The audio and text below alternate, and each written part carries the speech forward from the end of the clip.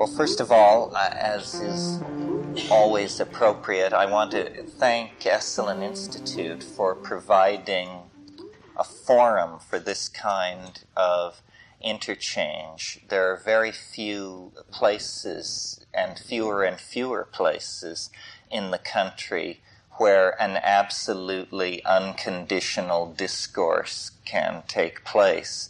And they not only tolerate what I do here, they encourage what I do here.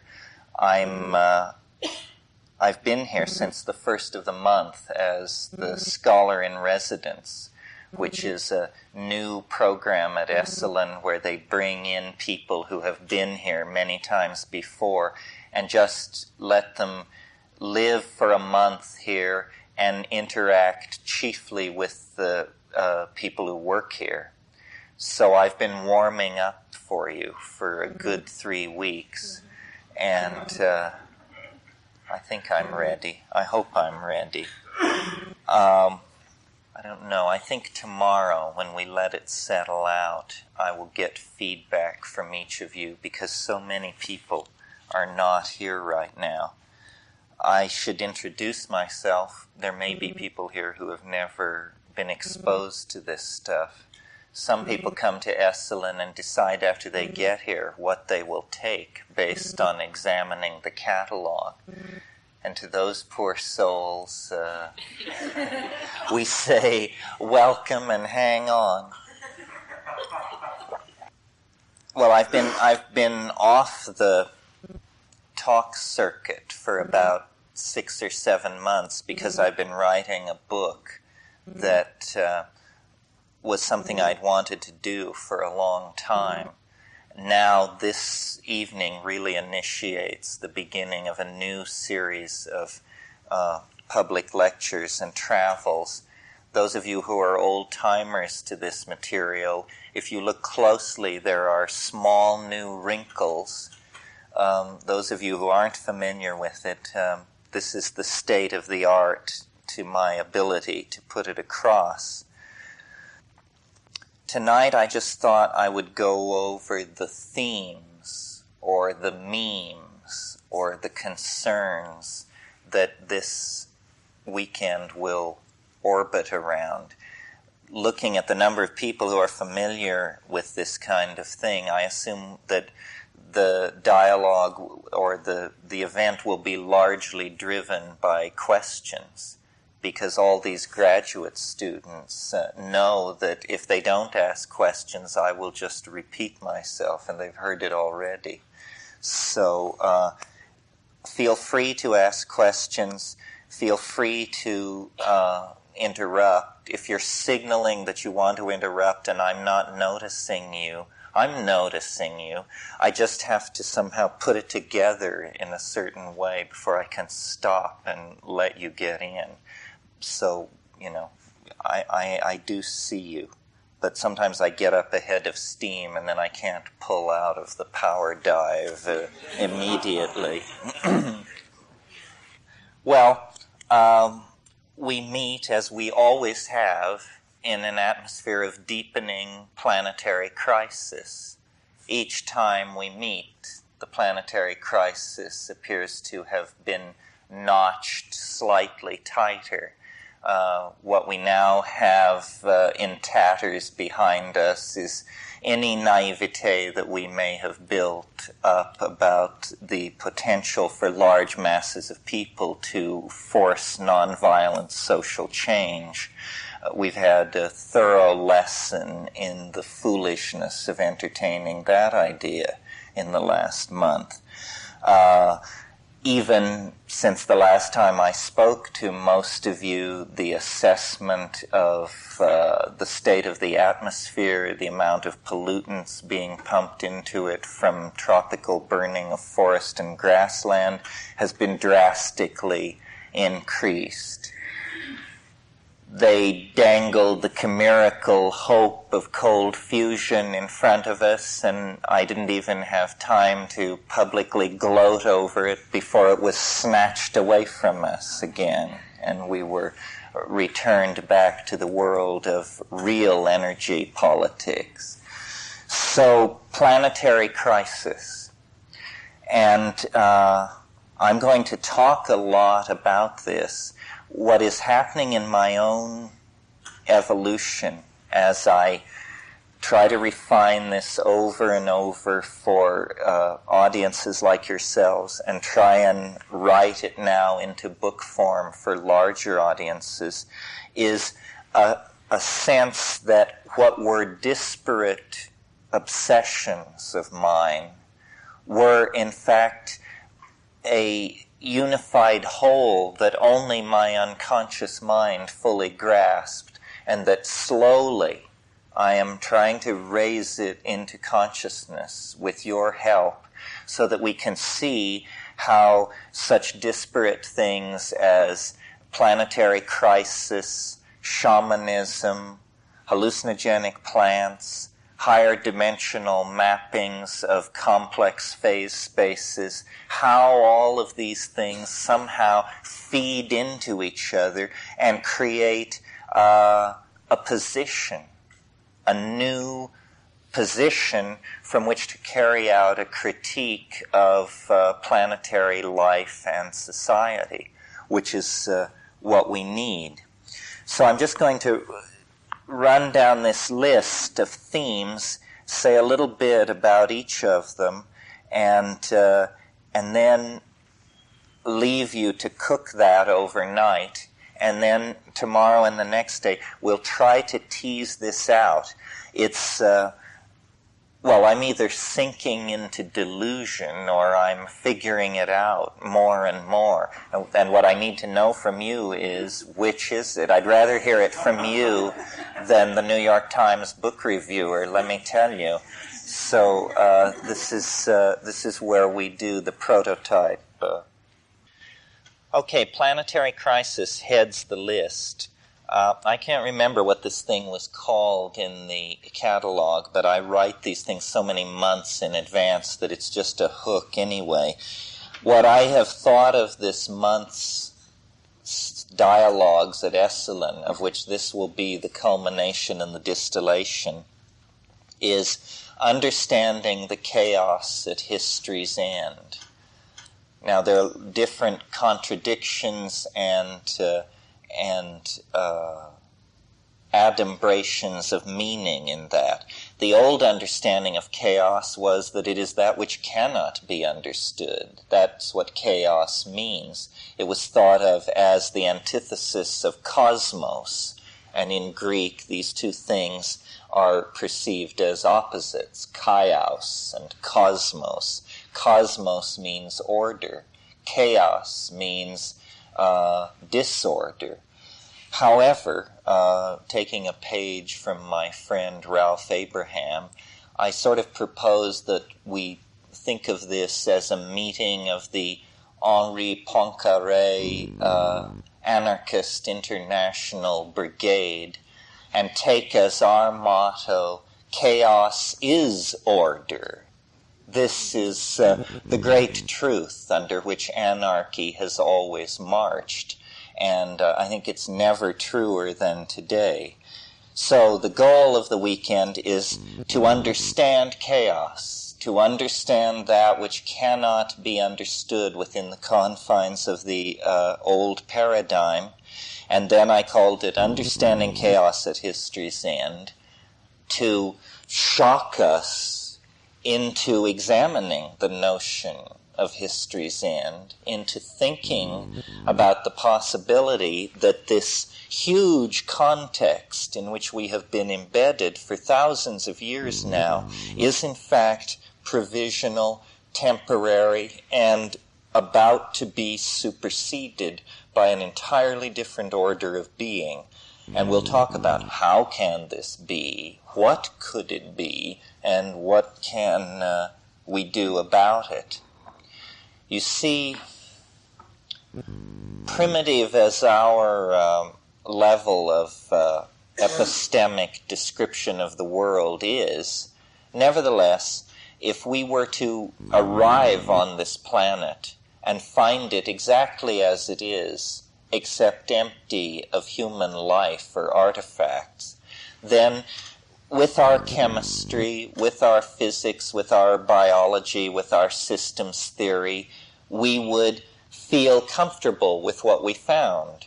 And we would say, this is a living planet, a planet with biological life on it, great herds of ungulate animals and climaxed rainforests and indemnified island biota and so forth. In other words, we can understand a planet covered with life, or at least we have the illusion of it. But what we confront in the phenomenon of our own planet is a planet covered by intelligence and swarming with information transfer that is not genetic, but epigenetic, in the form of books, codes, statuary, dance, ritual, electronic signal transfer, so forth and so on.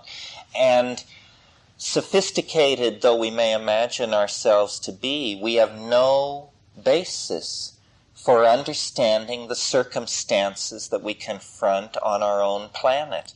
You have to really be able to make a leap to faith, I think, to believe that human spiritual emergence, the emergence of human consciousness as practiced by ourselves, is something that could emerge in 50,000 years out of selective pressure on a population of anthropoid apes. I mean, this is the great leap to faith that science asks us to take, to see ourselves as somehow emerging in an orderly fashion out of the background of nature. This is highly trying to credibility.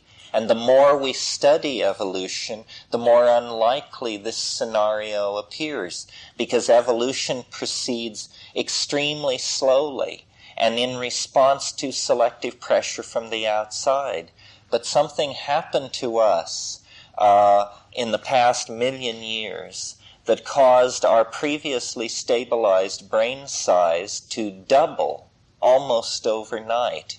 The coordination of bipedal motion, binocular vision, complex pack hunting systems of signaling, so forth and so on, is not entirely sufficient to explain the peculiar presence of self-reflecting, epigenetically coding, philosophy and art-producing human beings on this planet. So there is a puzzle, and the puzzle is ourselves. We don't seem to fit in. We seem to be the unique construct in the natural world. Why is this? Number one, is this so? Or is it a product of misperception, ignorance, or false interpretation? Or if it is so, then what does that mean? What is history? What is it that is acting on us to propel us in such a short time out of the matrix of organic nature and into a matrix of our own creation, the world of culture and epigenetic coding systems and the human imagination as created by the modality of language? What is it that is pushing us in this direction? Well, mostly tonight I'm going to pose questions, and then we'll work out or work toward answers tomorrow.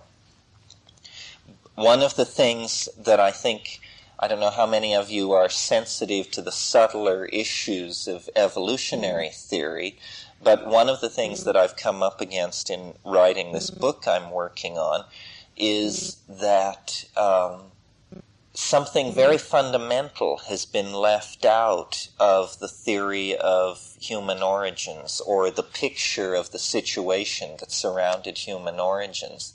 And this was the impact of an omnivorous diet on the human genome. You see, we had been fruitarian arboreal primates who, because of climactic change on the African continent, were forced down onto the grasslands, which were spreading as the forest shrank. And a number of changes were in play at that point. But the one I want to mention here now is the fact that we began to experiment with our diet. We needed to expand our repertoire of foods. Well, most animals eat only a very few kinds of foods. The omnivorous adaptation is quite rare. Why? Because an animal with an omnivorous dietary habit is exposing itself to untold numbers of mutagens, toxins, and poisons in the environment.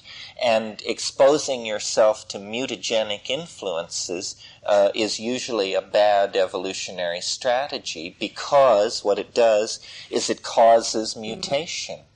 It causes a sudden expansion in the number of mutations available for natural selection to do its work upon. And the number of mutations available to the process of natural selection that number is going to have a direct effect on a number which comes out of the equation over here, the number of successful mutations, true breeding mutations which actually confer an adaptive advantage. And one of the great puzzles about looking at human beings against the background of the other higher primates is why the hairlessness, why the prolonged adolescence, and why language? What was the pressure on this?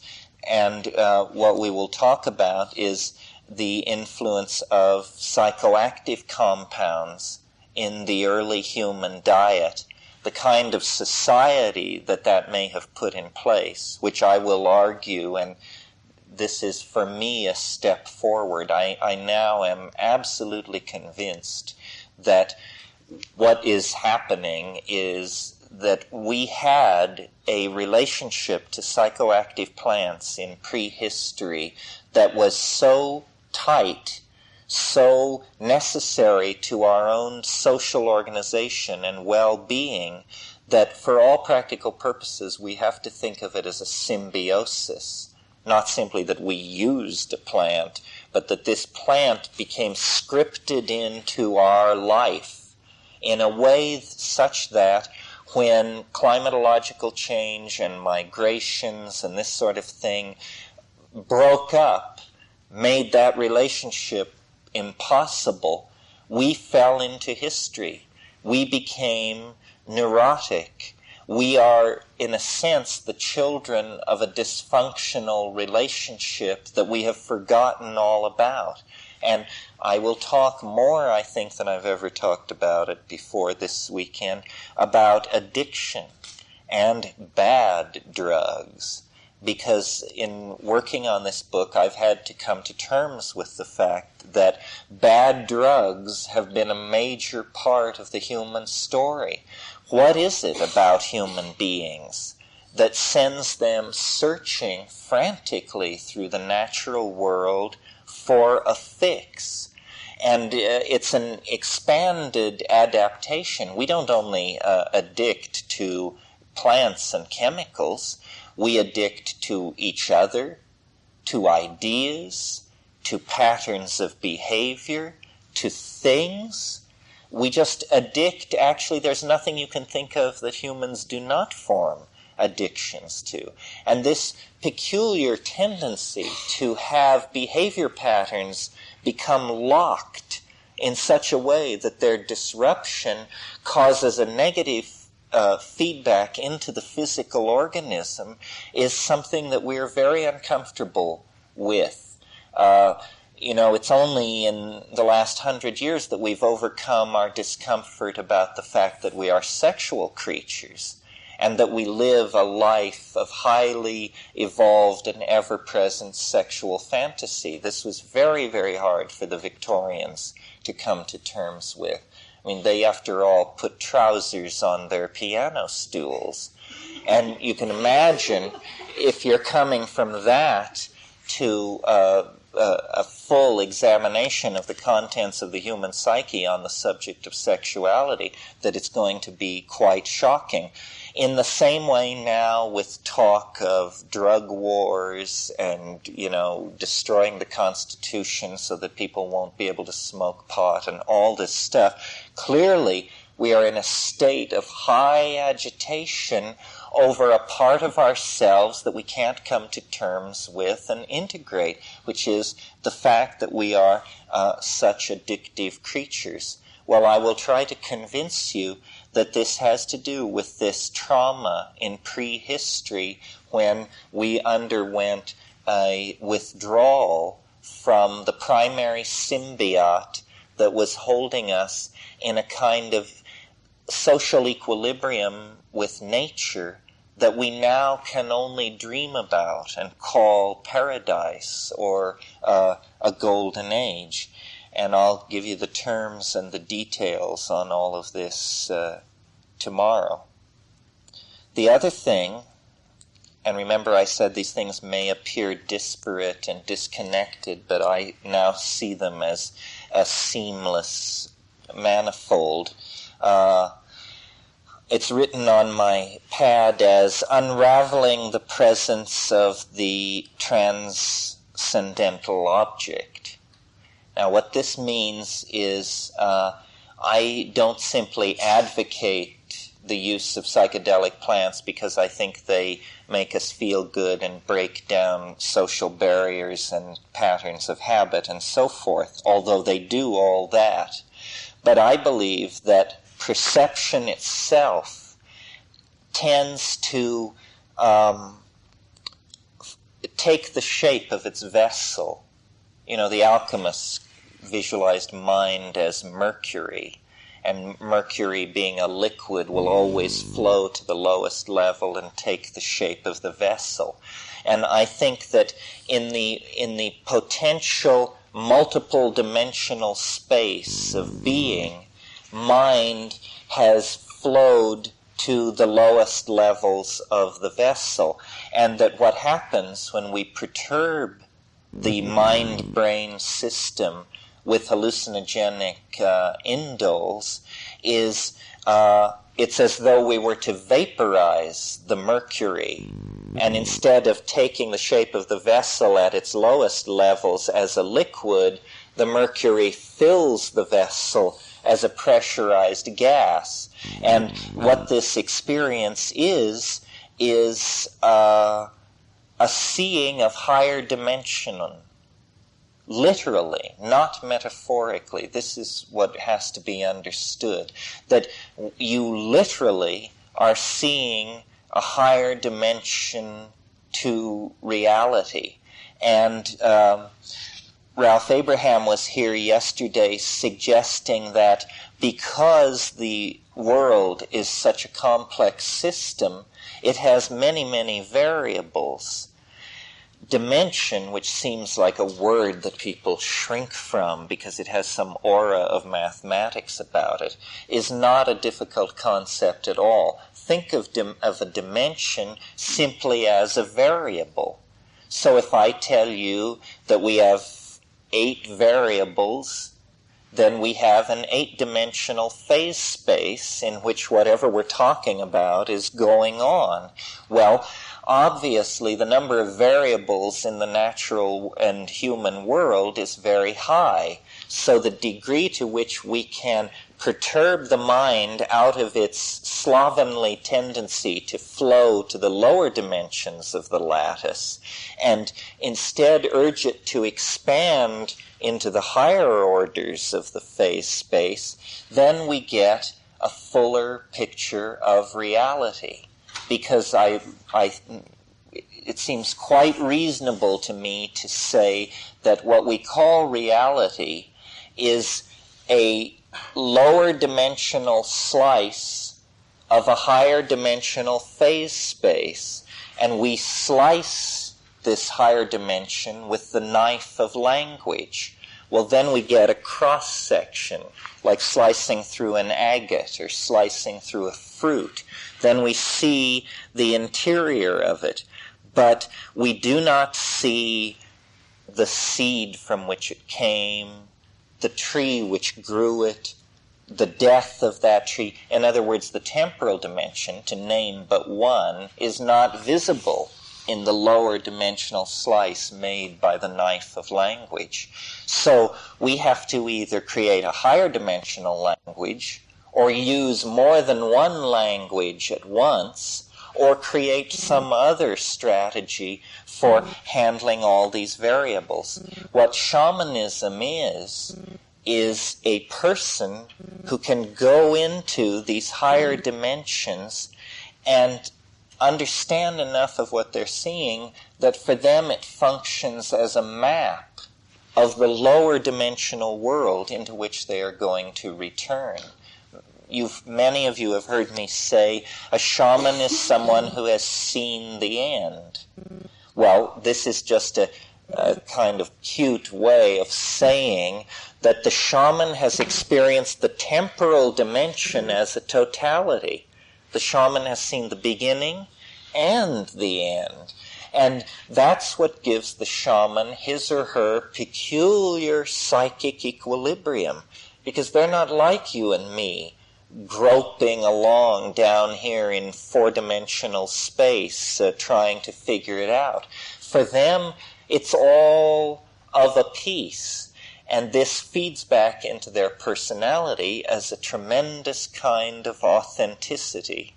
Well, we need to shamanize to save the planet. We need to create higher dimensional mappings of our world and the crisis in which we are in order to plot a way out of the cul-de-sac that the phonetic alphabet, monotheism, and print-created linear monoculture has shoved us into. So the psychedelics are not ancillary, they're not peripheral, they're not secondary.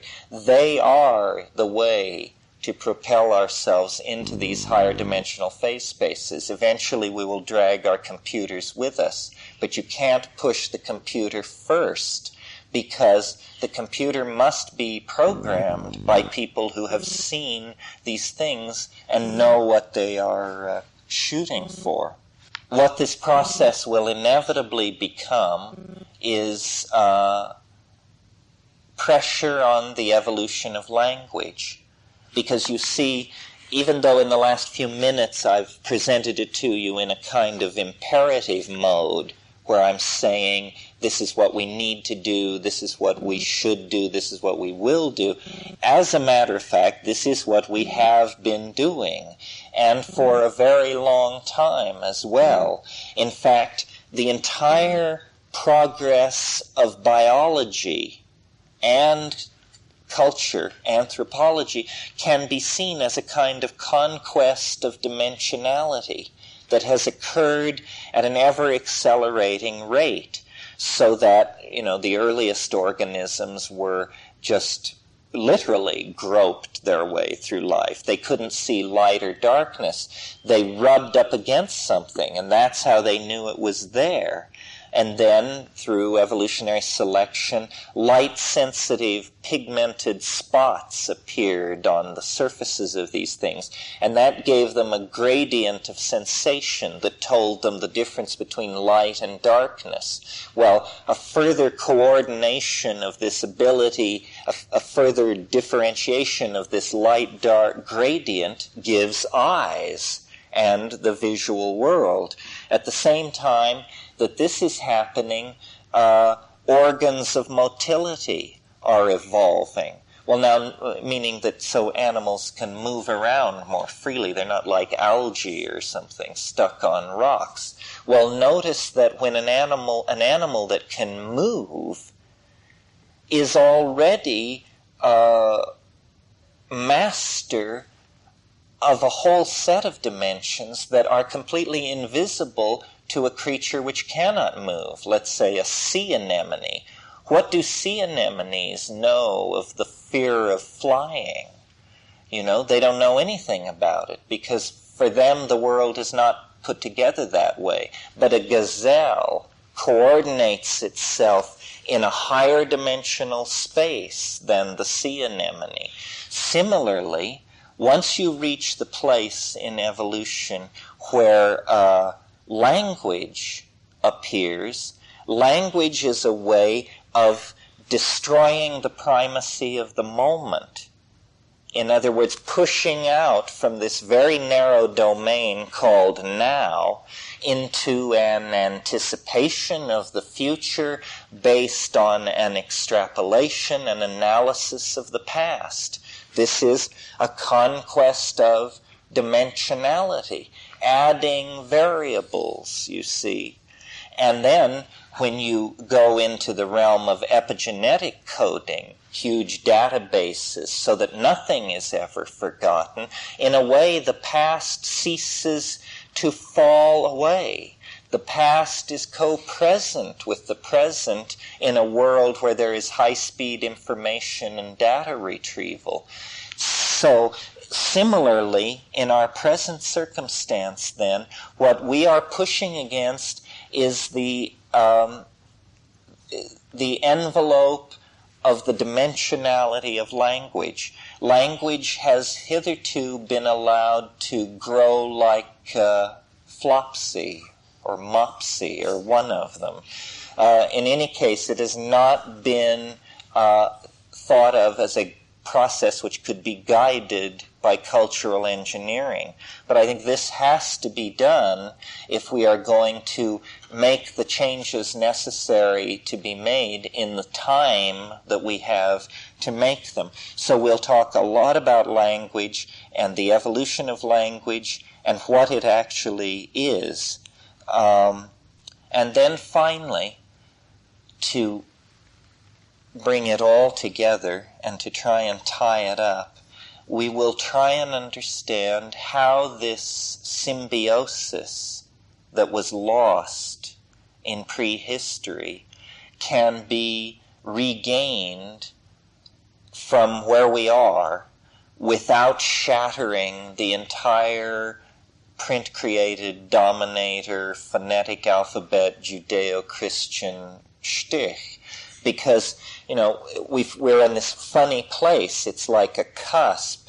I mean, visualize a surface which looks like the cross-section of a curling wave. Well, you walk up this surface and you get to the top of the hill and you walk here. Well, right here, this is the lip of the wave. You can't walk any further. You fall down to a surface down here that is a completely different part of the manifold. This is called a cusp in dynamics. And you move along, and it's a smooth curve and a smooth curve, and then there is a perturbation, what René Thom and his school called a catastrophe. And at the catastrophe point, you fall off the manifold and you fall through God knows what, and then you land somewhere else on the manifold. And this is how stock market crashes occur, how unexpected anythings occur, and it is the kind of situation that we are in. We cannot extrapolate the future hundreds and hundreds of years. That is the least realistic of all future scenarios. And anybody who talks about how we're going to take care of X, Y, or Z in 100 or 200 years is just living with a 17th century model of how historical processes work. Because history, for thousands of years, has pushed toward the kind of super self-transforming momentum that we now have. We are up to takeoff speed, and in fact, the end of the runway is ahead of us. We don't have a choice about takeoff. We have reached takeoff speed, and now there is nothing left to do but grab the stick and pull it back and close your eyes and hope. Because if we don't make that commitment to the planetary process, the end of the runway is 35 years in front of us. I mean, that's it. There is no more. So there has to be a perturbation, a Thaumian catastrophe that hurls us into an entirely new cultural milieu.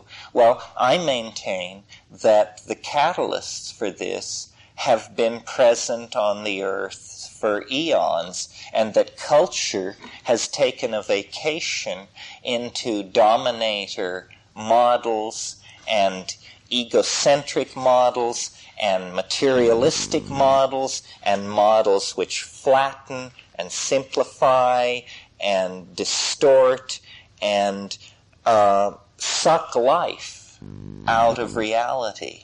That, we are seeing what the Faustian price we had to pay for the terrific understanding of matter that the tools of Greek science have betrayed into our hands. Yes, we can bring the power which lights the stars and ignite it in the deserts of our planet, and if necessary, ignite it over the cities of our real or imagined enemies.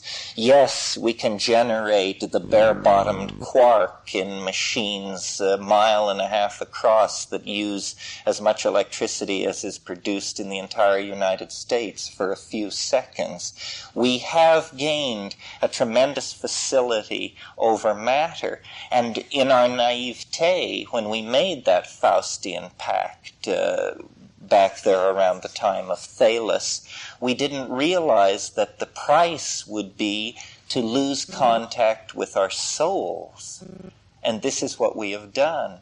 And now we cannot find it. And now we need it. We need some kind of larger vector field into which to cast the human situation so that we can see a way out of the mess that we have created. Well, I maintain the only way this can be done is by a return to the situation in prehistory. This is what I call the archaic revival, that history is to be seen as the peregrination of a kind of prodigal son, and that now the peregrination must end. The prodigal son, who is Western humankind and the epistemic tools that we have developed, must now return to the human family outside of history, which means the people who have been in the rainforests and on the Arctic tundra, they never left it.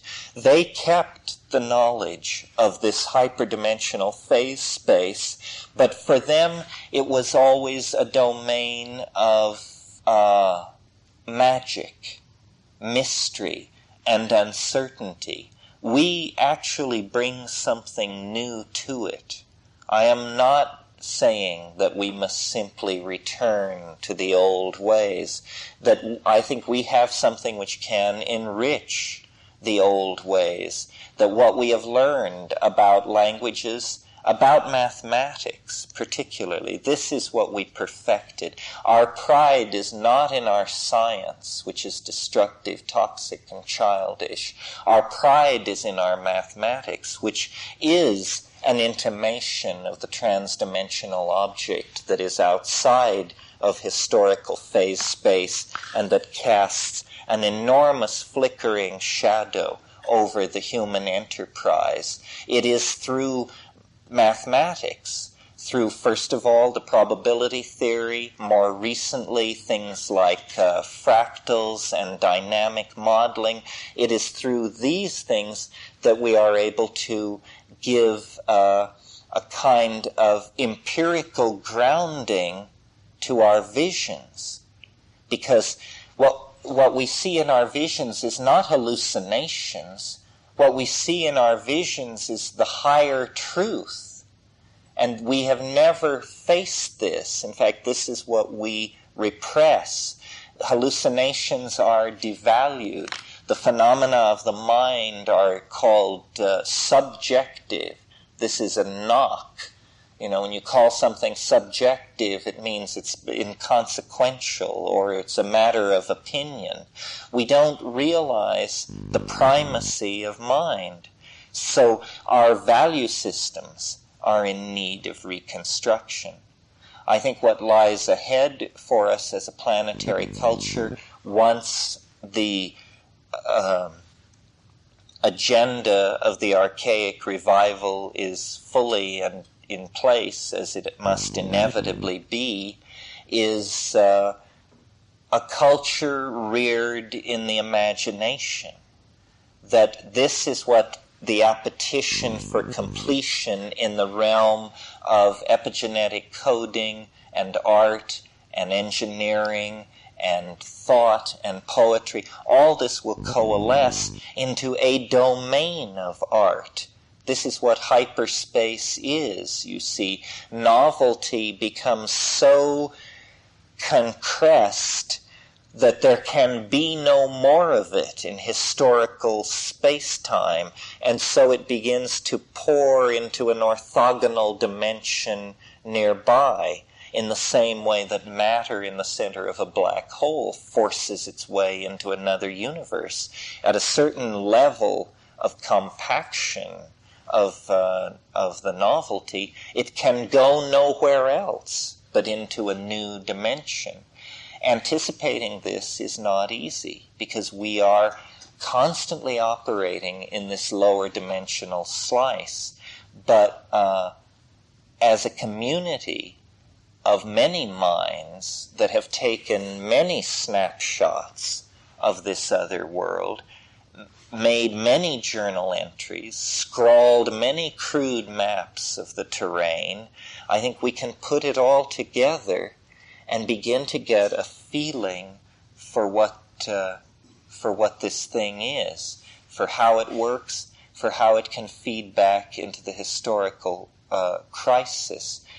I have the faith that there's no situation that can be viewed as a problem in which the solution is not immediately to be found present at hand. And before hallucinogens were called hallucinogens or psychedelics, they were called consciousness-expanding drugs or consciousness-expanding substances. If there's any iota of truth in that notion that these things expand consciousness, then we have to have it, because it is for the dearth of consciousness that we are going mad. We have the money. We have the technologies. We have the understanding of ecosystems and natural chemistry and the atmosphere. What we lack is the moral will to do anything about it. We are like frozen. We cannot seem to reach into the control mechanisms of ourselves as a species and have any impact. I mean, how do you get George Bush trotting on this agenda? It just doesn't seem to be possible. Well, it's slow work, but I think we're making progress. Some of you may know the concept of meme, of a meme. Do you all know this idea? No. A meme is the smallest unit of an idea. It is to an idea what a gene is to protein. What we need to understand about what we're doing here is we're spreading a meme. These are the meme wars of the 90s that are looming. And at last I found an argument. It's just like a gene. It can be copied by telling somebody something, by telling a bunch of somebody something, or by repeating yourself. This is how you copy a meme. You spread a meme by leaving the copies of it around in the form of books and tapes and conversations. Well, these memes, the phase space of ideology can be conceived of as an environment, just like a rainforest So these memes run around and furiously compete with each other. And natural selection acts upon the competing populations of memes, and some die, and some occupy niche after niche and adapt themselves so that they're comfortable with managers and psychiatrists and priests and go-go dancers, and that's a successful meme. It's making itself useful to everybody. For instance, there is the meme of a free press, the idea that free press is a good thing. This meme is now very popular and spreading wildly. At the same moment, the meme of Marxism is shriveling and melting and just dissipating in the presence of the free press meme. Clearly, the Marxist meme cannot compete in an environment where free press memes are running around. And I believe that in the same way that natural selection upon genes produced levels of integrated organization and beauty that human beings can never hope to surpass, such as a rose or an orchid or a volcano, that if we simply launch our memes into the environment of ideological competition, that natural selection will do its work. Some of you may remember last fall I went around saying the best idea will win. Well, this is why. I usually get the end first and then the mechanism follows. This is why the best idea will win. So the obligation on us is to communicate. The caterpillar in Alice in Wonderland says, say what you mean and mean what you say. I do. And I think this is excellent advice for all of us. We want to spread memes among ourselves. This is the opposite of safe sex. We want to, people say enthusiasm is infectious. Well, so is understanding.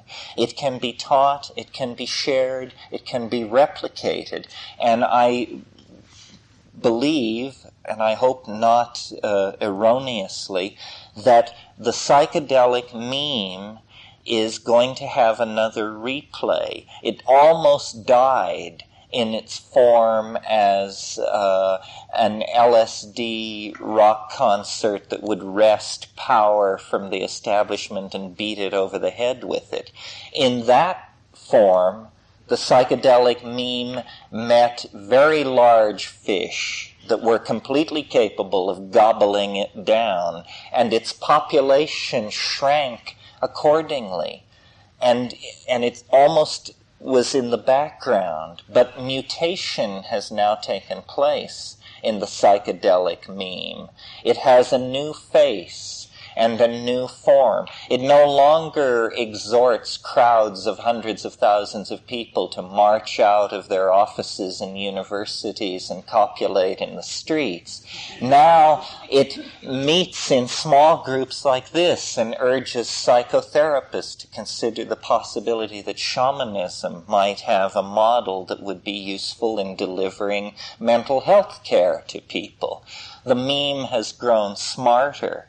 The meme has adapted itself to the larger environment of competing memes, and at the same time, memes which were suppressing the psychedelic meme have themselves grown old, tired, slightly atrophied in their responses, slightly exhausted with their own successes.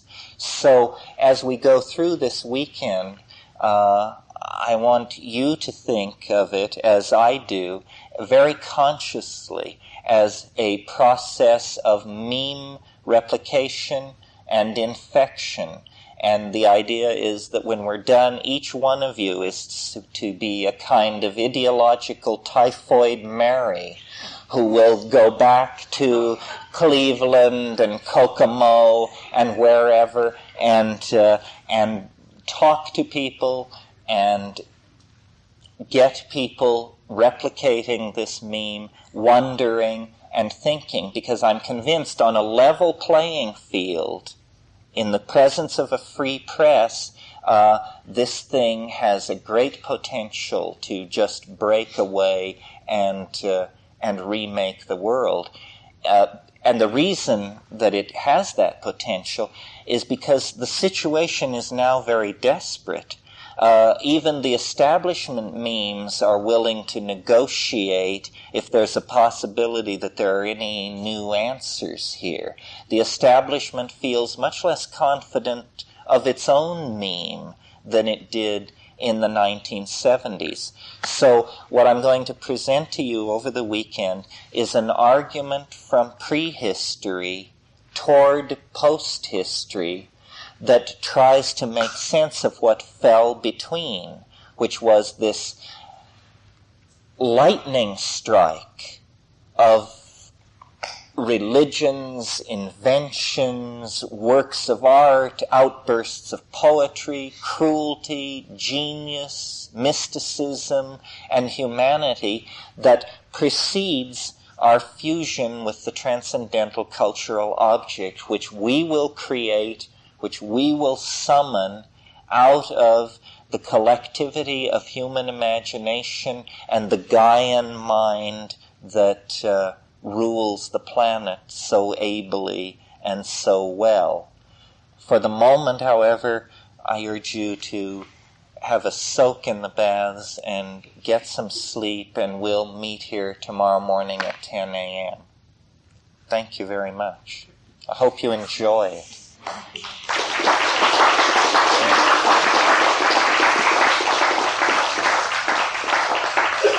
It's a little bit early. If anybody has any questions, other people should feel free to leave. A lot of people have come a long way. But is anybody just absolutely burning with a question, or can you cook it? Yes? At some point, I would like to hear your thoughts on people. I have thoughts on people from my generation who experimented with mind-expanding drugs, and now I have a child and children that I know that are in their late teens and early 20s that have done the same thing. And the connection between us as people and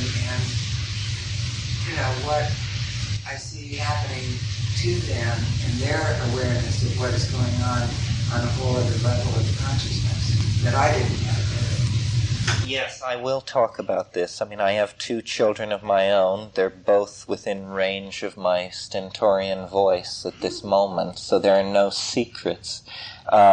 But this is a real question in a society that has completely lost any contact with tradition. How do you pass this thing on? I mean, we all feel it to be tremendously important to our well-being. It's very much like sex. I mean, how do you pass that on to your children? You're not going to be there when they do it, but you hope, that you set them up for it. Yes, and all the rest of you should feel free to follow this woman's example. If there are areas that you want concentrated on, feminism, fractal mathematics, all of these things have a part to play in it. Why guide me? Because I can always use it.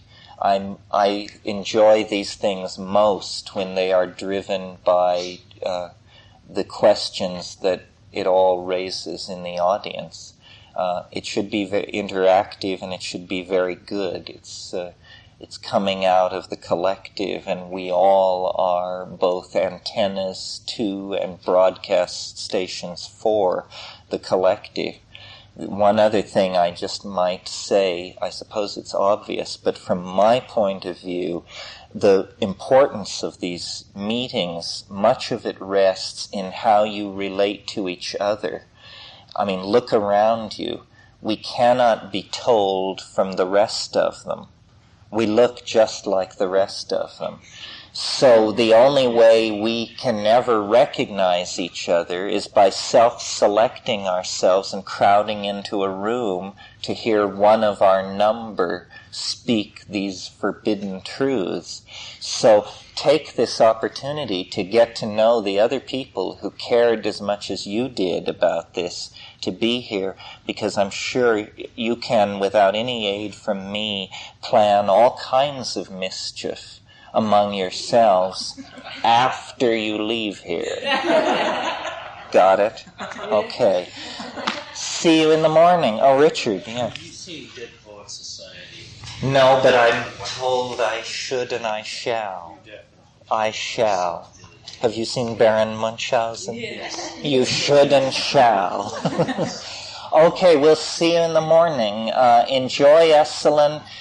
You can get, I don't know if they told you this in orientation, but down by the big house is a staircase that goes down to the beach. They aren't really afraid of the sea here. There is a way down to the beach, and it's spectacular.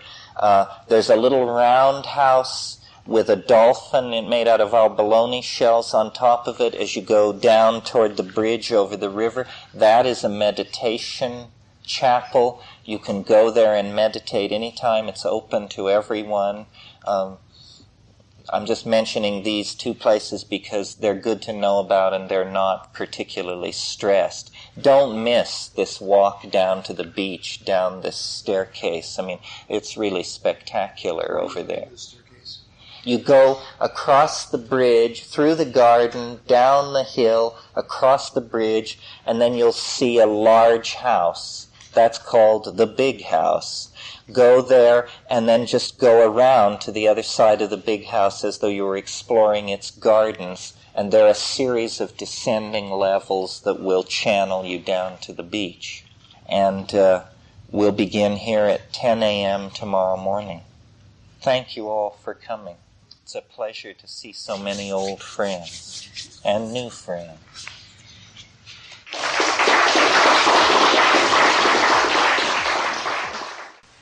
So to sort of truncate all this profanity,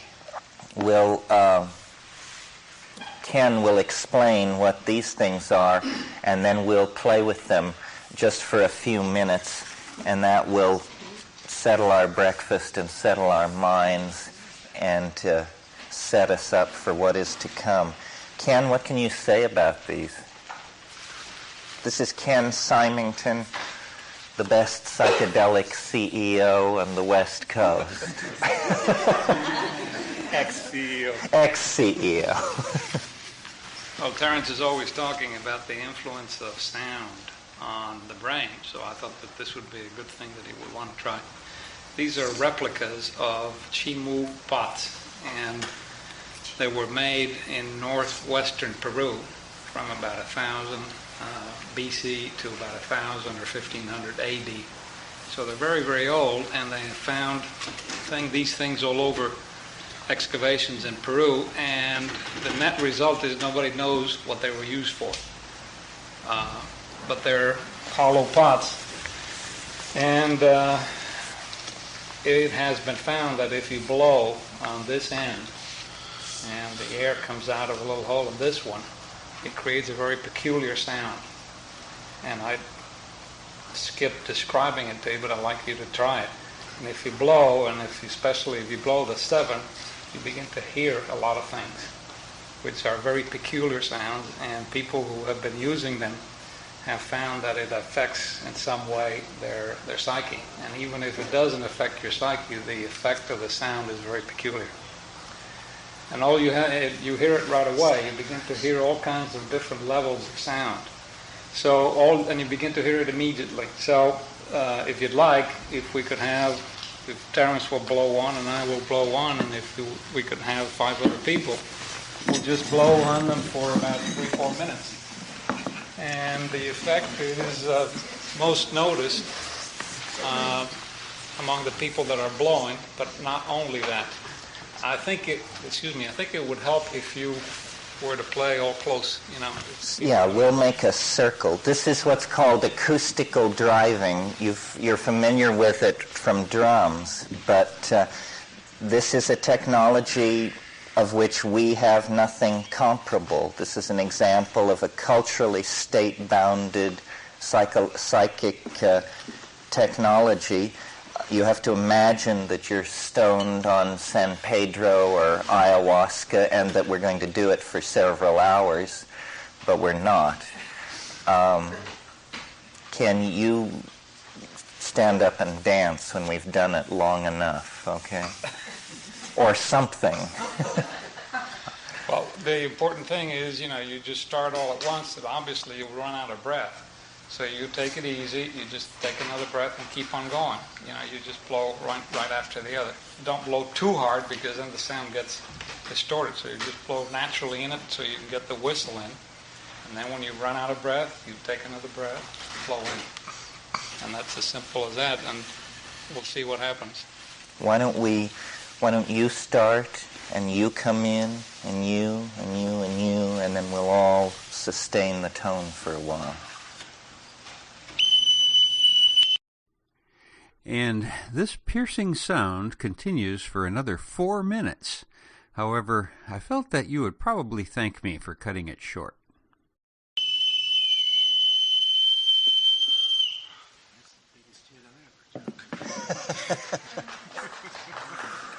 Think we can take it on the road?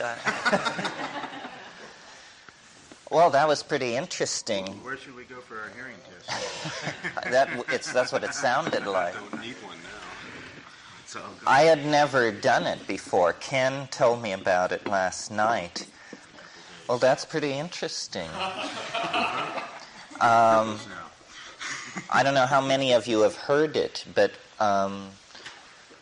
when you smoke DMT, the sound that comes through, the previous association that I've always made to that sound is the standard whee, whee, whee of flying saucers in 1950s science fiction movies, that.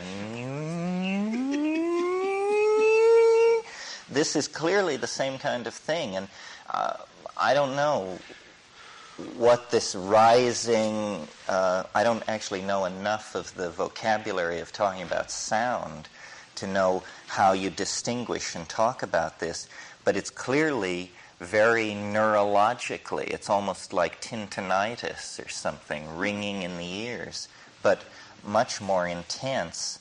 The other thing that I hadn't anticipated that surprised me is this is a natural sound in the ecosystem where it came from. This is what the night insects sound like.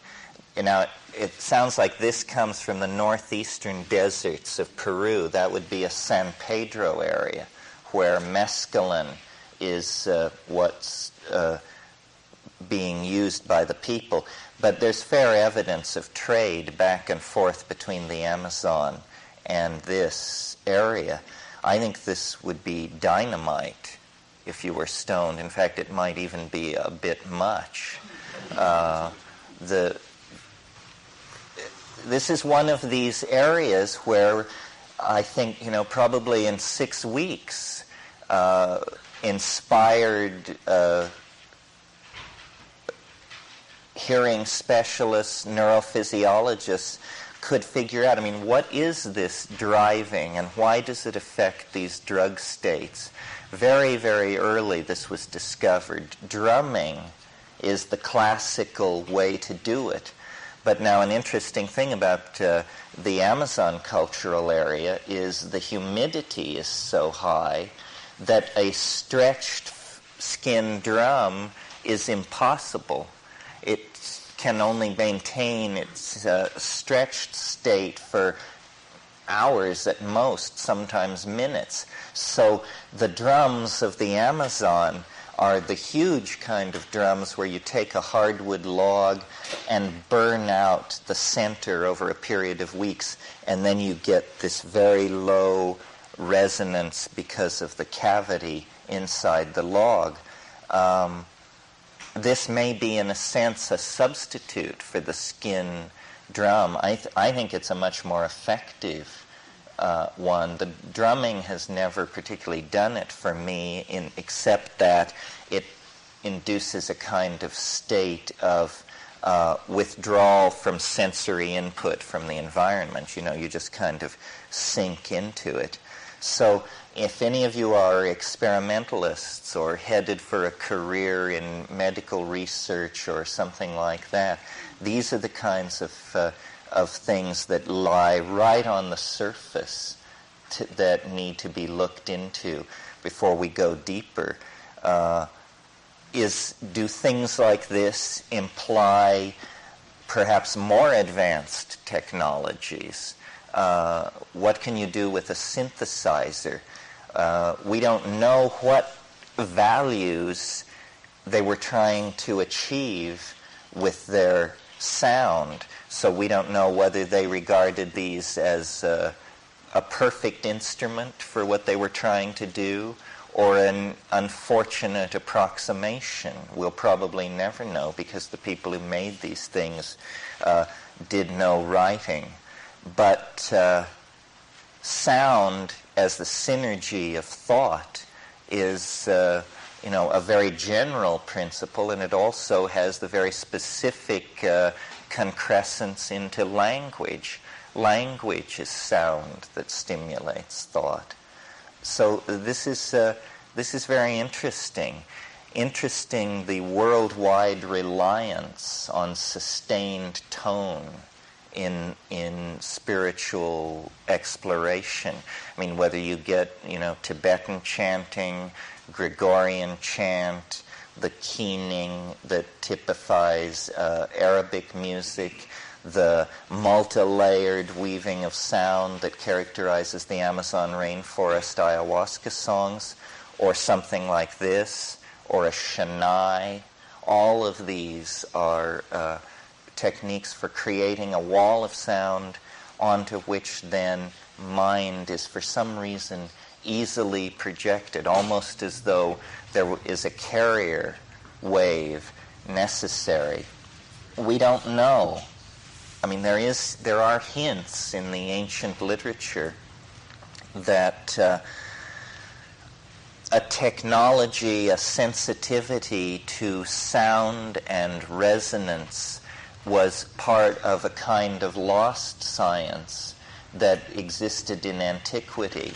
This would be a point of view that would see Pythagoras not as the founder and discoverer of music and proportion and number, but would rather see Pythagoras as rather a late manifestation of a way of knowing that involved sound and resonance and proportion and using interference patterns to create all kinds of effects in the human mind and the human body. So this is an example of a culture-bound technology directed toward affecting and driving a mental state. Can I ask a question? Sure.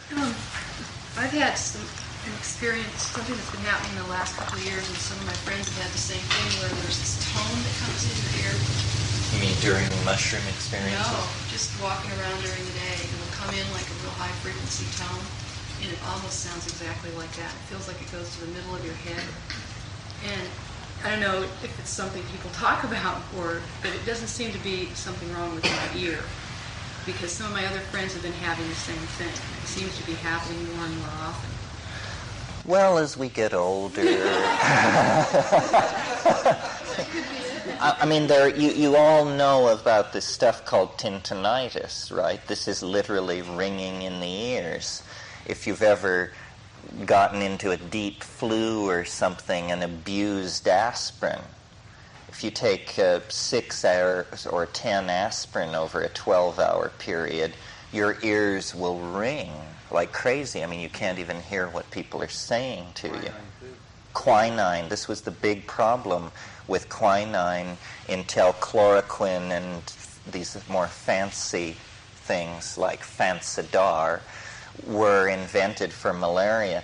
Yes, British colonial administrators condemned themselves to a life of gin addiction and ringing ears in order to be in these quinine zones.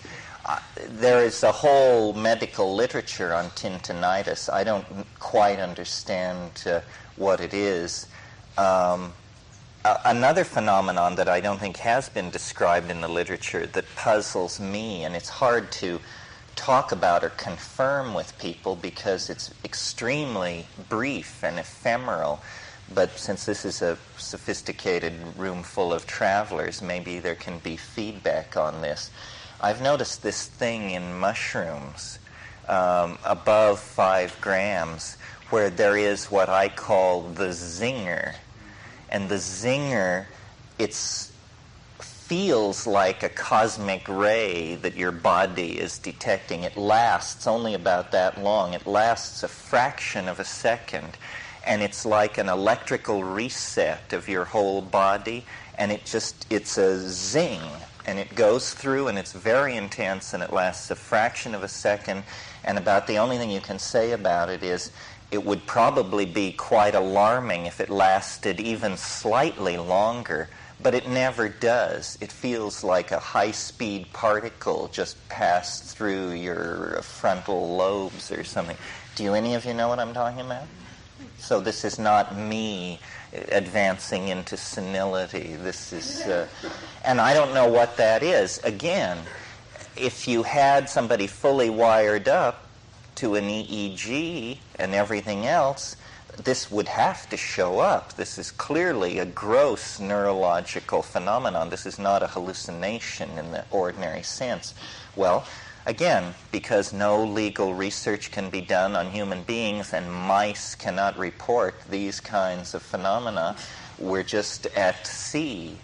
And throughout the weekend, whenever there's an opportunity to indicate a place where experimental strategies might be helpful, I'll try to mention it, because my fantasy is that some of you are the neurophysiologists, neuropsychopharmacologists, psychotherapists of the future, and that, once you get your $5 million NIMH grant, you'll remember what old Professor McKinney said and create protocols to look into some of these things. I mean, it is not for want of experimental approaches that experiment floundered. It was for want of courage on the part of the scientific community to carry out that kind of work. Obviously, the people who built these things had no such qualms. They were going for it. Terence, can I say something? I'd like to address your comment. I basically currently am a practicing psychic, and my experience is that when you have those sounds coming in, what's happening is your telepathic channels are being accessed and open. And I think that that's what those do as well. I worked with the pipes with Emily Conrad Dowd about 6 years ago for the first time. And my sense is what they do literally is they open the auditory voice channels and the telepathic channels, which all are in this general area of the skull, as well as doing some rattling of the teleceptors. And the phenomenon of suddenly hearing this high-pitched frequency when you don't have a cold, you don't have a sinus condition, and you're not taking aspirin, generally, from my experience, has indicated that someone is accessing you telepathically, and it's a form of communication that comes in at this vibration level, and you're beginning to pick it up, but you can't fine-tune it to hear it yet. Is it the pineal gland that's stimulating? It's actually the hypothalamus. Do you mean that they're accessing you in the sense that they're leaving a message in your psychological electronic mailbox? It's called out. I never check mine. I should go. You really should. You probably have been fasting. Well, for 3 months, all that was there was ads for cheap blank tape. So, yeah. There might be some parallel. It's a common way to deal with pain now is to create a sensation in another part of the body. through an electronic surf instrument or something. And this could be just a way of distracting the mind while it's being processed.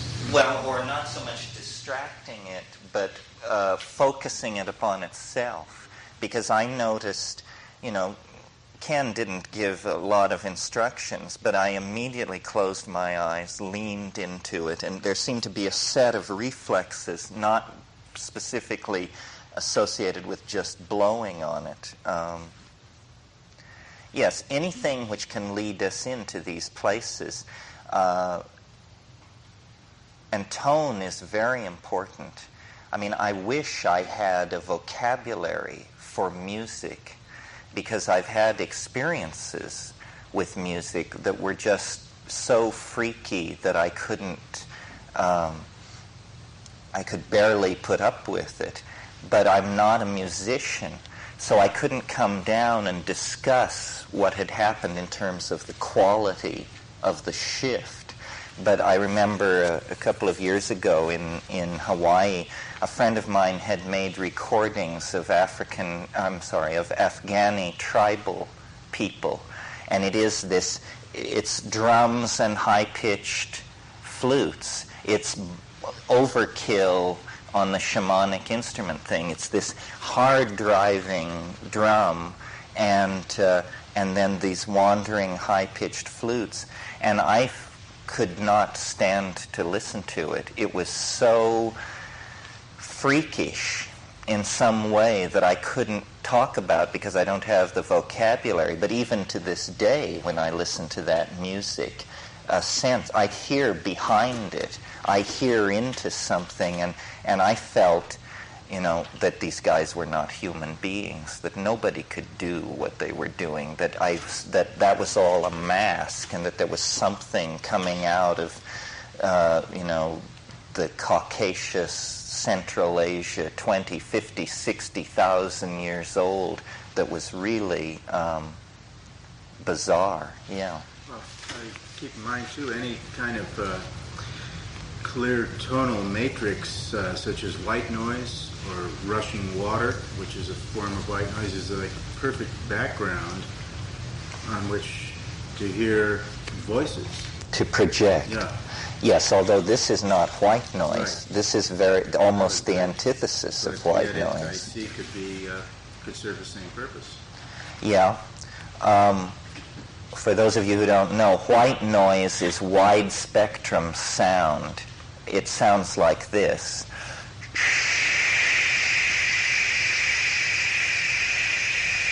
You can always hear white noise if you need to on a trip by turning on the FM radio and off-tuning a channel. If you don't have automatic lock, off-tune it, and then to the side of a strong channel there will always be white noise. I had a strange experience when I was in the Amazon. There's a Celtic saying that poetry is made at the edge of running water. I think Robert Graves discusses this in The White Goddess, which if you've never read The White Goddess, that's basic reading for psychedelicos. And so he talks about this Celtic saying, poetry is made at the edge of running water. Well, then I was in the Amazon, and I was quite saturated with psychoactive tryptamines, and there was a waterfall. And I noticed that as I walked toward the waterfall, my thoughts fell into rhyme. And this is something, I don't write rhyming poetry. It's not my métier. And I don't suppose it was great poetry, but it was pretty astonishing to not be able to break out of the rhyme scheme. And I remember there were things like, the clone's mode is a stoned load. That was one of these things. And I went to the waterfall and I sat by it, and as long as I would sit by it, my most trivial thoughts would organize themselves into this doggerel, this rhyming cadence. Well, then when I left the waterfall, subject to the inverse square law, these rhymes fell away. Well, this is mighty, mighty peculiar. I mean, what's going on here? First of all, what is rhyme? What is the thinking mind that it can slip from rhyming to prose? And then what does this have to do with white noise? You see, I think a creative, a psychedelically inspired acoustical and linguistic laboratory could put pressure on these things. It seems as though the coding and encoding and the production and interpretation of these codes is very close to the surface. It almost seems as though there is no transformation of language that you can imagine that doesn't happen on these things. I mean, I had a trip a few months ago where something happened that I had never seen happen before, which was my thoughts were proceeding along in front of me, and I was in pretty good shape. And then, the news flasher in Times Square with the news running across, well, my thoughts shifted into that. It was like a teletype output. It was printed and flowing along, and so I'm no longer thinking my thoughts, I'm reading my thoughts as they flow past my eye. So I'm thinking, that's pretty weird. And then I notice that some of the words are misspelled. I am not a good speller, but I noticed that some of the words that I know how to spell were misspelled. And then as I watched, certain words were so misspelled that they no longer, I couldn't figure out what they were. Well, then I noticed more and more words were slipping into this mode, and after about a minute and a half, what was going by my perceiving mind was gibberish, but printed gibberish. And I had watched my own thoughts degrade into chaos on this ribbon, and I just thought, my God, what is this? Meaning works its magic, and then it lifts its magic hand, and meaning falls into chaos. And it's all showing it to me within the context of the phonetic alphabet. Weird stuff. Degradation of meaning. Visible degradation of meaning. The babbling brook. The babbling brook. I used to have an English teacher who began each class by saying, "I'll brook no babbling." Must have had the Joyce meme. Well, these things are very suggestive and very important to the larger interpretation of all this stuff, which I'm trying to get to, because transformation of language is somehow critical. This is what these things are working on. This may be entirely the domain in which they operate when it's sufficiently broadly defined. It always seems to present and offer metaphors about meaning. And I think some of you have been present when I've told the story about the time years and years ago when I was in the habit of taking LSD and then smoking DMT on the top of it. I don't recommend this. This is you have to have a young body for this, or be crazy or something. But anyway, this was a strategy I used with the LSD in order to prolong the DMT flash. Well, in a particular instance, it was Christmas vacation in Berkeley, in the house I was living in. Everyone had left, and no one was due back for a week, so I had perfect confidence that I could do this and not be interrupted. So I took the LSD. An hour and a half later, I got the DMT pipe, and I did it, and it did prolong it, and it was spectacular, and I won't say too much about that. But right in the middle of it, the woman who lived upstairs returned unexpectedly from Christmas vacation and ran up the rickety front steps and started beating on the glass door and just shaking the house. Well, I'm a basically paranoid person anyway. I mean, if I'm 300 miles up the Yaguas Yasu in Colombia and I'm out in the jungle smoking a joint and a twig snaps, the first thing I do is hide my dope and then see what's going on. So when this beating on the front door began, I suffered probably a minor coronary thrombosis, and I jumped up off my bed. I was propelled off my bed and landed on my feet in the middle of the room, and then, to my horror and disbelief, realized that I had somehow ruptured the plane and that this stuff had all come with me. And these self-transforming, elf machine, hyperdimensional things that I call the tykes were in the room with me. And it was no longer behind closed eyes in darkened space. They were interposing themselves between me and the bookcase and the window and everything there, and turning me around.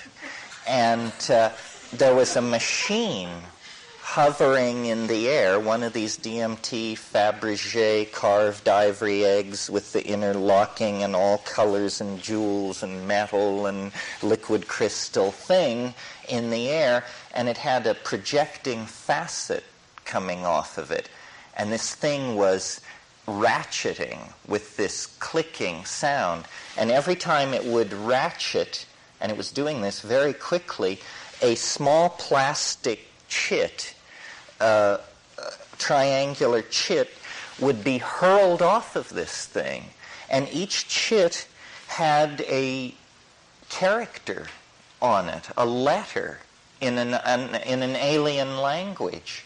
And these things were flying across the room and hitting the wall and bouncing off the ceiling. And the whole room was full of these flying letters in this alien language, these squealing elves running around, and I was spontaneously speaking in some kind of glossolalia, which was itself causing objects to condense in the room. And it was just, it was too much, clearly. And I was able to go to the door of the room, slide open the door. By then, this woman had found her keys and was standing in the living room. I took one look at her. I spoke a very high-volume paragraph in Martian B and slammed the door and just went back and put my head in the corner. Well, it was an extreme example of its involvement with this linguistic domain. It's always trying to say something about coding and symbols and sounds and language and intentionality. This lies very, very close to the surface in these places. So if you should ever find yourself in these places, experiment with meaning and voice and song and acoustical driving as we did here this morning. I think that's really the fertile dimension. And I mentioned the white goddess. What Graves is saying in there is that there was a kind of poetic language in our racial past, in our species past, that there is a kind of language which is in the bone. It isn't culturally conventionalized. You don't have to take 3 years to learn it as an infant. It simply proceeds out of animal organization. Well, it may well be that that language is the only language in which we can really communicate our feelings, and that our blocked access to communication of feelings has to do with the fact that we're using a lower dimensional language to try and describe them. They are, after all, higher dimensional objects, our feelings. And when we just slice through them and say rage, lust, disgust, it's much more complicated than that. Well, we sort of got out in front of ourselves here this morning, but it's okay. Now you've seen the end. So now you're all shamans. So now we'll go back into the matrix. What I would like to do is go through this historical scenario. Some of you may groan inwardly because you've heard it before, but there's more data, and my goal is to make it as tight, as rhetorically tight as possible, so that it can resist attack, which is sure to come. Because what I want to say ultimately is that the program of understanding human origins that begins with Darwin in the 19th century has only proceeded about halfway. What outraged the Victorian mentality so much was the suggestion that human beings are descended from the apes, or the anthropoid proto-hominid primate line. This is now fairly well accepted, and to my mind, to a degree too accepted, because the Darwinian scenario cannot account for the emergence of mind over so short a span of time. Either something has been left out, or we're on the wrong track entirely. So I will go over this, some of it fairly quickly, parts that I've lectured a lot in the past, and then some of it more slowly, new stuff that I've unearthed in the process of writing this book for Bantam. I believe what I'm about to tell you, but notice that whether you believe it or not, it is a political argument for our position, for the position that psychedelics, especially psychedelic plants, had a tremendous impact on human origins and are shaping the human present and future. It begins, like so many things that have happened on this planet, with climatological change. Glaciation, which has happened, 6, 8 times in the last 3 or 4 million years, is a new phenomenon in the life of this planet. Glaciation wasn't happening when the dinosaurs were around. It wasn't happening in the Devonian. It is something new. So after 5 billion years of existence, the planet Earth brought forth a new phenomenon, the repetitious descent of glacial ice from the poles. Now, this probably has to do with an accumulating planetary instability, and we'll talk about this more. There is an accumulating planetary instability. The last 100 million years have been the most dynamic in the history of the Earth since its formation. Of that 100 million years, the last 10 million has been the most dynamic.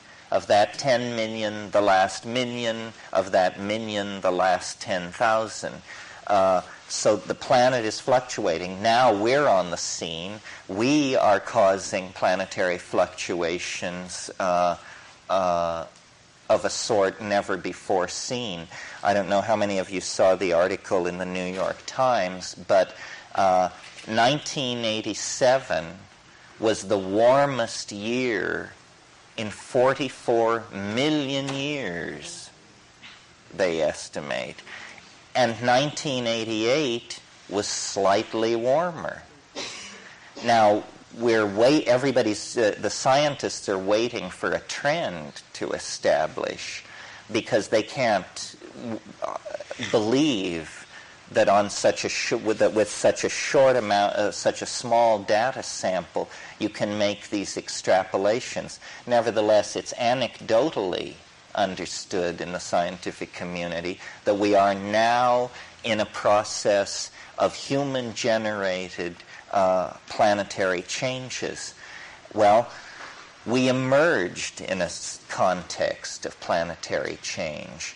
For a very long time, the warm tropics of the Earth were covered by climaxed rainforests. And then this glaciation thing began, and when ice concentrates at the poles, grasslands appear in the tropics because there is restricted rainfall. There are also theorists who hold that human burning then contributes to the appearance of the grasslands and stabilizes them. Carl Sauer of the University of California at Berkeley, eminent geographer, takes the position that there are no natural grasslands on this planet, that all grassland is an artifact of human impact. In any case, our previous many millions of years had been spent in the trees as insect-eating, fruit-eating, arboreal primates with a tribal habit, a small but growing repertoire of pack signals, and developing binocular vision in order to coordinate this swinging from limb to limb mode that we had. When protein got tight, when pressure got on, we were forced out of the trees and onto the grasslands where we adapted an omnivorous dietary habit out of necessity because there was not enough to eat. So you either test new foods or die. This is the choice. Well, in that process, many individual creatures become extinct. But certain fortunate individuals actually discover new sources of food. Okay, new sources of food. This gives them an opportunity basically to continue existing. But, and I mentioned this last night, the problem with wide-scale testing of new foods in a species is plants evolve what are called secondary byproducts to protect themselves from insect predation, to buffer incoming mineral salts, to make themselves attractive to pollinator insects. A vast panoply of secondary byproducts are evolved in plants. Well, if you're an organism testing plants as food, you're going to be exposed to these things, and many of them have mutagenic influence. So a sudden shift from a very focused and specialized diet to a broadened diet will show up in the fossil record as a sudden evolutionary spurt because so many mutations are being offered up to the process of natural selection. Well, this happened to us, and all kinds of changes went on in the human form, not only the brain changes, which we're interested in, but, for instance, the loss of body hair. Why did we lose body hair? Why did we only retain it on erogenous zones and on the tops of our heads? Well, the theory about the top of the head is that one theory, not necessarily mine, is that we evolved near the seashore and that mothers could keep hold of their babies by the hair, and that so hair is something that we need to have in order that we don't drift away from each other. As far as genital hair is concerned, the best guess anybody has been able to come up with is hair is a strategy for expanding surface area. Surface area is something that is important in a situation where chemicals are volatilizing into the air. And the idea is that we retained genital hair in order to be able to pheromonally connect with each other. This is a whole aspect of human relations that is not well understood, that we are embedded in an ambiance of human pheromones, that, the smell of rage, the smell of maximum security prisons, all of these are odors of fear, sexuality, desperation, so forth and so on. There are psychiatrists who claim to be able to diagnose schizophrenia by sniff. They just take a whiff of you, and then they say, you're okay, you're not okay. These same theorists claim that when you walk into a room, everyone involuntarily takes a breath of air.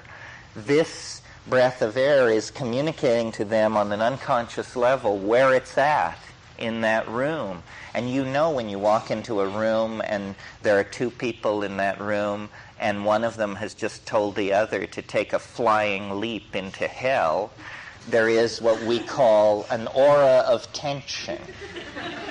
Well, this is very deep psychological cueing that we process on an unconscious level, and much of it may be pheromonal. Most social animals regulate themselves with pheromones. Bees, ants, even these weird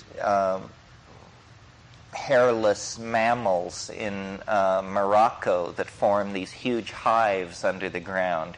They shed pheromones as well. If we are not a pheromonally regulated social species, we are probably the only one. So, and this bears directly on the hallucinogen question. A professor of mine years ago, Ralph Audie at UC Med Center, his theory was that hallucinogens are what he called exopheromones.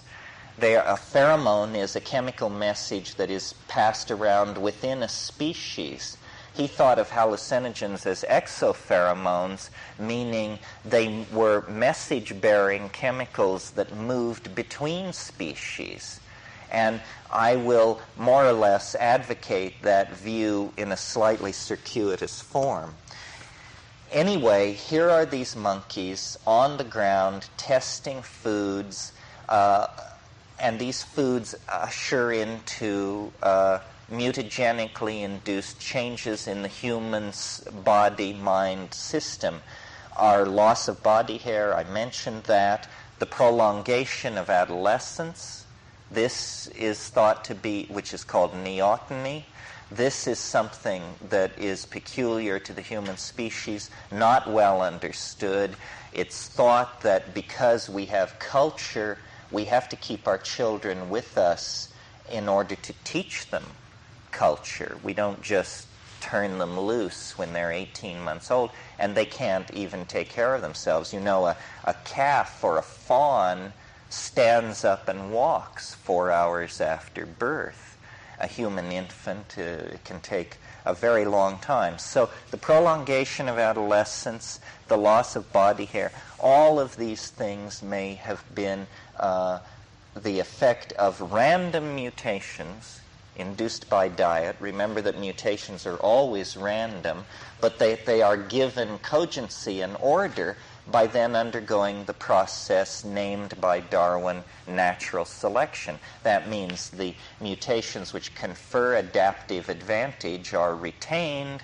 The mutations which don't confer adaptive advantage, those individuals are not successfully able to reproduce, and they die.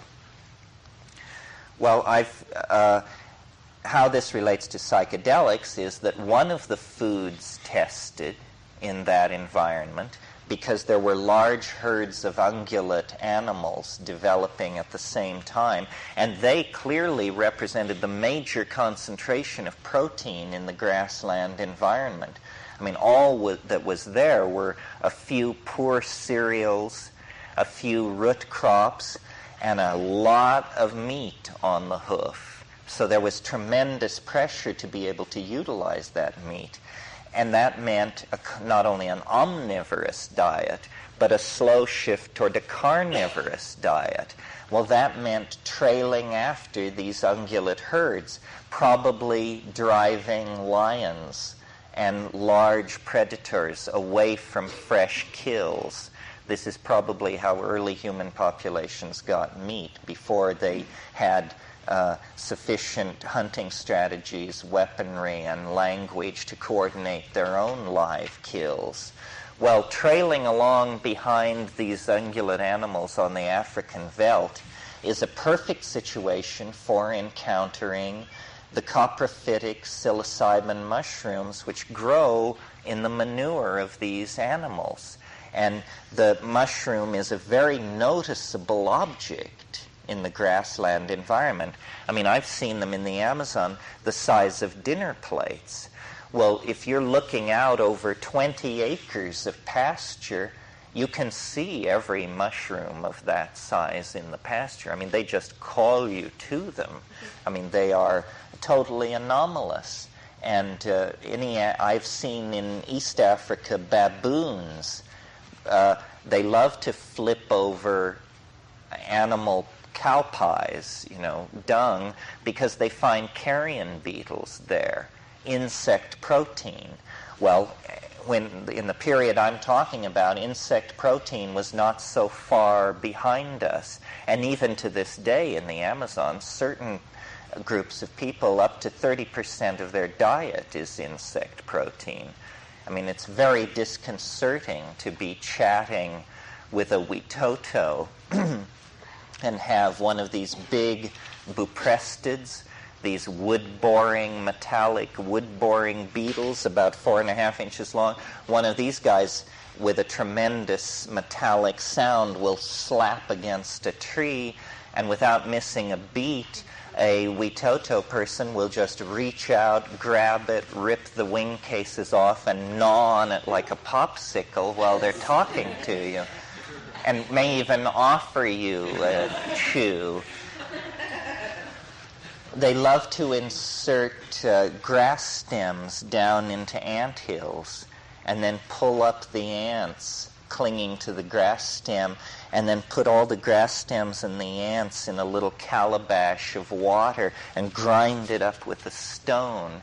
And because ants are social insects and release pheromones, and because pheromones necessarily must be volatile to work, you get this weird, it's like camphorated Kool-Aid. And it's, insect pheromone Kool-Aid refresher. Delicious. Anyway, the mushroom was soon noticed and inculcated into the diet of these now pack-hunting, semi-carnivorous, highly omnivorous pack-hunting primates.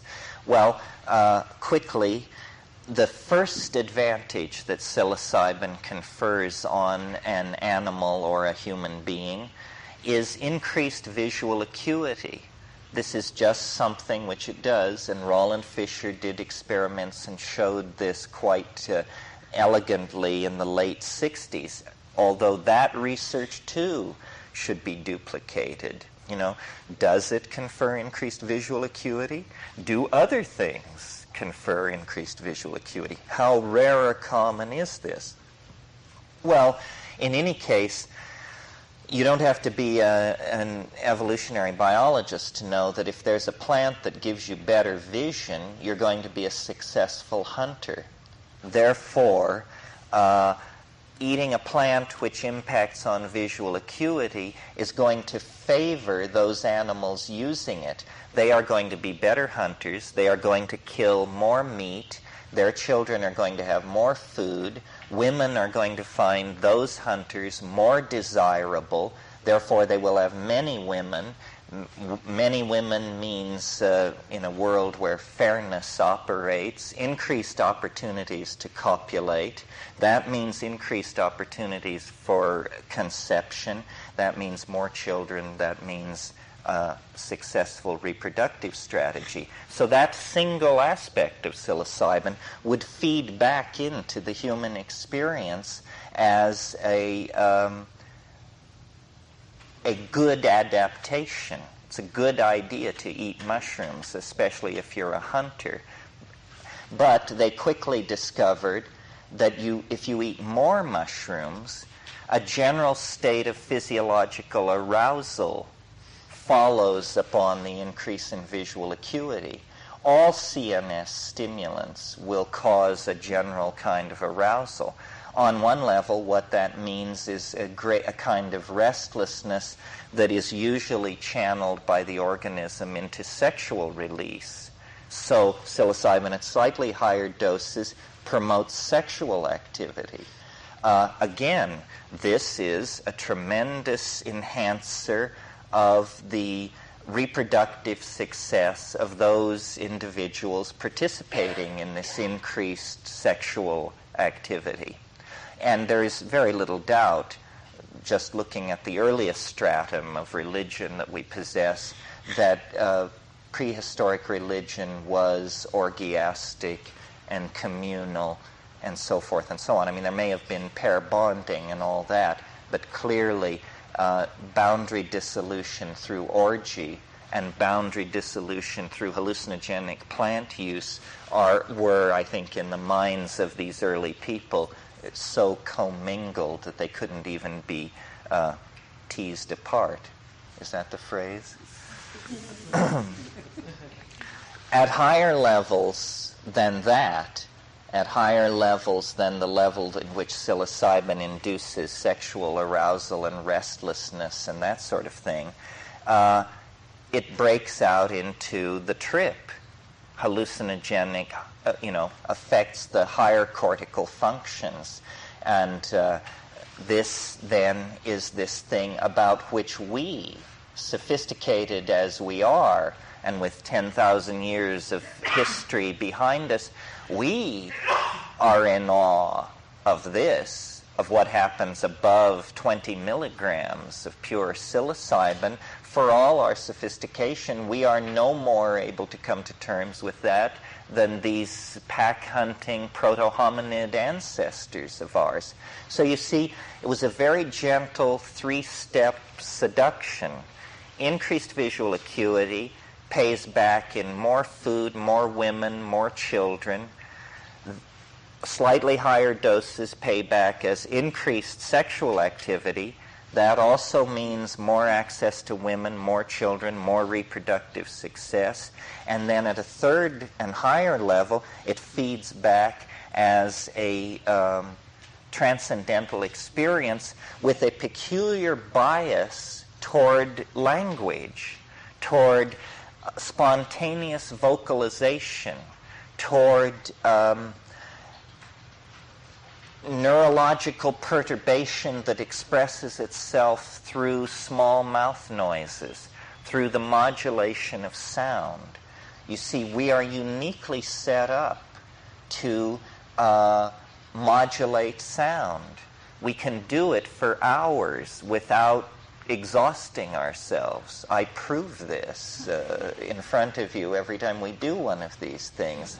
I mean, what other human activity could we sustain at this level? And then we don't even discuss, are you exhausted from giving your talk? Are you kidding? No, it's just talk. We all do it. And yet, there's a lot of muscle work going on here, a lot of breath work. So I think that the primate situation in the trees set us up for code use and pack signaling. And we observe arboreal primates to this day with complex repertoires of pack signals. And then the hunting situation on the veldt, further pressure on pack signaling. But by the time we get down onto the veldt, an interesting thing has happened.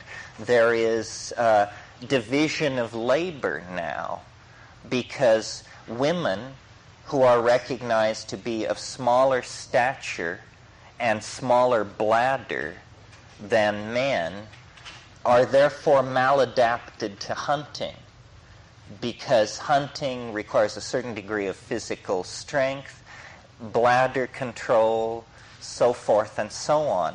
So there was a spontaneous division of labor. Also, women, by having children, and probably these women we're talking about always had at least one or two hanging off of them, they were not highly mobile. So it fell to them to stay near the camp, to prepare the food, but more importantly, to gather the food.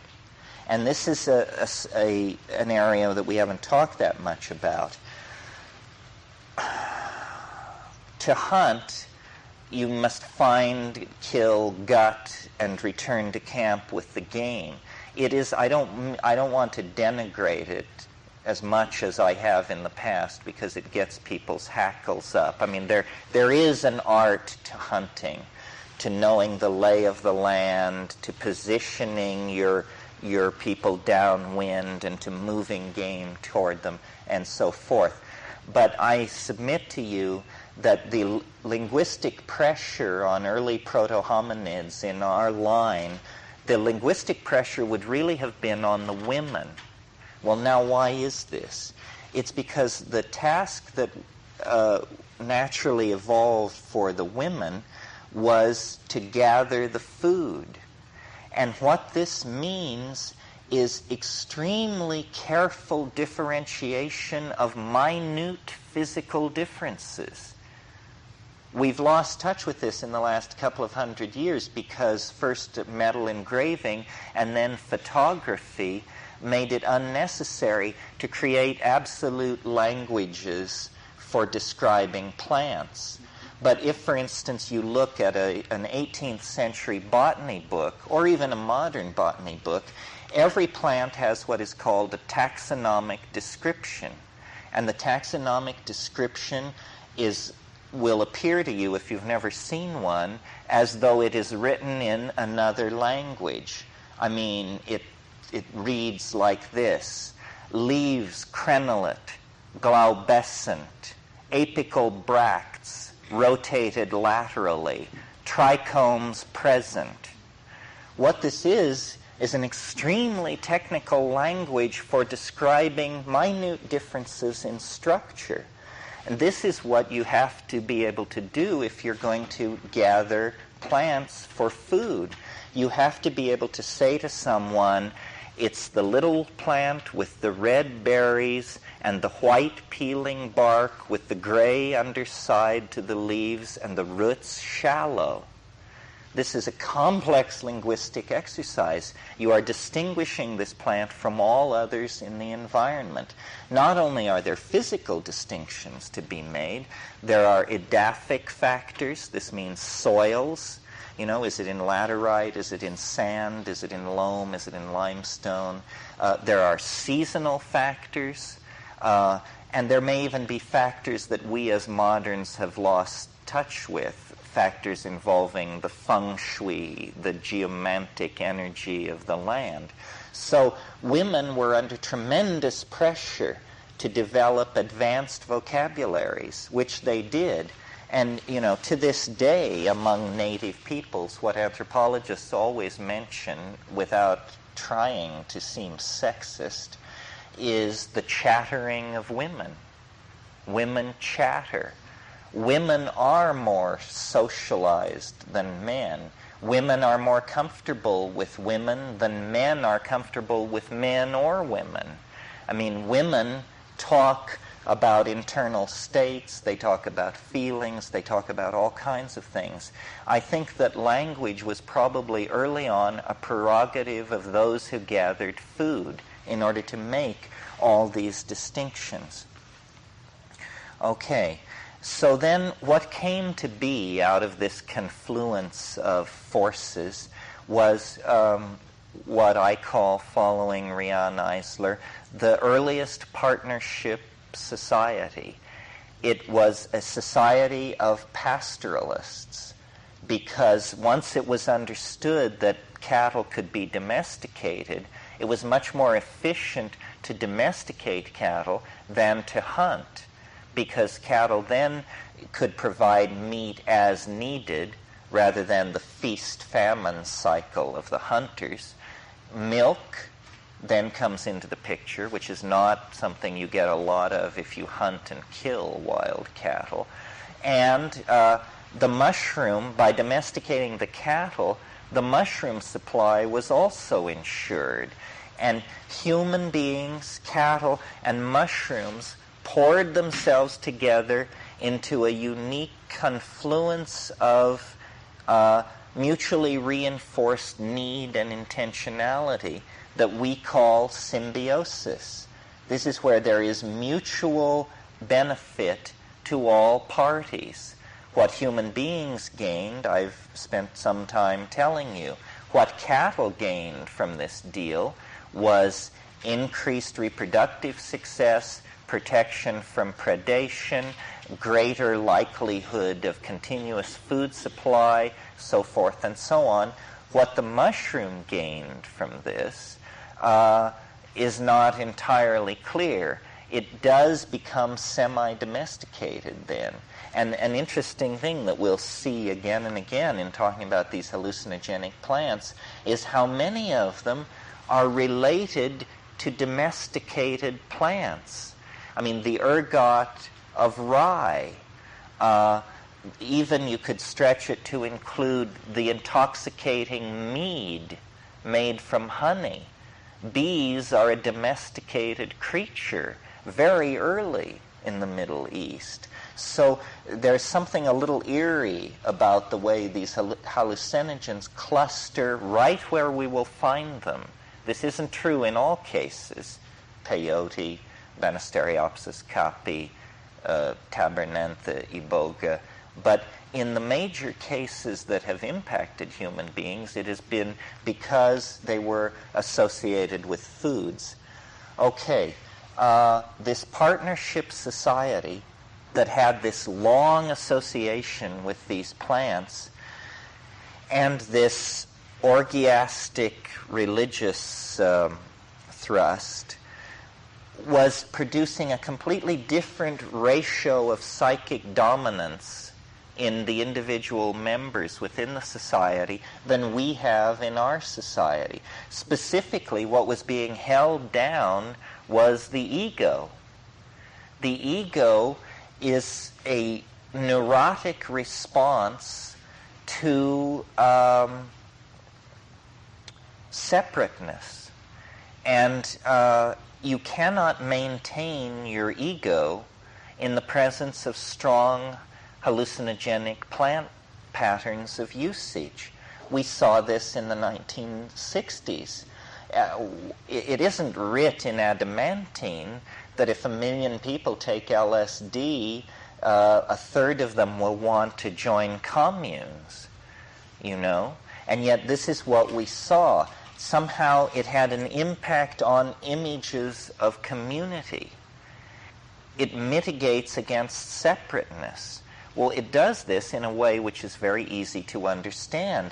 If every Saturday night throughout your entire life, you and the 70 people in your tribe have gathered into the longhouse and taken a strong hallucinogen which dissolves all boundaries, floods your mind with vision, impels the whole group into group sexual activity, and so there's just, energy being shed on every level. It's very hard on Sunday morning to come out of that and get together your projects, your wants, your needs, so forth. It's a tremendous force for social cohesion. And I believe that the so-called dominator ego was not able to form in that situation. Think of the ego as a kind of a tumor or a calcareous deposit in the personality, which, if you keep taking large supplies of plant hallucinogens, this ego can never form. Just as it's about to form or start taking hold, here comes another dose of ego-dissolving hallucinogens, and it goes away. So we were kept from our lower nature by our symbiotic relationship to the mushrooms. They were actually enforcing the impossibility of the formation of the ego. Well, now, is there anything in the world that we can look at that would support a wild-eyed argument like that? Is there any instance where a pathological condition is being masked by plant use? Well, it so happens there is such an example. Would I have set myself up like that if there weren't? In Zaire, there is a tribal group of people who appear to be very much like the tribes surrounding them. They don't seem to have any particularly culturally distinguishing differences. They eat the same diet, so forth and so on. And this diet largely consists of plantains. Plantains, as you may know, are these huge, rough bananas that you don't eat raw because they're too starchy. You have to fry them. You can, they're a Chicano food item, and you can buy them in good markets. And it's a big food throughout the tropics.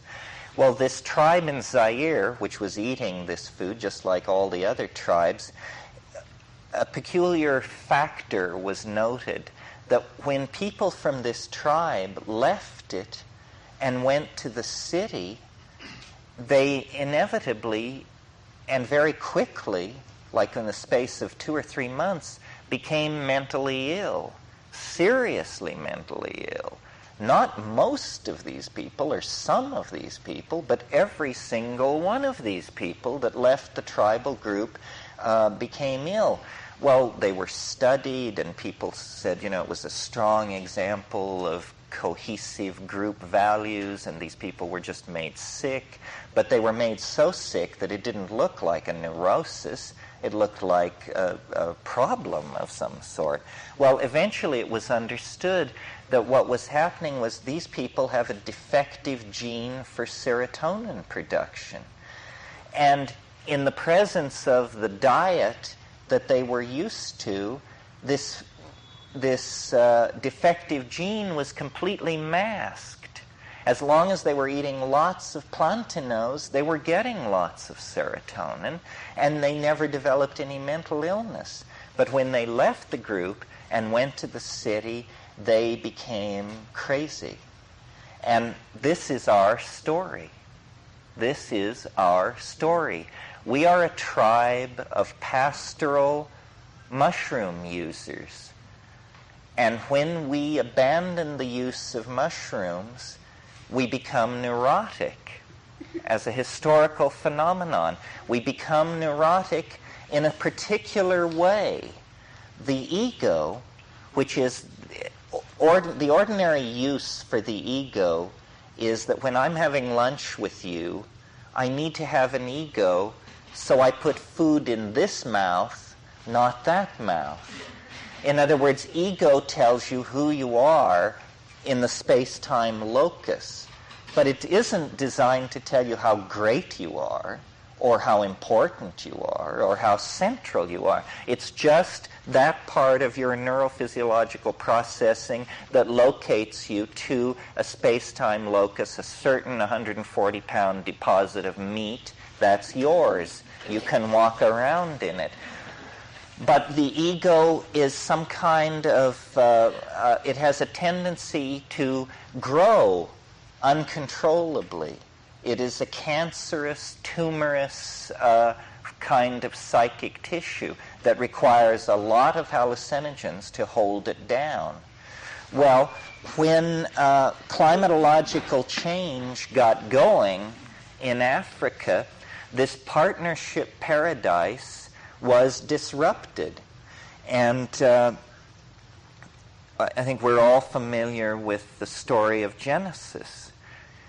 Story of Genesis is the story as told of a drug bust. Somebody was told that something was illegal, and that person broke the law and ate the drug that was forbidden. And then God was pissed off And it's very interesting why God was pissed off. If you read the story, you will see that God, thinking aloud, says, they will become as we are. They will become as we are. And so Adam and Eve were cast out of the garden, and God set an angel at the eastern portal of Eden with a whirling sword so that no one could make their way back, and our remote ancestors were condemned to a life of work and travail. Okay, my interpretation of this is, first of all, this is a story told by a dominator culture. It's the Yahweh culture, the volcano storm god Yahweh. So it's being told from a dominator point of view, but what it is it's the story of the disruption of paradise and the fall into history and an abandonment and a movement eastward.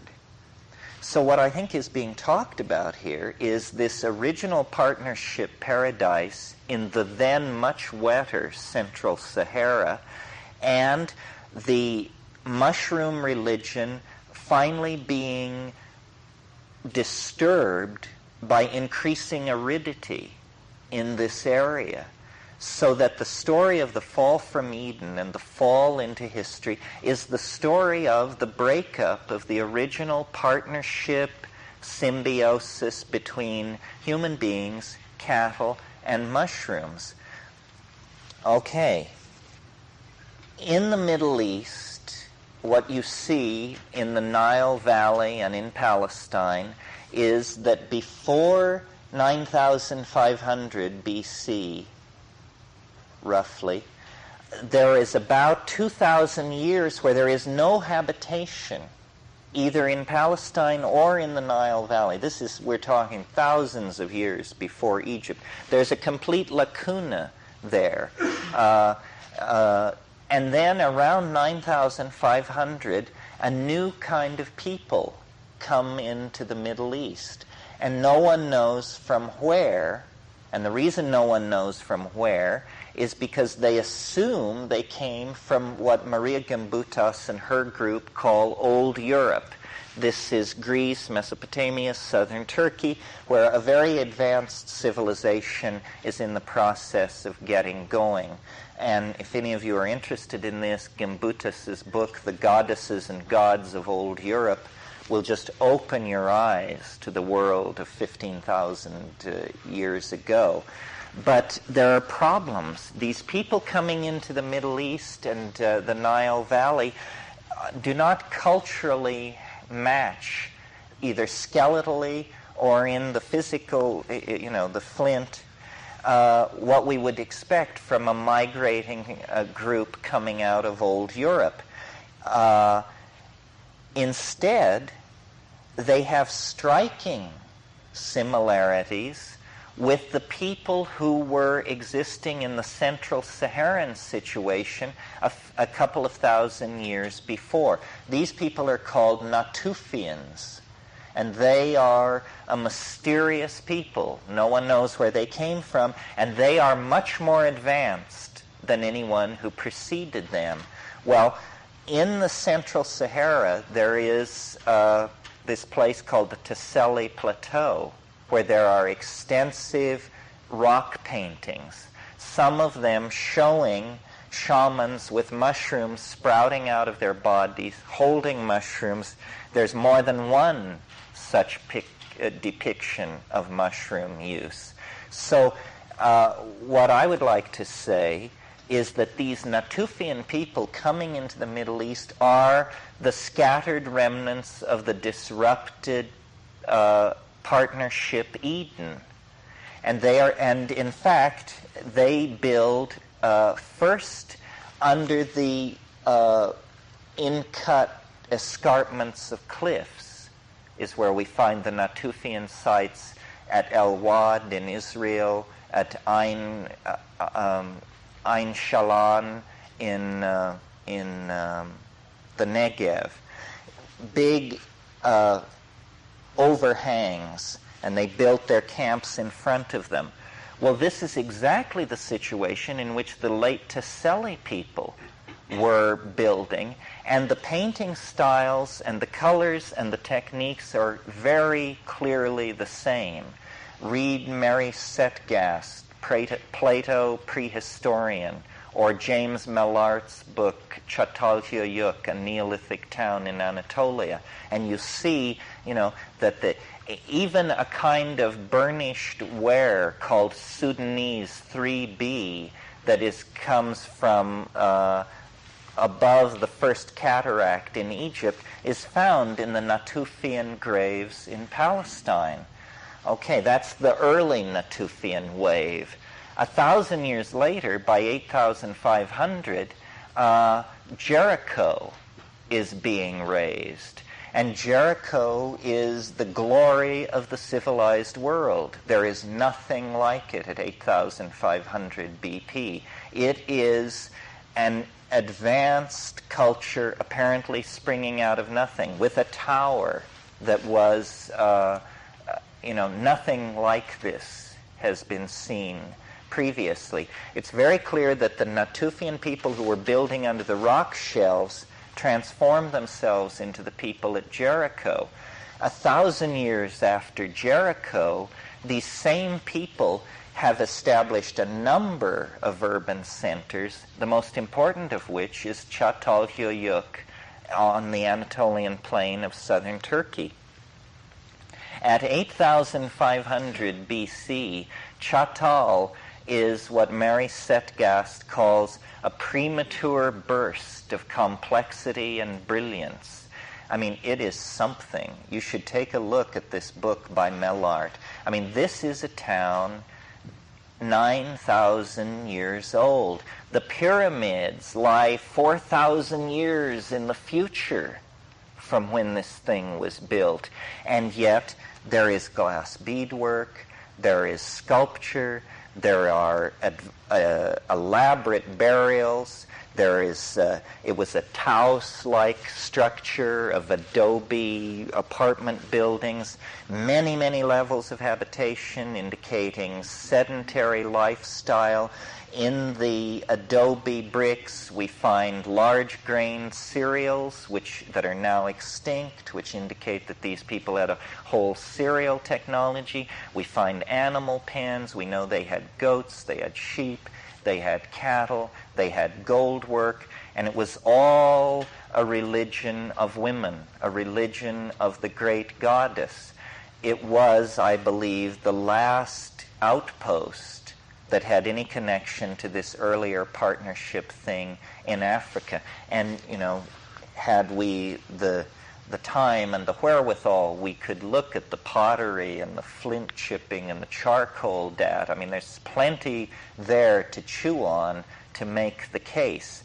Eventually, around 6,500 BC, as Çatalhöyük is reaching its climax at what's called Çatal 7F, that's the level in the stratigraphy, wheeled chariot people sweep down from the Lake Van area, the Caspian Sea, the Zagros Mountains.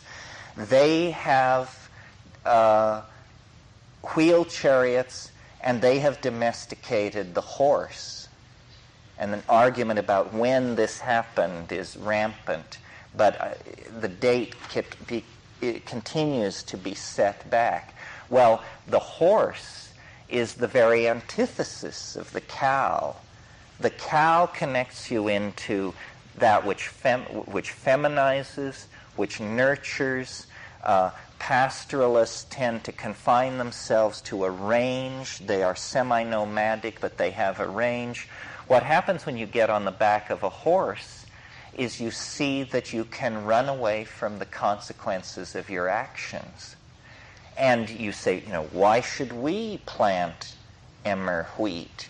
Why should we hunt and gather food? We can plunder.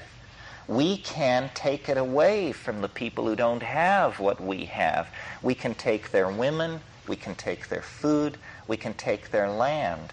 Suddenly, you get all over, from Denmark to Iran, from the central Ukraine to Morocco, you get what is called the Tanged Point Technocomplex.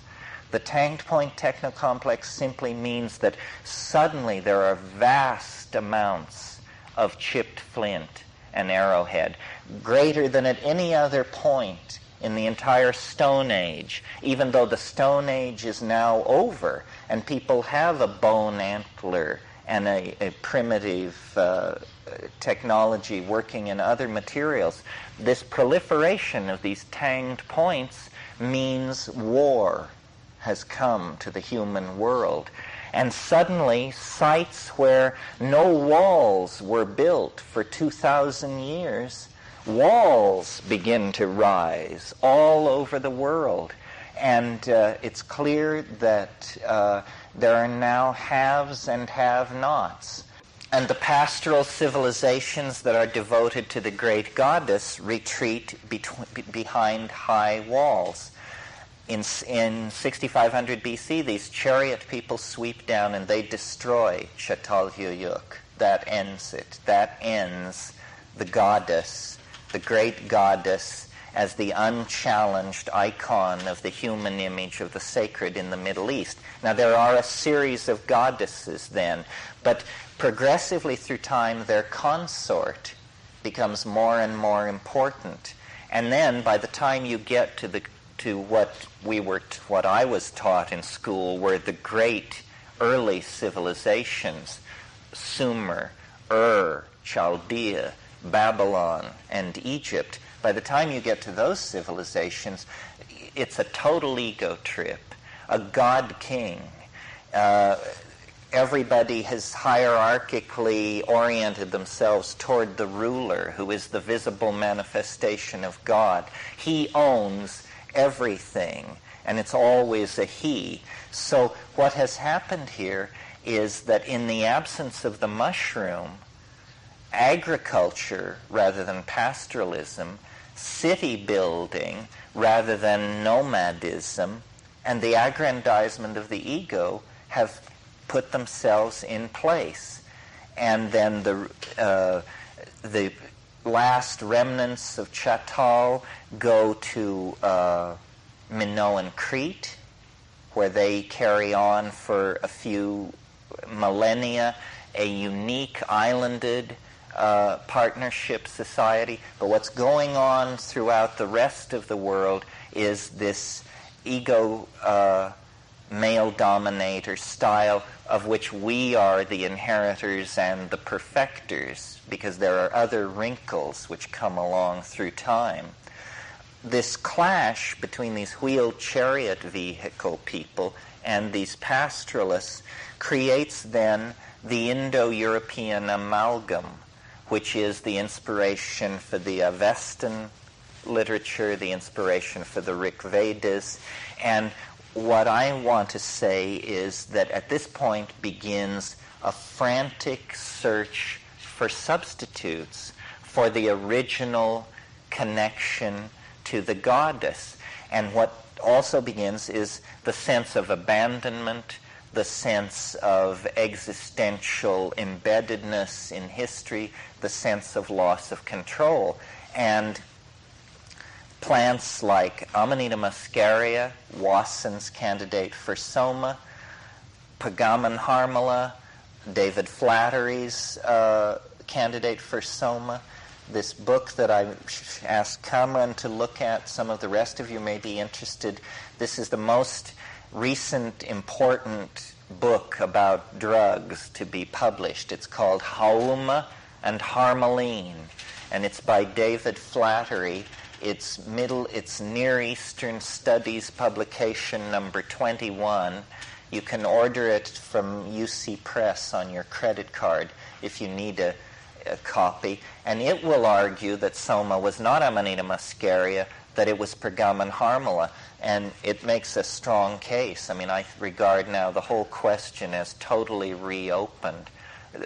Gordon Wasson was a lovely person and a great explorer, and his accomplishments in the Oaxacan highlands can never be gainsaid or naysayed.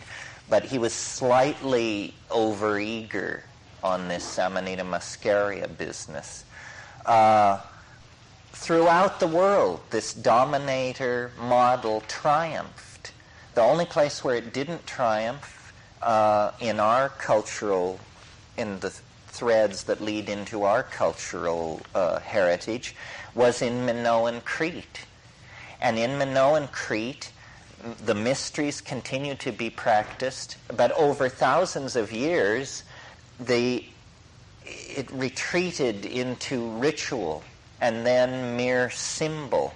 One of the peculiar features of Minoan religion is what is called pillar worship, the aniconic pillar that occurs in the center of every Minoan shrine, I believe, is the aniconic image of the mushroom, in the same way that the Shiva lingam becomes an aniconic image of the male sexual organ. The aniconic image in Minoan religion is an image of the mushroom. In the late phase of Minoan religion, there is no question that opium was the drug of choice. And in fact, the linear B tablets that Michael Ventris deciphered, they couldn't believe their eyes when they saw what the scale of the opium production. Well, if you know anything about opium and junk, you know it is what you take for pain, cultural pain, group pain, personal pain. The drugging of late Minoan culture is, I believe, a response to the slow death of the partnership society. Even at that, it is from Minoan religion that the mystical wellsprings of Greek religion spring. The pantheon of the Thracian Greeks, they were pretty hard-headed types. The mystical element in Greek religion, the Orphic element, the Dionysian element, the celebration of Persephone and Demeter, and all of that, those are Minoan threads brought in to Greek religion.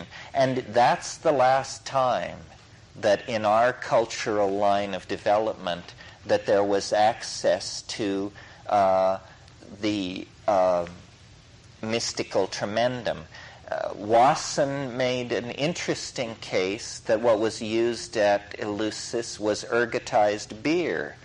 As you know, ergot is a smut that can grow on domesticated grains. And ergotized beer would be heavy with LSD-like alkaloids. As I read Wasson's work to write this book for Bantam, I was frustrated. Why, if you believe ergotized beer was the mystery of Eleusis, why don't you brew some ergotized beer and take it? And the answer is, I think that this would be pretty scary. Eleusis operated for 2,000 years. Every September, several thousand people were exposed to the mystery in an inner sanctum called the telesterion.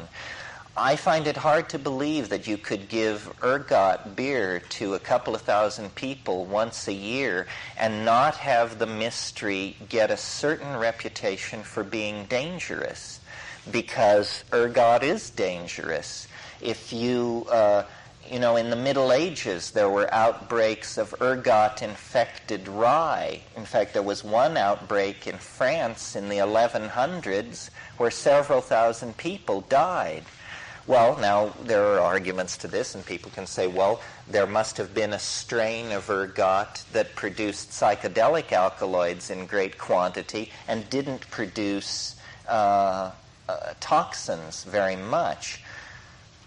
Can anybody come up with a strain of claviceps? This is ergot. Can anybody come up with a strain that won't kill you if you miss the mark?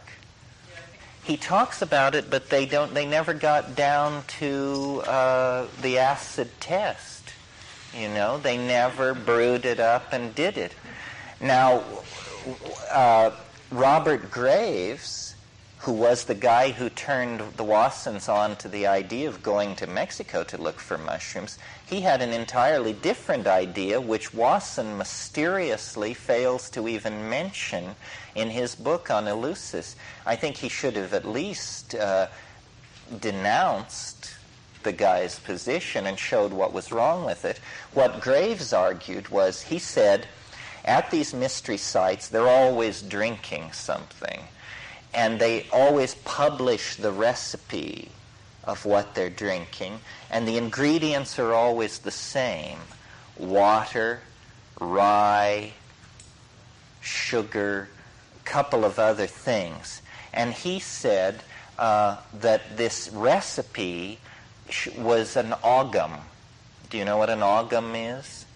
An ogham is where you have a list, and the first letter of each item in the list spells a word. It's an old Irish trick, and it's a mnemonic trick. He said that the recipes for ergot were an ogham, and if you arranged the ingredients, you could always spell the Greek word mykos, mushrooms. So he said, all this stuff about barley and all that, that's just nonsense. They were eating mushrooms. Evidence is thin, but there is some evidence. In A.B. Cook's book, Zeus, there's a picture of Triptolemius, who is a figure in the Demeter mysteries, holding what seems very clearly to be a mushroom. Of course, the mushroom has a phallic aspect, and you do get disembodied phalli, both in Greek and Roman art. So if it's, it's ambiguous. You can't tell. Is this a autonomous male member running around, or is this a small pointed cap mushroom? In any case, whatever was being done at Eleusis, that is the last contact we had with the mystery. And by that time, opium was a drug that was used in the ancient world. We view opium as virulently addicting. However, it wasn't noticed that opium was addicting until 1600, when John Playfair, in a book of his, mentioned the addiction syndrome. It was used for 3,000 years with nobody noticing that you could get hooked on opium.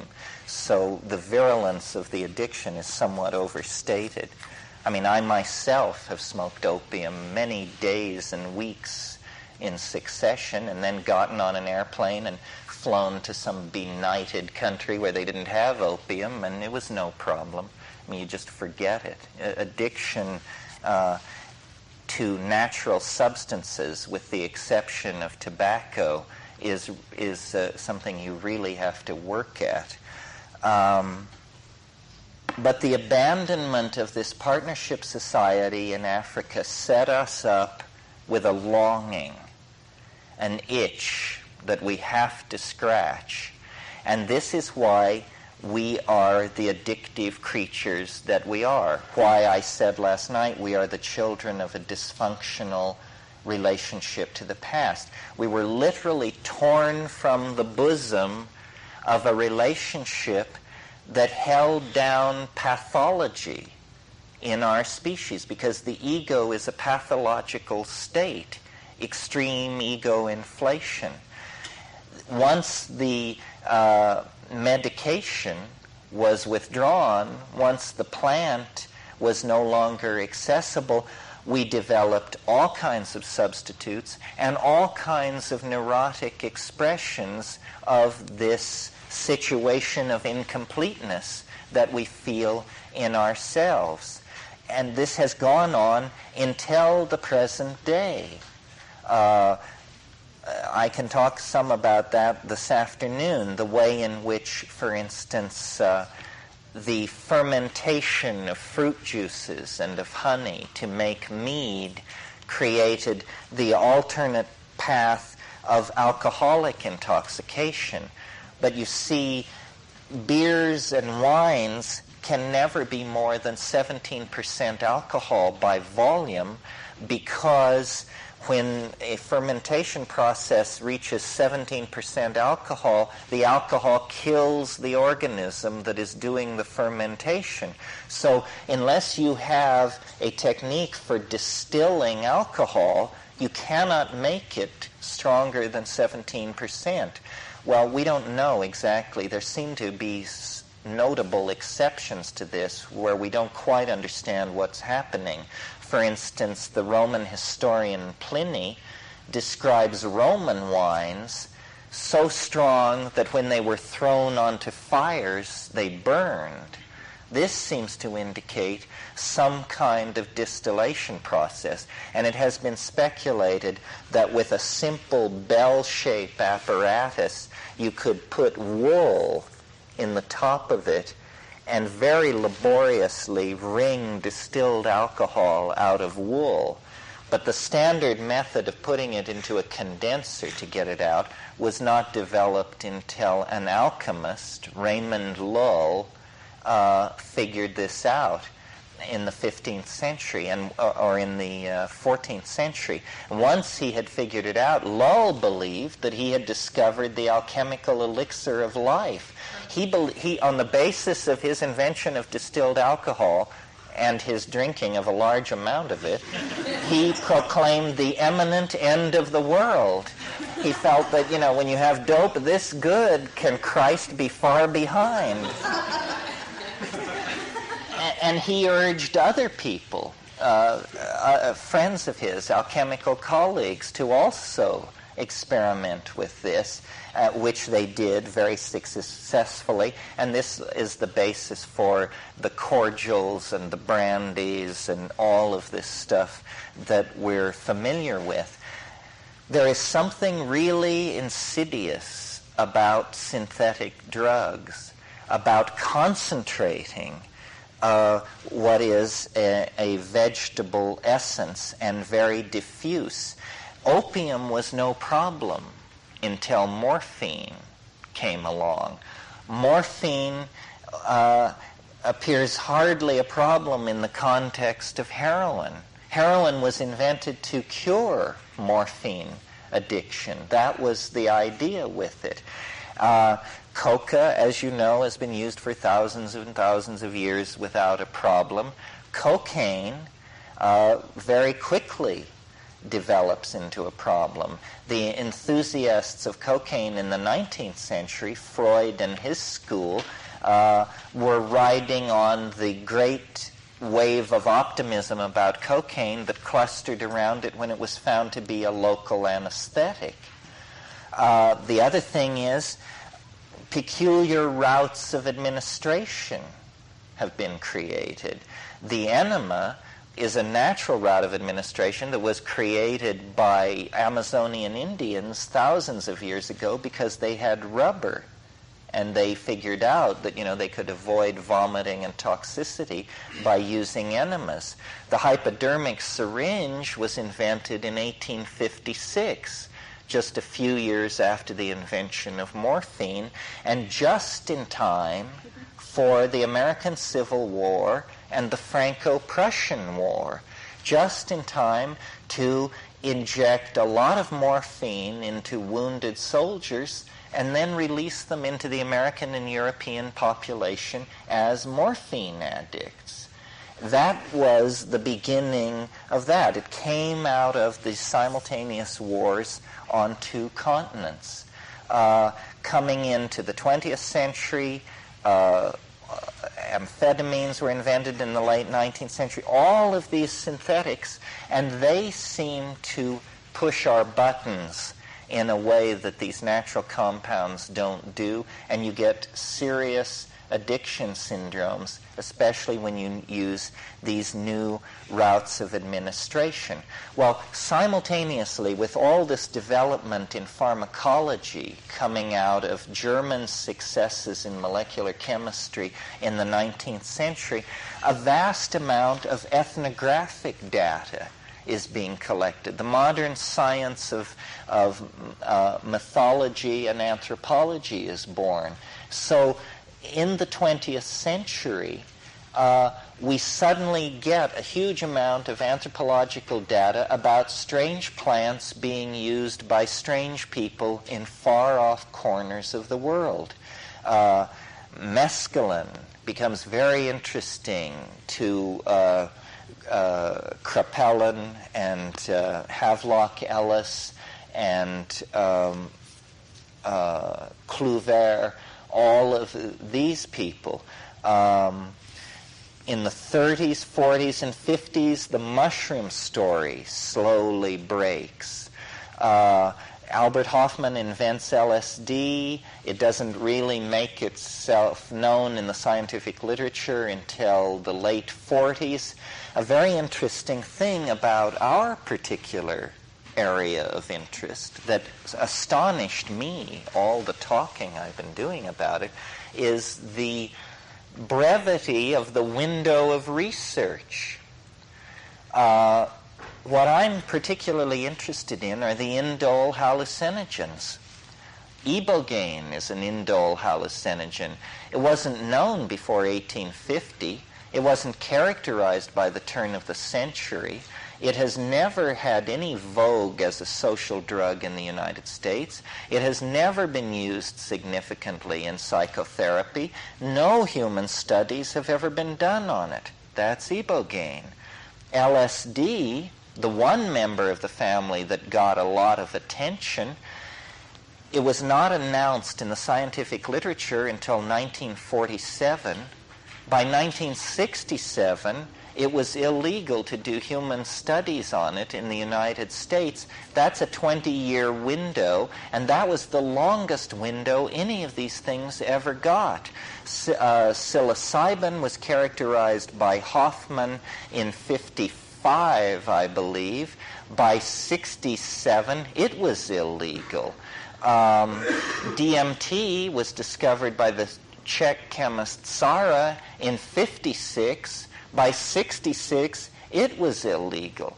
And the amount of human studies that had been done in that time were very brief. So one of the ideas that I think we have to disabuse ourselves of is that science knows anything about these things. The human studies were never done.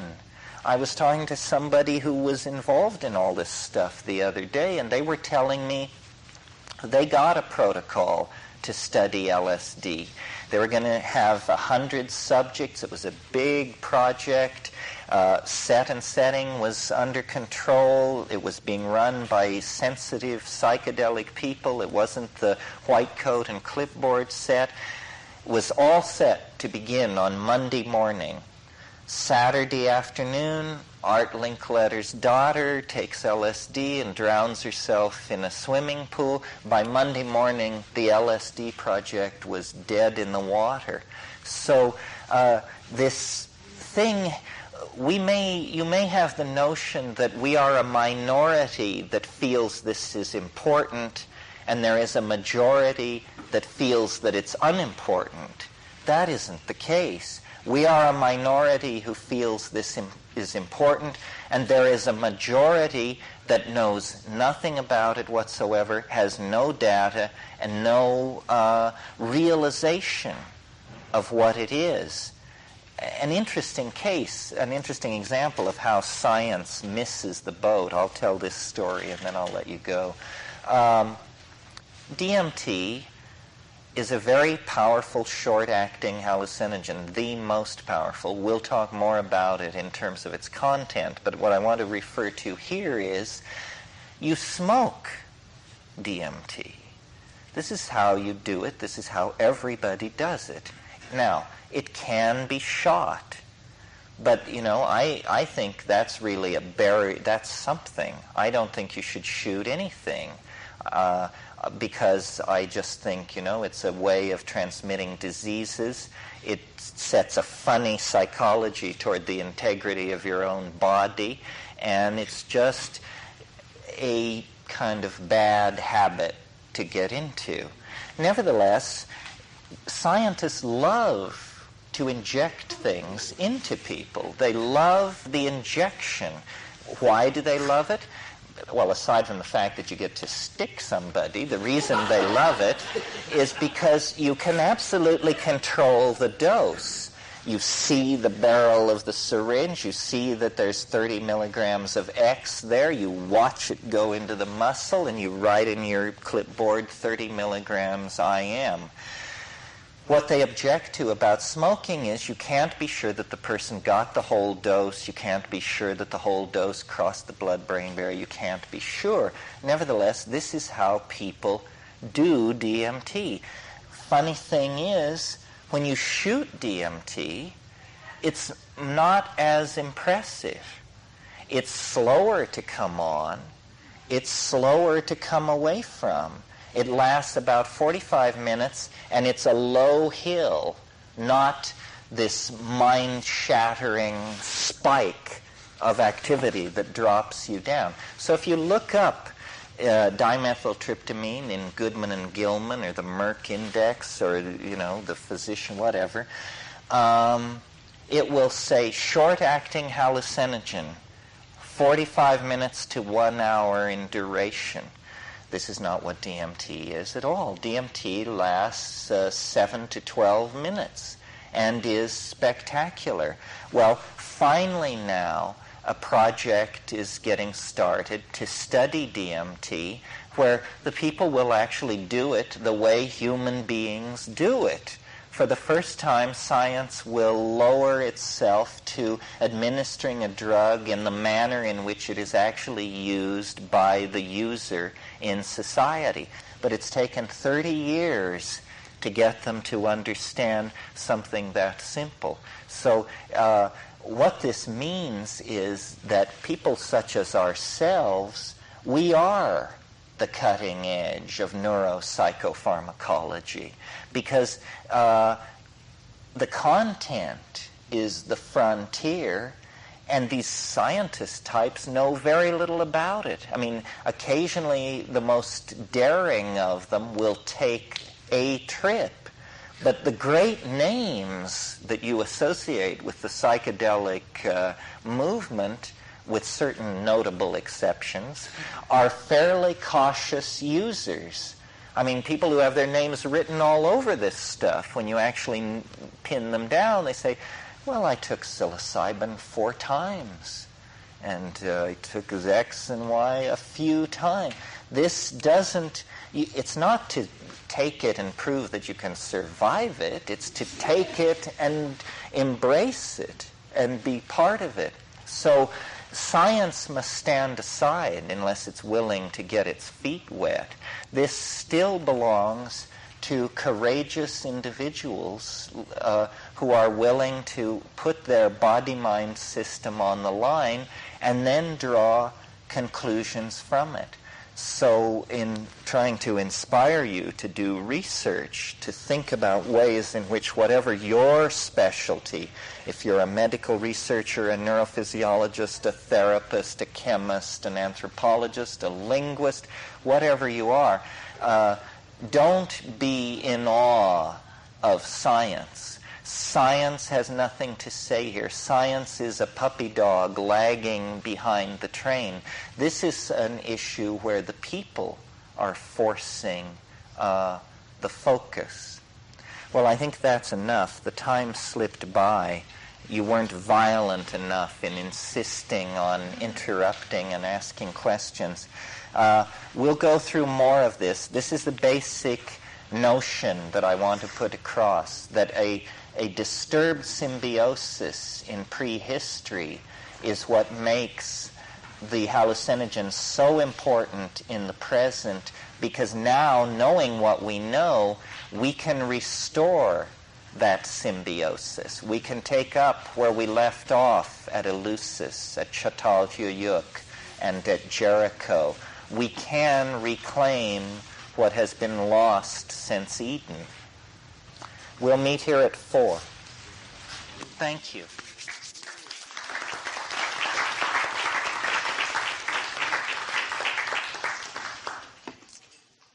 Okay. Is it working for you, Paul?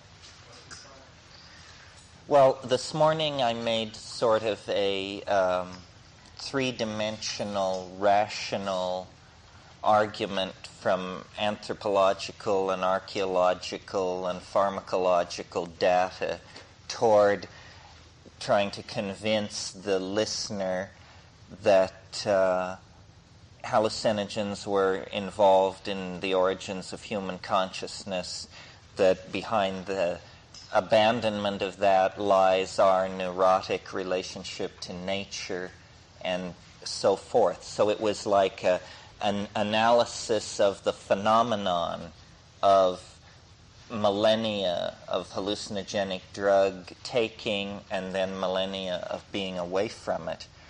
What I thought might be, this is sort of the case that we have to make to our critics. This is the information that has to be marshaled and argued from if we are serious about a psychedelic theory of the origin of consciousness.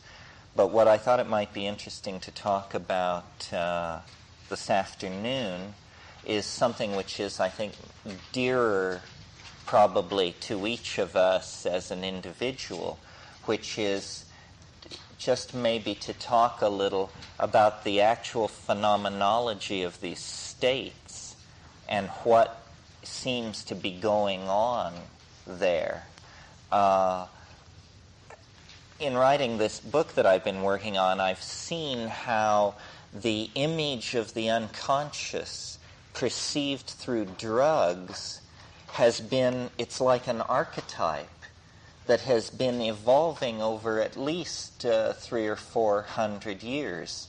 And the strong formative influence on the archetype of the psychedelic experience comes from two directions. It comes from the hashish vision and the opium dream.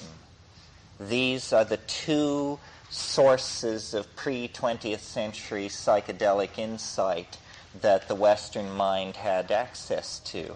Well, for reasons too complex to go into here, hashish did not have a vogue in Europe the way opium did. It was left for Americans to seriously explore hashish as a vehicle for visionary hallucination, specifically Bayard Taylor, who in a book called In the Lands of the Saracen wrote a marvelous account of eating hashish in Damascus in 1840. I mean, it's just a scream. And of course, the irreproachable Fitzhugh Ludlow, who ate hashish and attended Yale teas for young ladies as a freshman at Yale in 1853, and describes having to excuse himself from various faculty student functions when, as he puts it, the wallpaper began to crawl and Chinese mandarins burst from the umbrella stand. Then I made my departure, lest I betray myself. The earliest recorded instance of someone concerned about losing their cool. But the stronger of these two currents of thought was the opium dream. And the opium dream, laudanum was tincture of opium, an alcoholic extract of opium.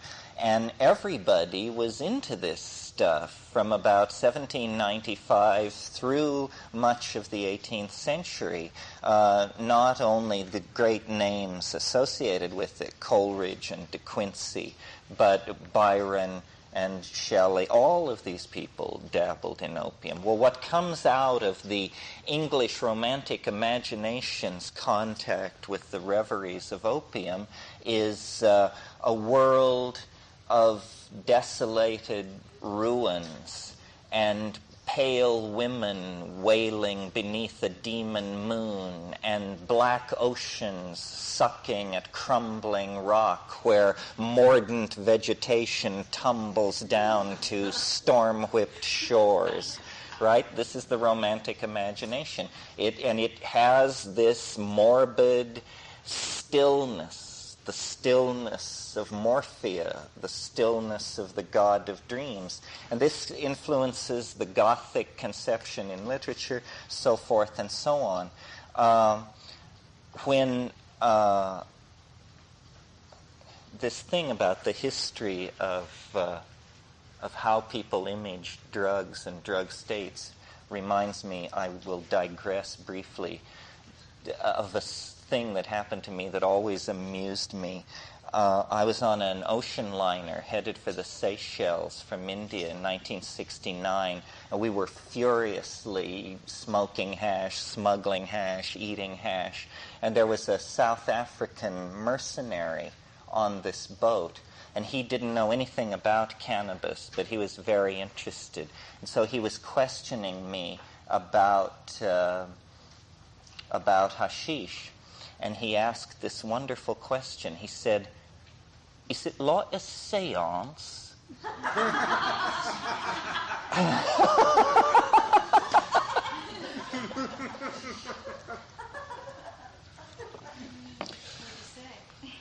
Sort of.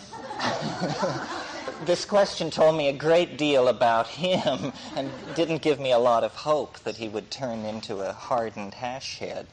So, see, what this is saying is that our images of the transcendental realm that we inherit from the past inevitably color whatever manifestation of it we encounter in the future. So for him, the transcendental realm meant table tapping parties that his mother used to hold in Jayburg.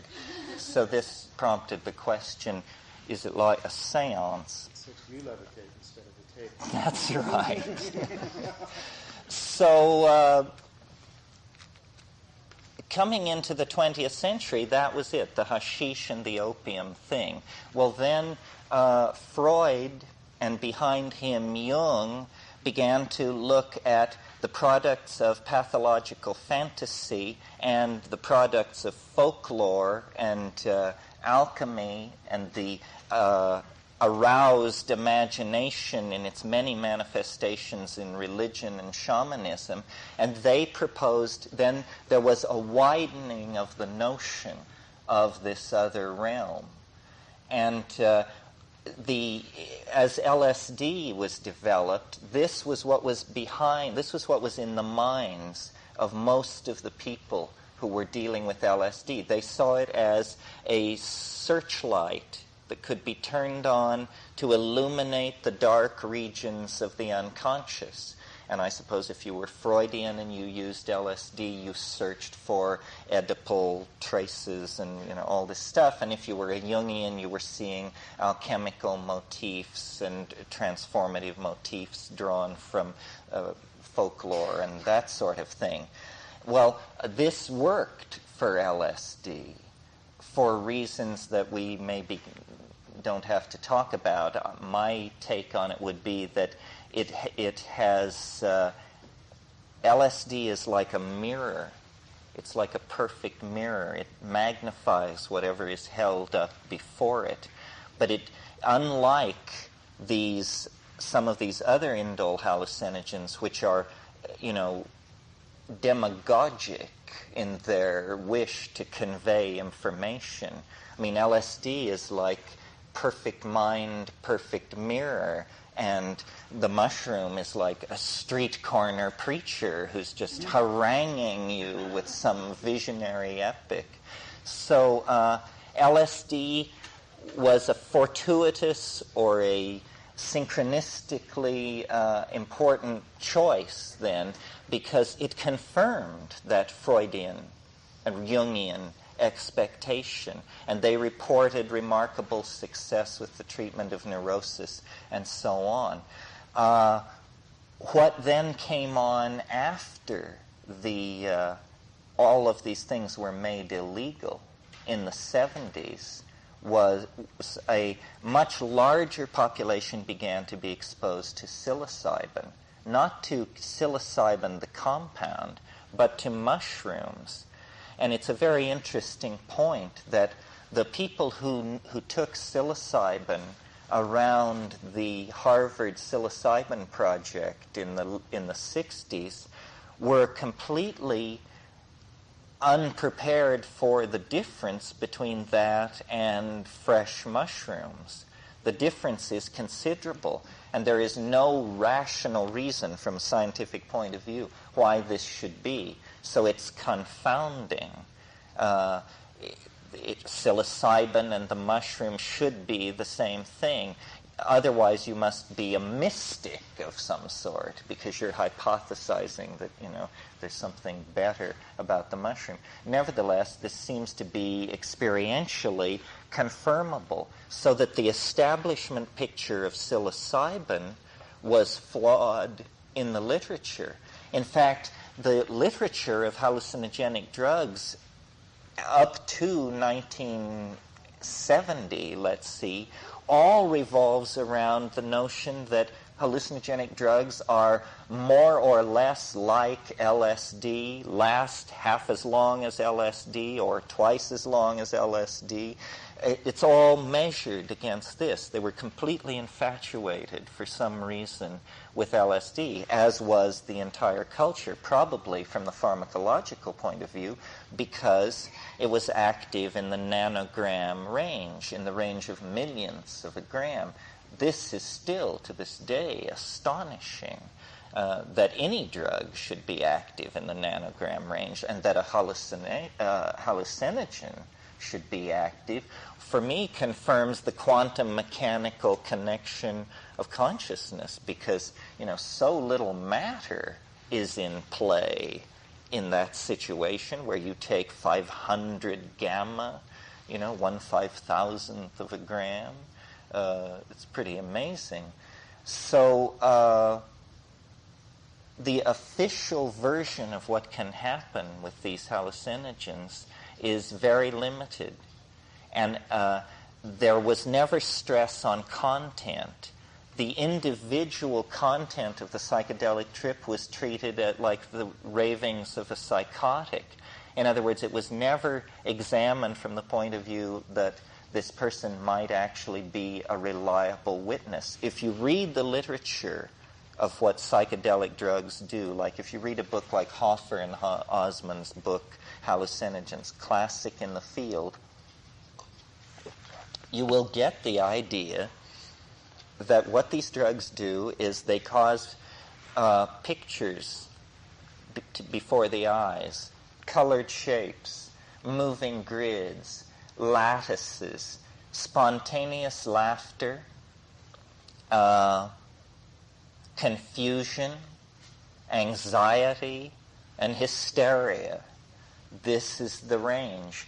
What they're not telling you is what it feels like to be in a situation where you experience spontaneous laughter, anxiety, little pictures, and hysteria all at once, you see. I mean, it's a complete dissolving of your personality, of the boundary constraints, everything. And so then what was offered after Freud and Jung by Aldous Huxley and people like that to model it was some kind of confirmation of Eastern philosophy. It was embraced that way. And it was said that we should read Meister Eckhart and the Upanishads, particularly the Mandukya Upanishad, and that we should sleep with the Tibetan Book of the Dead at our elbow, and that a lot of thought given to ego loss and the white light and this kind of thing. Well, this now, to me, seems fairly superficial. In a way, it spawned a whole renaissance in Far Eastern studies, but those people are not very psychedelic. And the people who used those metaphors seem not to be present in the field anymore. So then in the 70s, I tried to launch a meme based around the idea that these things were extraterrestrial pheromones, that they were in fact highly engineered message units from intelligent species that by some strategy had penetrated this sector of the space-time cosmos with a technology that allowed them to essentially engineer a virus-like, information-bearing, biomechanical device which could be bled into the ecology of a planet and would summon out of that planet intelligent organization after 1 million years or so. And I'm still not entirely uncomfortable with this idea. I mean, there are reasons to wonder. More recently, a counter meme has come forward that offers another possibility. That is that somehow the planet itself is an organized entelechy, and that somehow we are within the geocognitive field of some kind of planetary mind that is orchestrating history. Well, now notice what these two theories have in common, the Gaian mind theory and the extraterrestrial intervention theory. They are theories that come forward out of a need to account for the presence in the psychedelic experience. This is not something that LSD ever talked much about. If people were encountering aliens, they were doing so in a highly idiosyncratic and non-repeatable way. I don't think the flying saucer was a serious part of the original Haight-Ashbury ethos, you know.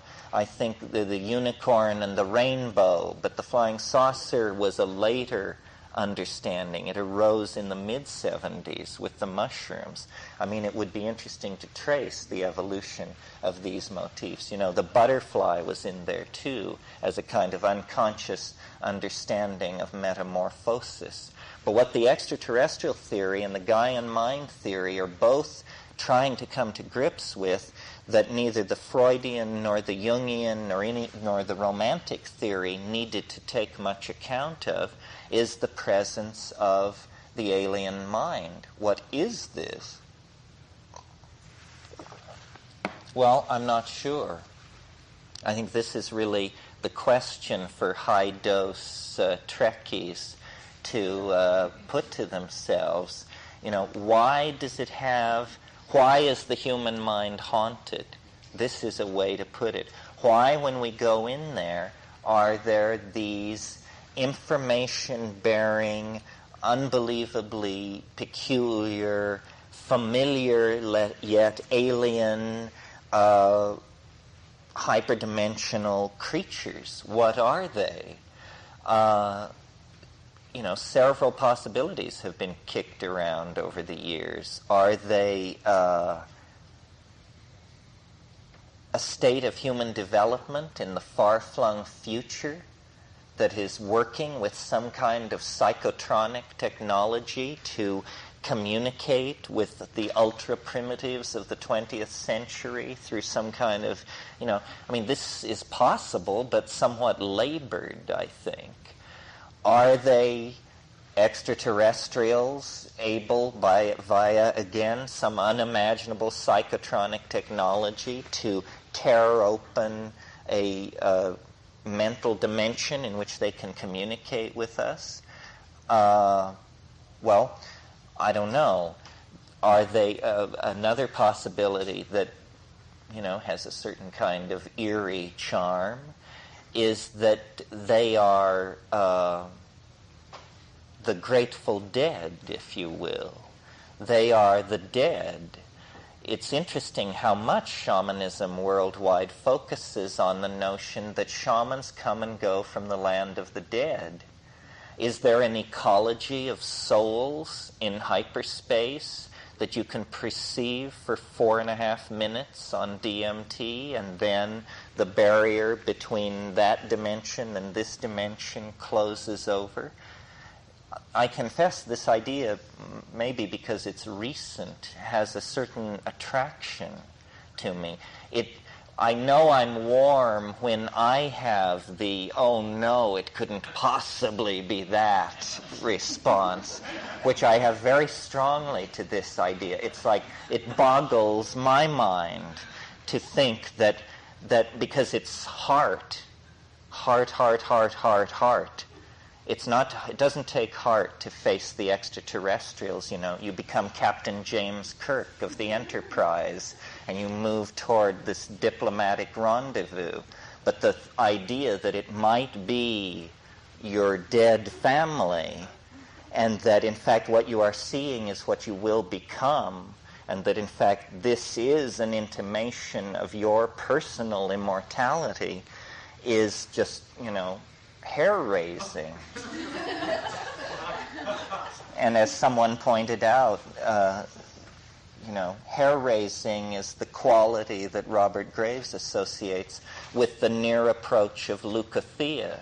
Leucothea is the white goddess. The white goddess is the goddess of death.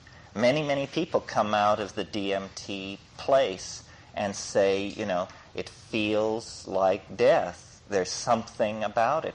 Yes, it does. It does. It feels like more than death. It feels... I had this trip recently which really alarmed me. It was... oh, wow. There was some kind of compression going on and this sense of slippage.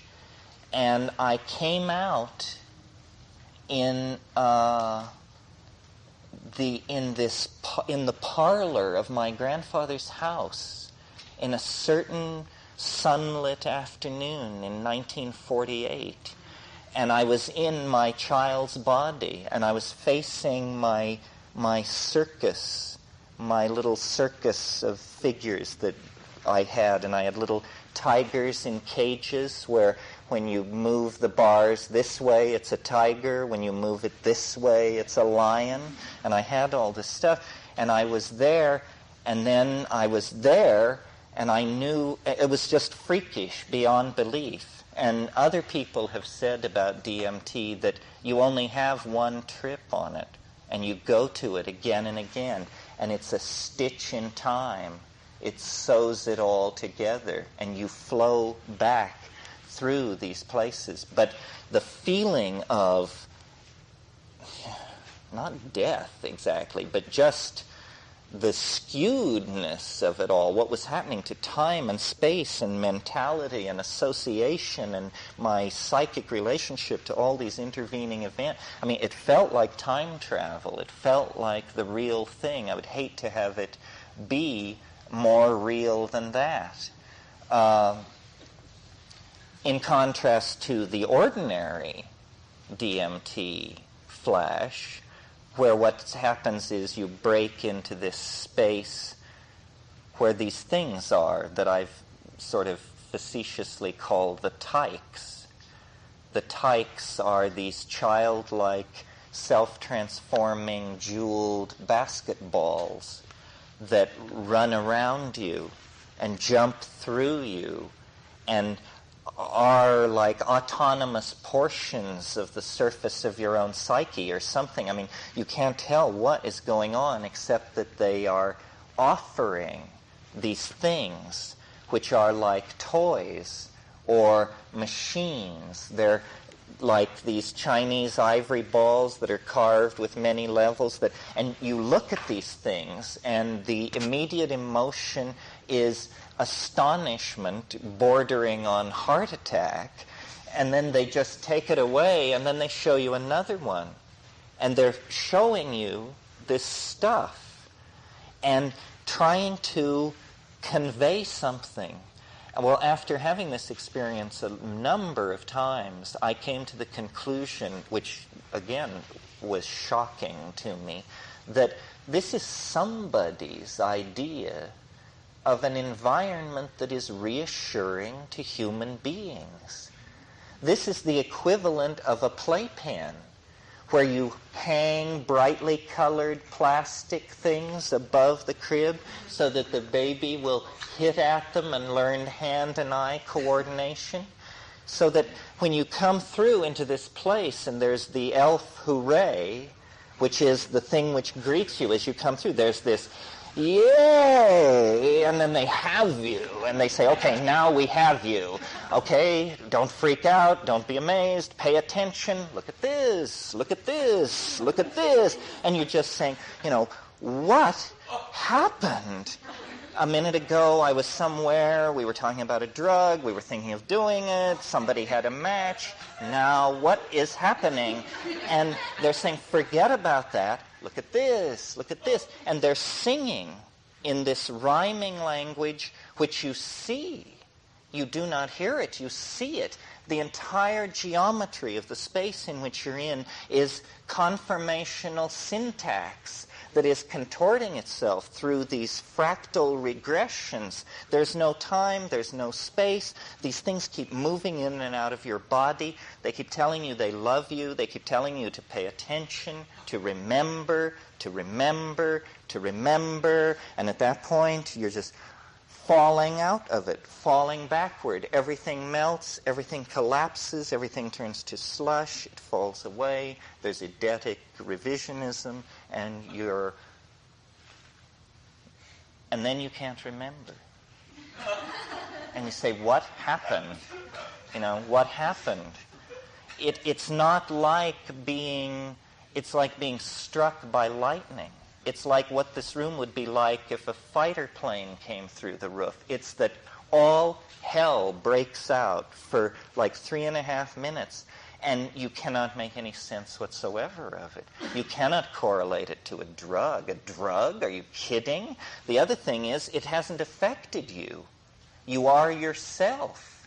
You are saying, holy shit, what is this? You're not blurred. You don't have all kinds of but what has happened is the sensory input has gone hyperspatial, 100%, just zing, and there you are. And this doesn't fit into any of these models about the cheerful probing of the layers of the unconscious, racial or personal. This is a breakthrough into some kind of parallel continuum somewhere, somehow, that is so beyond the paradigm of the cheerful men in white coats who run our world that it just absolutely, as I said, makes your hair stand on end. This is repeatable. I'm not leading a flying saucer cult where we wait in cornfields with high hopes. All you have to do is have the guts to, push the button, and the floor you're sitting on will disappear and you will fall through into this place. How do they keep the lid on this stuff?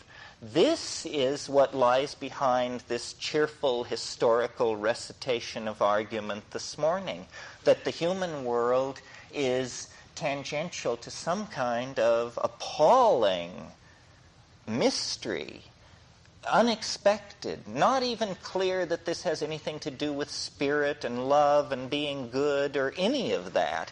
It's just some kind of weird thing that our languages, our culture, our religion, our perceptual biases have caused us to not see at all. And so then we've constructed a fantasy world. A world based on empiricism, three-dimensional linear rationalism, and above all, a world constructed on not getting stoned. They say, just stay away from that. That is the edge of the world. There be dragons. They're right. They're right. We are no smarter than the people of 13th century Europe who feared to sail west because they knew that the edge of the world lay there.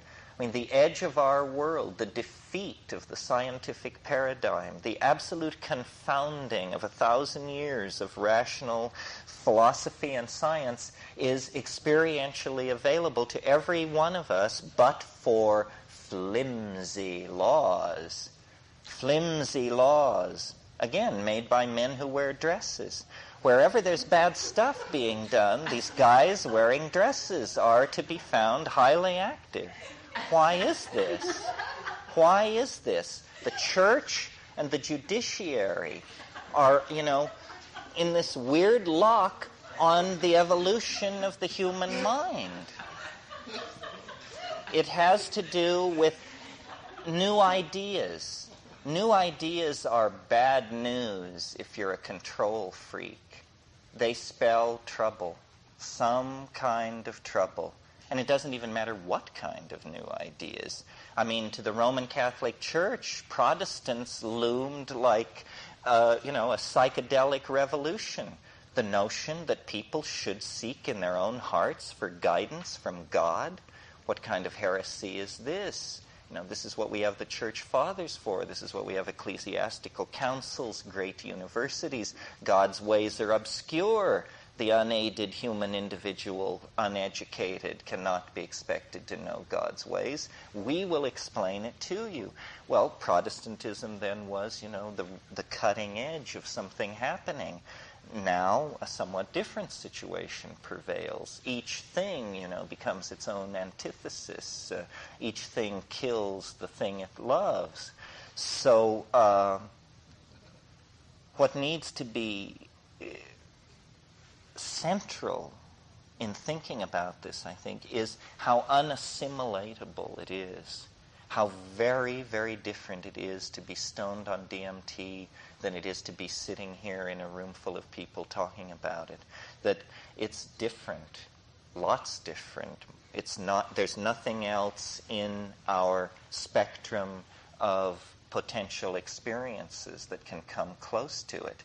Well, now, DMT is interesting. It occurs in the human brain. Naturally, every single one of us is holding. The law has not yet dealt with this. But the fact of the matter is, that we are elaborating DMT in our brains. Why? We don't know. What does it mean that the most powerful of all hallucinogens occurs naturally in the human brain? What does it mean that the most powerful of all natural hallucinogens is the shortest acting? Because you see, the speed of recovery is a measure of the toxicity of a drug. A drug or a compound or a plant that you can feel 24 hours or 48 hours later is toxic. That's what that feeling is. If you have to, lie around the day after a trip, this is because there was a trailing toxic edge to whatever you did. DMT, you are returned to the baseline of consciousness within 7 to 20 minutes, unfailingly. Well, this means then that the human brain is completely set up to degrade, depotentiate, deanimate, dealkylate this compound and shunt it into harmless byproducts like indole acetic acid. It means that the brain is familiar with this, has many pathways to deal with it, and can degrade it quickly. So that's an argument for safety. Well, this is beginning to work us into a corner. Here's what we're having to face. That the strongest hallucinogen is the shortest acting hallucinogen, is the safest hallucinogen, and is the most natural of all hallucinogens. The reasons for not doing it are just disappearing right and left. And yet it remains an absolutely taboo aspect of even the psychedelic culture because it succeeds where all else fails. And it raises questions that are not psychological, that are not philosophical. It seems to imply that our entire model of the world is not slightly flawed, but absolute baloney. That we are living in a dream. We are living in some kind of one-dimensional surface of some hyperdimensional object. And questions like, is there life after death? Are there extraterrestrial intelligences in the universe? What is the meaning of human history? Who am I? All of this is a product of lower dimensional language, unable to conceive of this object which we are now in a position to explore. This is some kind of thing which we are discovering.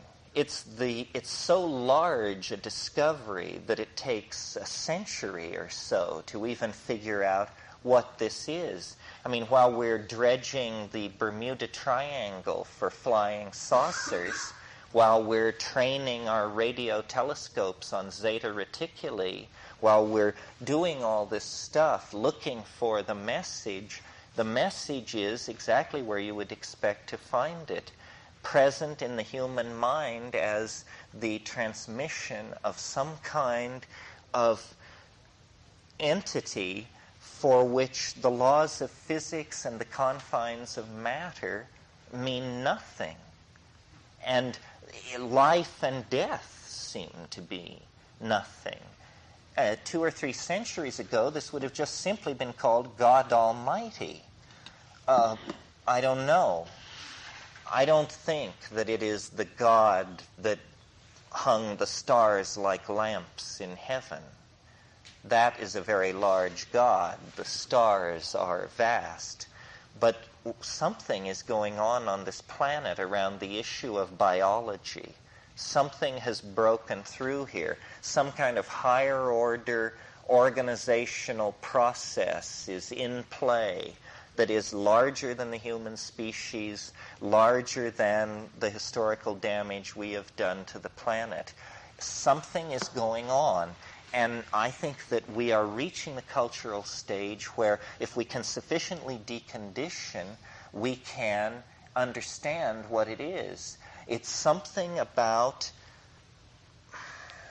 the biological integrity of the planet and cognition and ourselves as instruments of something that wants to manifest itself through the release of energy and the control of matter in some form. I mean, it's not clear whether we are preparing to build spacecraft the size of Manhattan that are going to go off to the stars and win an empire along the Milky Way, and that is our destiny, or whether we can go inward and, place our entire world in a single grain of sand and leave that grain of sand on an Indonesian beach somewhere and just retreat from the planet into some other dimension that we will create.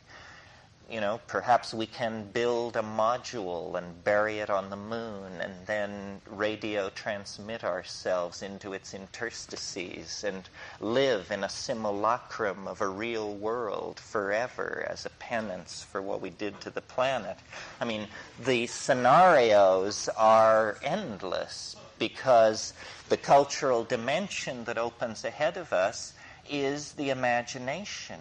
That's what all this stuff is. That's where all these things are living. It's something that we have only a taste of. So the vegetable mind is reconnected to the human mind, which then is given the integrity to control the machine mind. Everything epigenetic becomes hardwired, it becomes quasi-genetic. The whole thing is then seen as an expansion of the genetic repertoire by an infusion of epigenetic information, and human beings as agents in that process are released into some kind of dimension of their own making. Culture is a mirror of the mind. To this point, it's been very crude because to this point we have been very crude, very incapable, only able to do low-definition models of mind. But with psychedelic drugs, with dynamical, mathematical theories at the frontiers of mathematics, with very high-speed computational engines, computer graphics, all of this stuff, a mirror of the mind is coming to be. Culture is more and more reflecting what we are. We are going to be the horrified witnesses of the revelation of the true nature of the human soul. We are going to find out what everybody else only wondered about, which is, who are we really? What will we do with ourselves when we are freed from the constraints of gravity, energy, and yes, morality and politics? What are we when we begin to take off our cultural clothing? What kind of world will we build in the pure imagination? The engineering fantasies of those who would build spacecraft the size of Manhattan, hollow worlds with tilled fields and swaths of rainforests and savanna in their sides, that is the first step, the imaging of the mother world to prove that one cognizes the situation. But human beings are creatures of art. And whether this art is erected in massive structures in orbit around Jupiter, or whether it is erected in some kind of fractal and syntactical electronic simulated space that is somehow quantum mechanically sustained, it doesn't matter. The point is the lineaments of the imagination, the projection of human hope and creativity.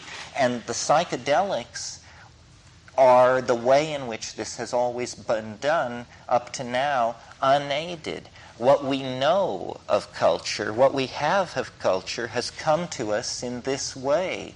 I mean, without psychedelics, we'd still be flipping over cow paddies on the plains of Africa looking for beetles.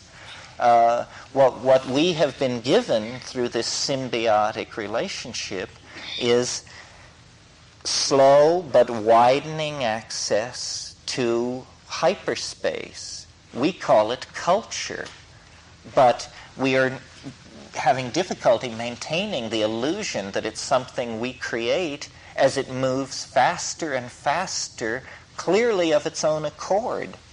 Something is loose on the surface of this planet that replicates information, that replicates it first genetically, then epigenetically through codes and signaling systems and languages. This thing is striving for some kind of self-reflection, some kind of self-definition. The motion of the continents are its playthings. The volcanism of the mid-Atlantic trench is, a part of its breathing life. And we have been called forth into this process as catalysts of something. In the same way that you use bacteria to concentrate gold in the process of mining very gold-poor ore, the Earth is using a species, a higher primate species, to concentrate information, to concentrate symbolic structure in a part of the environment. Bees gather honey, human beings concentrate and gather and elaborate symbolic structures. Why? We don't know why, except that when we look into the psychedelic dimension, there seems to be this sense of a process, that the earth is not devoid of teleology, that there is some kind of purpose, something is being maximized, and great chances are being taken in order that this process of maximization be allowed to continue.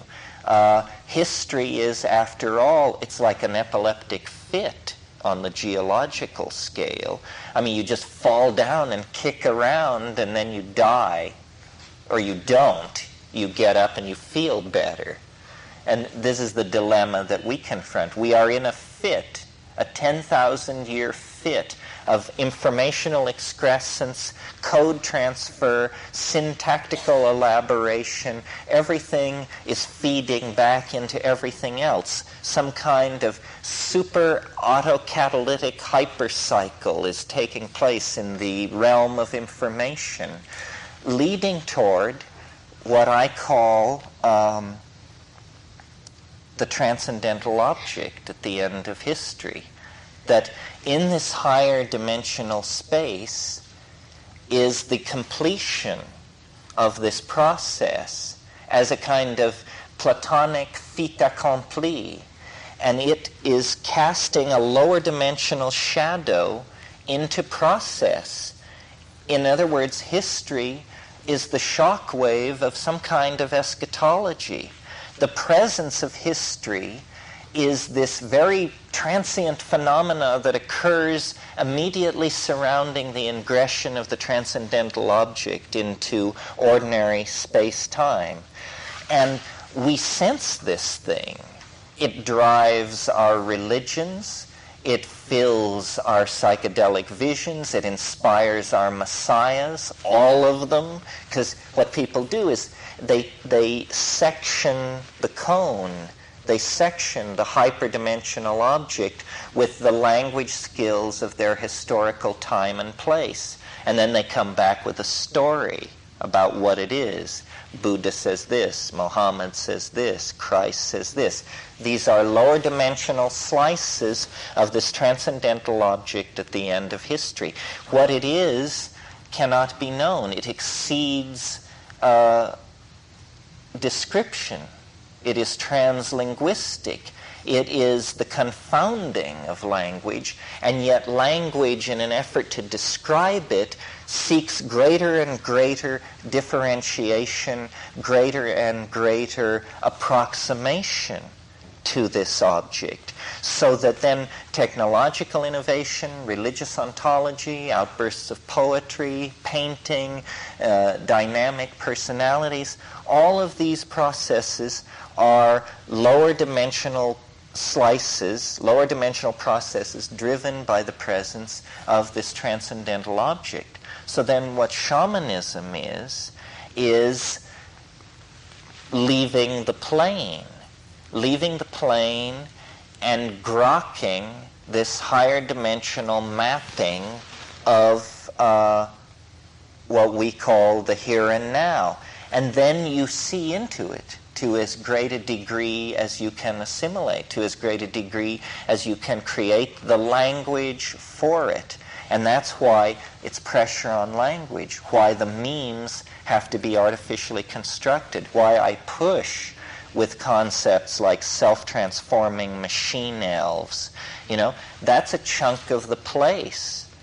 We get it out over here and we let it go and watch it dance around, and we all like it, so we remember it. If the simile is too outlandish, it will be forgotten, and then it goes back to that other place. So the effort is to sort of try and burst the dam of hyperdimensional language. This is another way of thinking of the transcendental object. You see, the notion is a simple one. It's that if the Word can be made flesh, the flesh can be made Word. That's it. That there is some kind of emanation into phenomenal existence. The Word becomes flesh. There are the declensions of being that you get in Hindu philosophy and, the tattvas and all of this stuff. The Big Bang, the condensation, the appearance of phenomenal beings, of phenomenal existence. And then the appearance of self-reflecting consciousness, which constitutes the turning point. And then the epigenetic coding begins of what has previously been genetic, and everything begins to funnel toward this teleological omega point. And a few tens of thousands of years before the omega point is reached, there is a stirring in the primates. They feel the eerie nearness of the thing, and this eerie feeling of nearness of the other slowly acts as a vector on the animal mind and points it toward the transcendence. And sexuality and the hallucinogenic plants and all this stuff feed into this thing, and we begin the quest. We don't even know that we've begun the quest, but the disruption of the unquestioning animal here and nowness is finished. That's over. And the itch must be scratched. The restlessness comes in, and we begin to elaborate culture. Certain things please us, certain things do not. We begin to have a notion of an ideal. We don't know where this notion of an ideal comes from.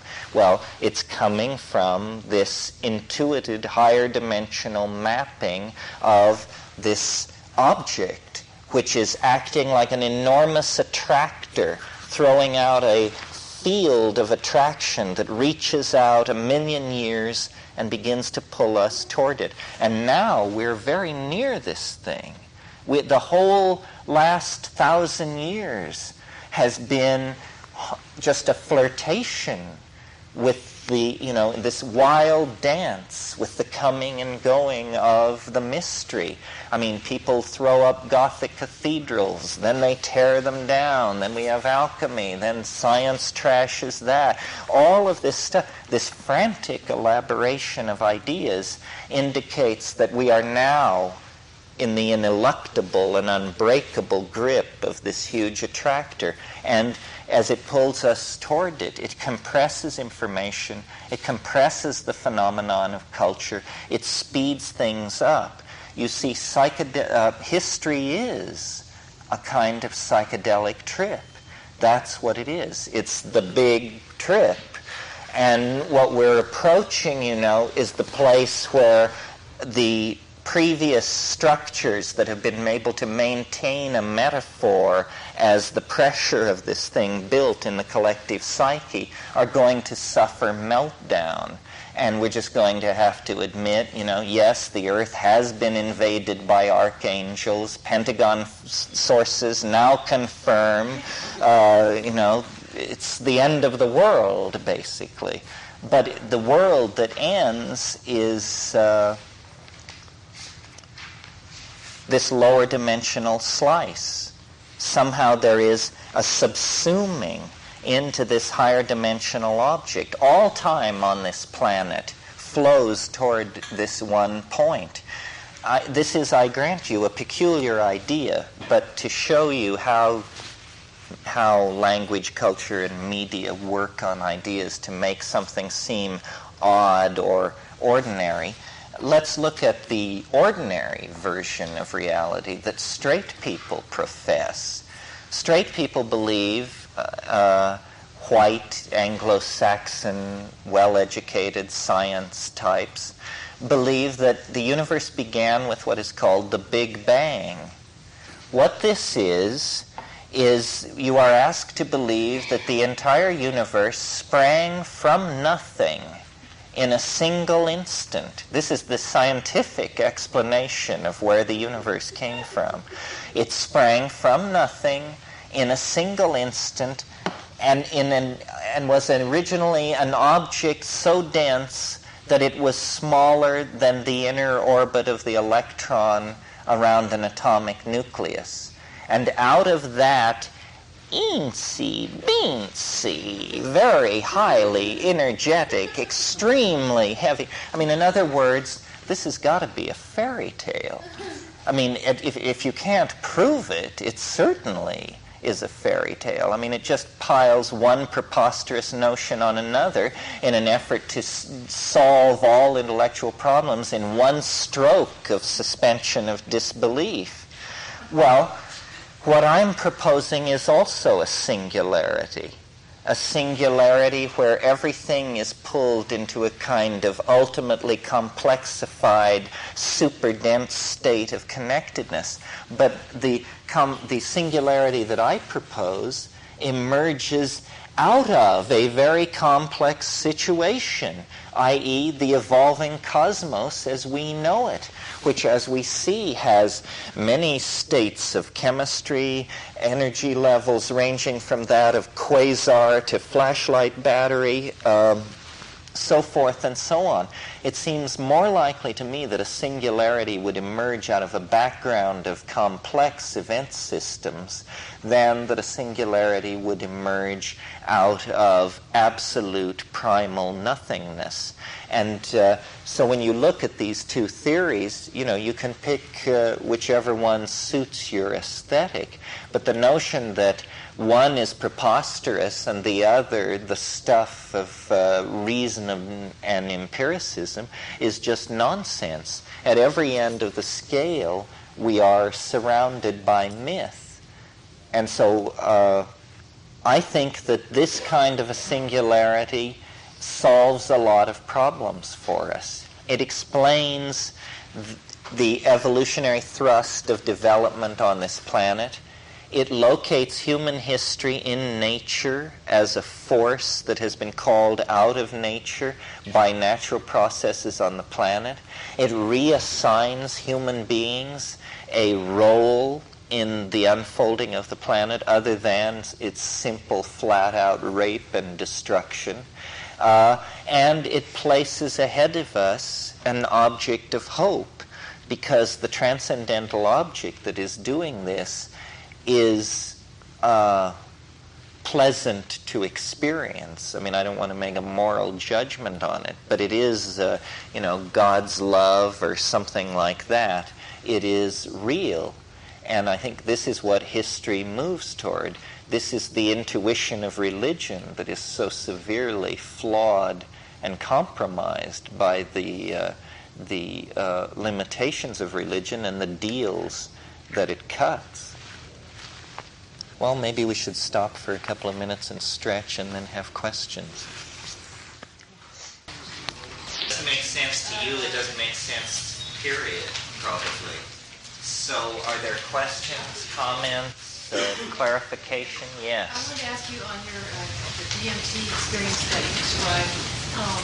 The way you were describing it, it sounded as if other people had experienced similar types of beings as you had, or was that only your personal experience you were describing?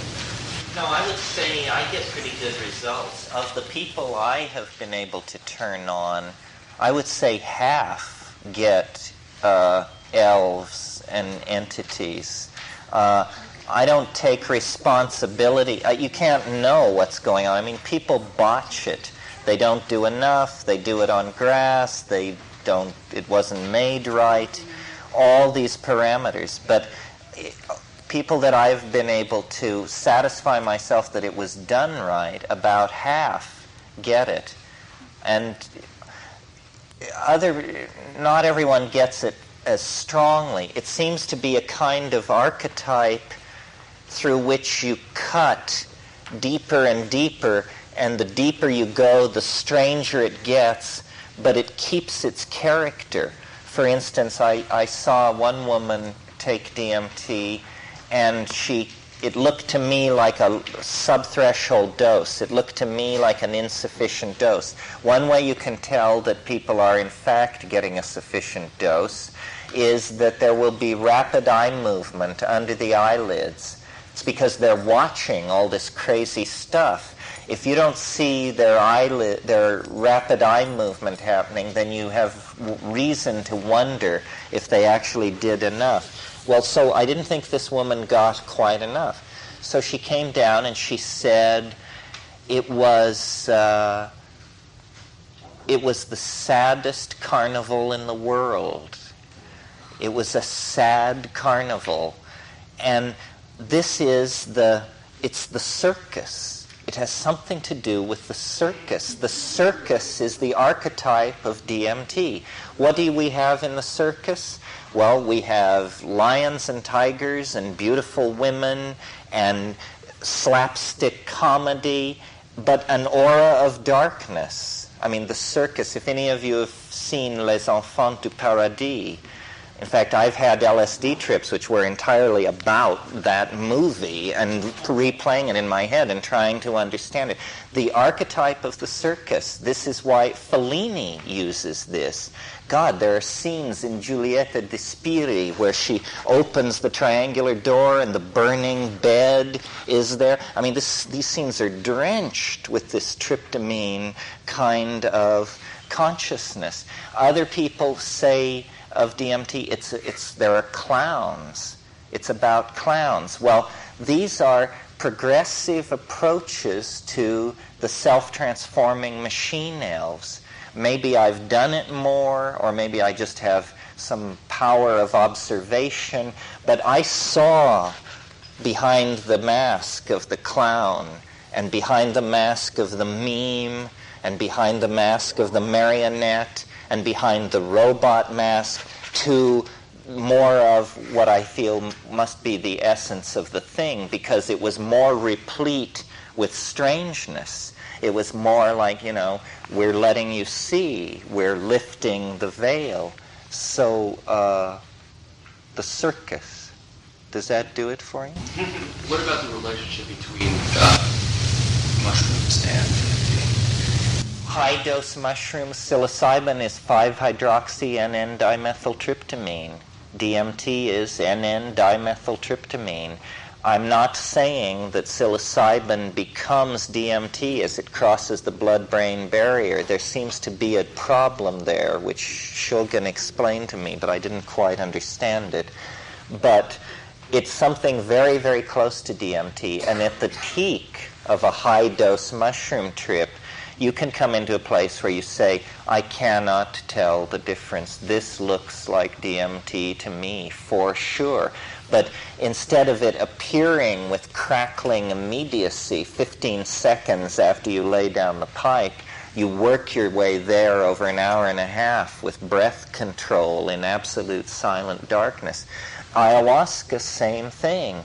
Ayahuasca, sufficiently pushed, will usher into this place that is snap, crackle, pop land, I mean, just that electric immediacy.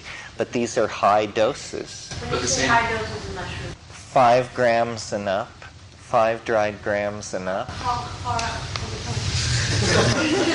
I feel that if you take more than 10 grams, your powers of reportage will be damaged and you're useless to the rest of us. So I don't advocate more than that. 10 grams is a hell of a wallop. I mean, I don't advocate that. Only if you've taken 5 and were bored to death, But it's not about, just how much can you bowl down. I mean, a friend of mine says his goal with mushrooms each time he takes them is to stand more of it. And you can have this relationship to it, because it does veil itself. If all you can handle are leprechauns, it won't push too far beyond that. But if it pours on leprechauns and you scream for more, it can get rid of leprechauns and give you more. I mean, I have had, conversations with it where I would say, okay, we've been looking at Baroque altarpieces, or we've been looking at Kandinsky's later period, The Mushroom and I. It's showing me this stuff. And so then I say, well, what turns you on? Be a bit more yourself. Well, God, then it just begins to migrate. And I say, okay, that's enough more yourself. Because requested to reveal its inner nature, it will begin to do so until you just say, I'm a human being. Stop that. This is as much as I feel capable of handling of your self-image. But this is all directly related to what you were telling us before in terms of the central sphere. Yes. this transcendental object probably is more like a being than an object. I just call it a transcendental object to keep those issues out of it when we try and think of it as an attractor. No, it's a mind. It's an organizing intellect. It is the mind. It's probably the mind that you call your mind is probably a small chunk of this mind. Yes, when you go into these high-dose places, you are seeing a local map of this thing toward which all creation moves. At least this is my take on it. How do you feel emotionally about that? When you see the transcendental object, well, it makes you weep. I mean, it just dissolves you emotionally. It is the peace which passeth understanding. This is the burning bush. This is, yes, grace. This is it's the descent of the Holy Spirit. It's all of those things. It's tremendously emotionally touching because there is an absolute confirmation of unity. And also you are seeing it. You are confirming that it exists. I mean, your whole being is thrilled. You say, it exists. It exists. It's not a matter of conjecture or faith, or it exists. This is very close to the religious ecstasis of Mother Teresa or Hildegard von Bingen or Meister Eckhart or Thomas Traherne or any of those folks, except that they were apparently exceptional personalities who achieved this after tremendous self-discipline and acts of great spiritual control. It's a birthright, though. Why should it be restricted to mystics? It belongs to all of us. It is, an essential part of yourself. You would no more want to miss out on this than you would want to miss out on sex or ice cream or, anything that makes life worth living. This informs and empowers and enriches existence. The 20th century model is that life is a desert. Man has been abandoned by God. Life is a desert. All ethics are provisional. All values are culture-bound. Just bum rap. This is the modern situation. Everything is completely disensouled and dead and pointless. And then you discover, that this is just a condition of cultural ennui, a state of mind. That the mystery is a right. And, I don't think it's something to be done once or twice in a lifetime. I don't think we should run it into the ground. I think every time you take a psychedelic, you should take enough that it frightens you, that you should never grow confident in its presence. It will destroy you.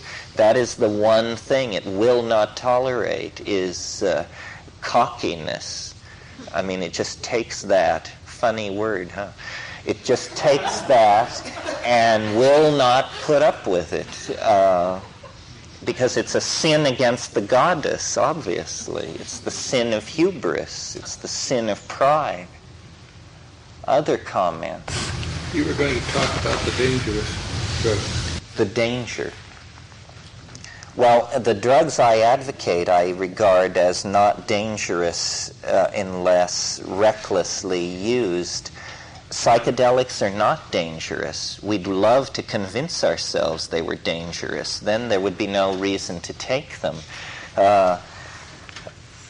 The danger, to my mind, is, and this is my personal opinion, and you now come up against who I am and my hang-ups. What I always fear is madness, not death. Death, probably wouldn't hurt my reputation at all. But madness...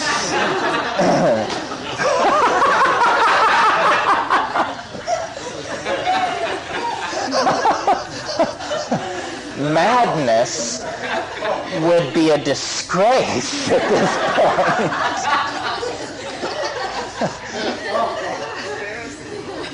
An embarrassment, yes, how embarrassing. But I think you should gain confidence and do it with a sitter. I don't like the term guide because these guides know nothing, but a sitter is somebody who's together enough to, call an ambulance or just calm you down, basically. Somebody told me a wonderful story, which you should know because you might, draw comfort from it. This guy was pretty experienced. He'd taken fairly high doses of mushrooms before, and he took a 6-gram dose on a Saturday evening in his apartment in L.A. And this heart thing began to develop that he identified as a fibrillation or something. So he tried to hold it back and not notice and it kept getting stronger and strong. It never lets you do that, by the way, the not noticing. It's a paradox. You didn't take this to not notice. So eventually he becomes thoroughly alarmed and he tries to call a couple of his friends. Well, it's Saturday night. Nobody's home. So then just this tremendous sense of abandonment settles over this guy. His friends aren't there when he needs them. He's going to die here in his apartment and be found days later, so forth and so on. And he gets this ball rolling, see? So finally he despairs. He's a psychotherapist, an MD, blah, blah, everything. He despairs. He calls 911. So they come, they get him, they rush him to the hospital, they put him in a ward, by the time all this has happened, and he's gotten all this attention, and probably a little seconal, he's feeling pretty good about it all. So then he says to the guy on duty, he says, I feel like I have to tell you, I took psilocybin mushrooms. Do you think that brought this on? And the guy said, no, you had an anxiety attack. We get people with this all the time who don't know anything about psychedelic drugs. So, it isn't the drug you have to worry about, it's yourself. You have to discipline your hind brain. You have to be able to say, listen, shut up! We're going to come through this, just shut up about it. Because it's saying, but don't you think we should call somebody?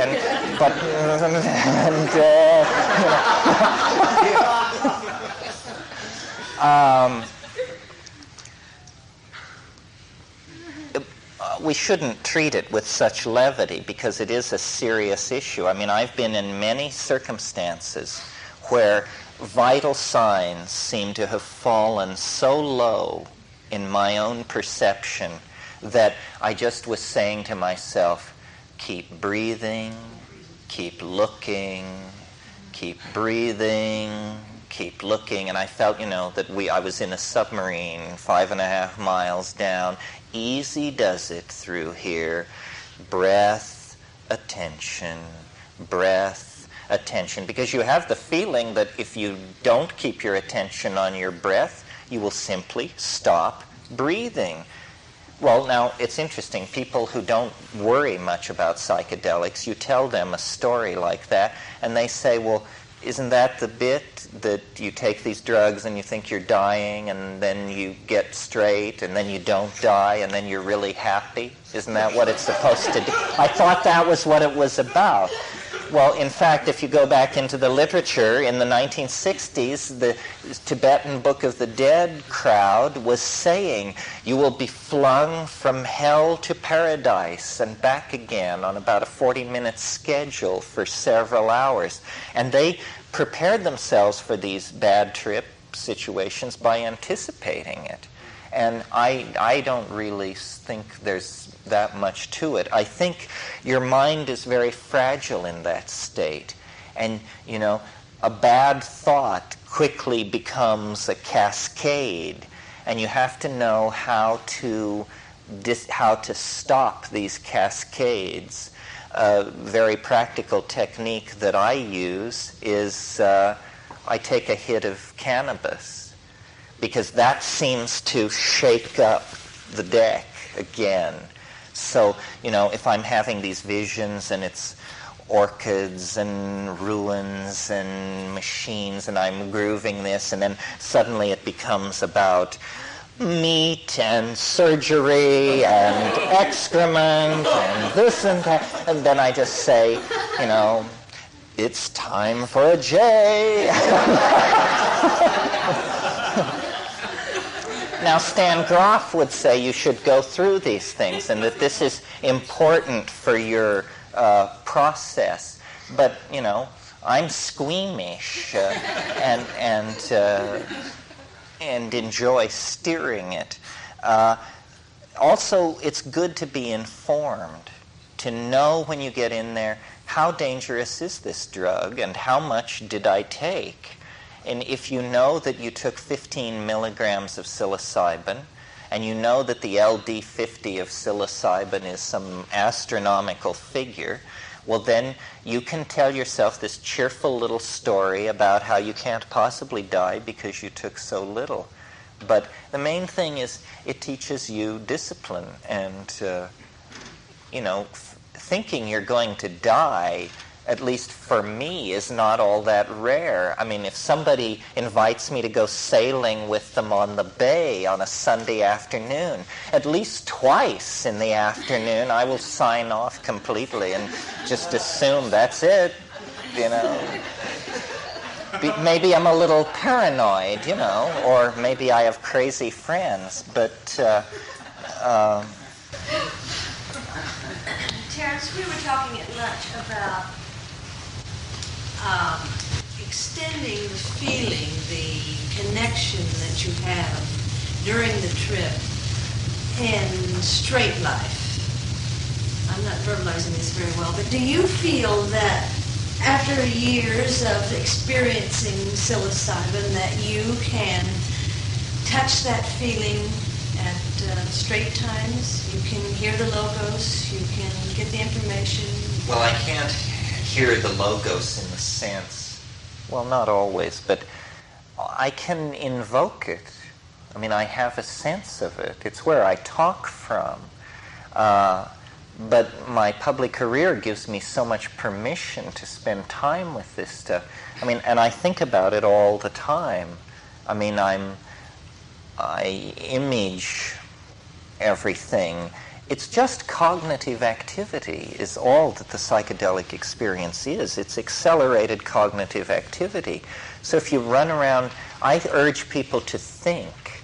It's sort of an anti-several other positions position. But I think it's good to think.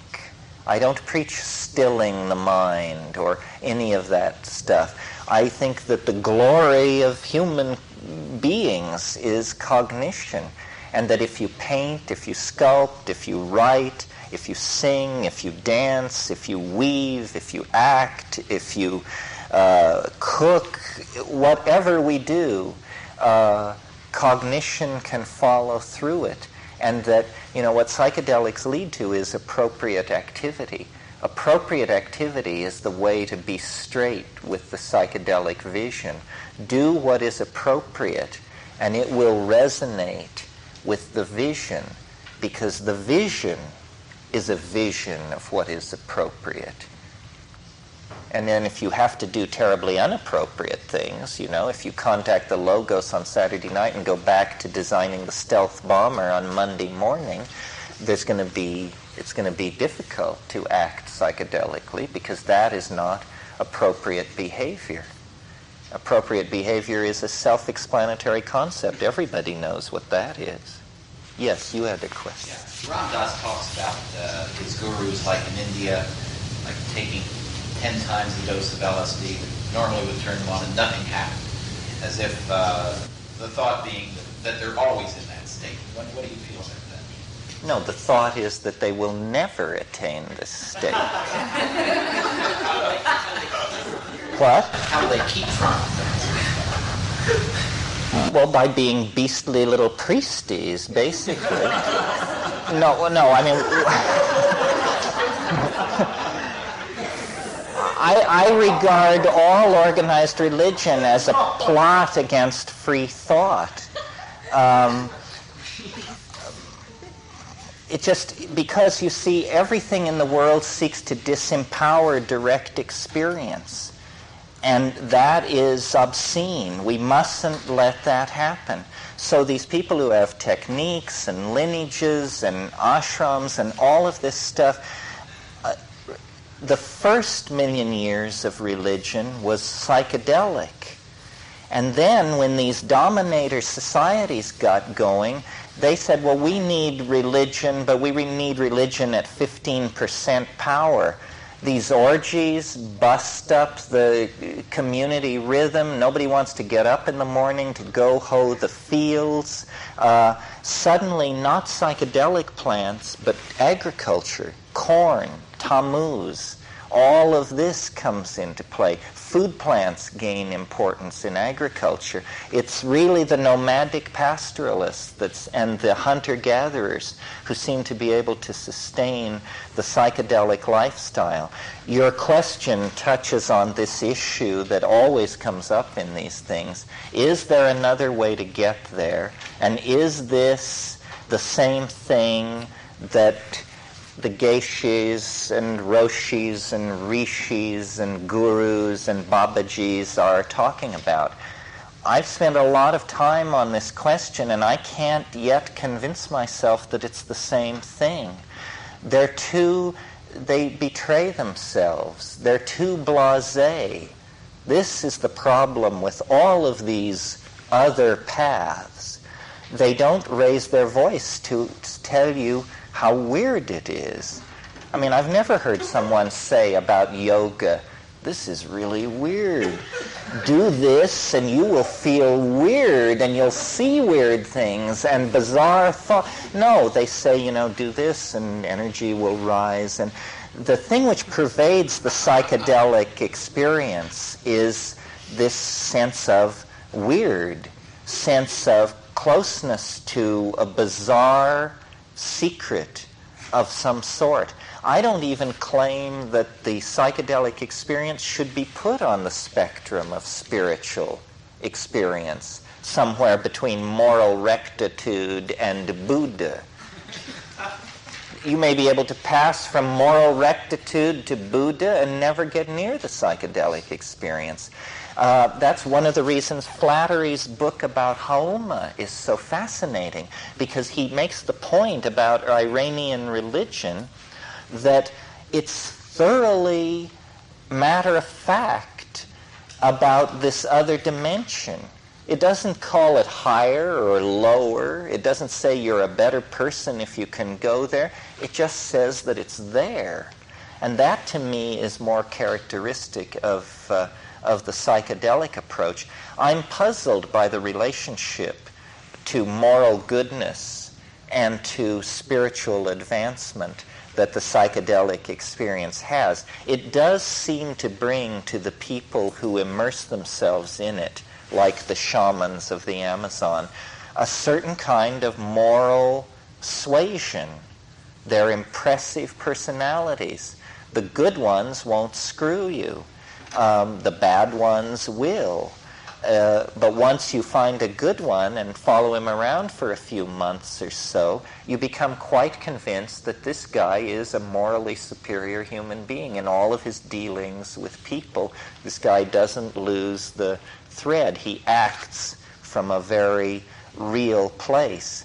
But I think just in the presence of so much transcendental wonder, one is inspired to try and get one's act together. And also, I think that if you are a quote-unquote bad person, your unconscious mind will attack you in the psychedelic state. This is why these certain kinds of personalities know instinctively that they shouldn't get near it. And so they stay away from it. It doesn't mean that if you take this stuff, you're a great person. All it means is that you can put up with what a bum you are when seen through that lens. In other words, I mean, it humbles everybody. It really rubs your nose in it, and it doesn't let you escape. And, you know, if you're willing to put up with that, then there's also riches. But I don't think any technique or any religious ontology is in possession of a technique that can carry us close, anywhere close to this place. If they could, we would know about it. In the back here. Yes, Terence, do you have any ideas about other forms of life being sensitive to the same sort of realm that you describe from a human standpoint? Say, for instance, insects or other beings? Well, insects are bizarre, especially social insects, and trying to imagine, you know, in a way a social insect hive is a kind of living brain. I mean, it is a loosely pheromonally connected nervous system that can have millions of individuals in it. As far as speculating, I mean, if the depths of the human mind are unrecognizable to me, I don't know what I would make of the ontology of a termite hive. But how about a horse or a cow? You mean these forms of animal awareness? I don't know. I think that there's some premium you have to be able to freely code.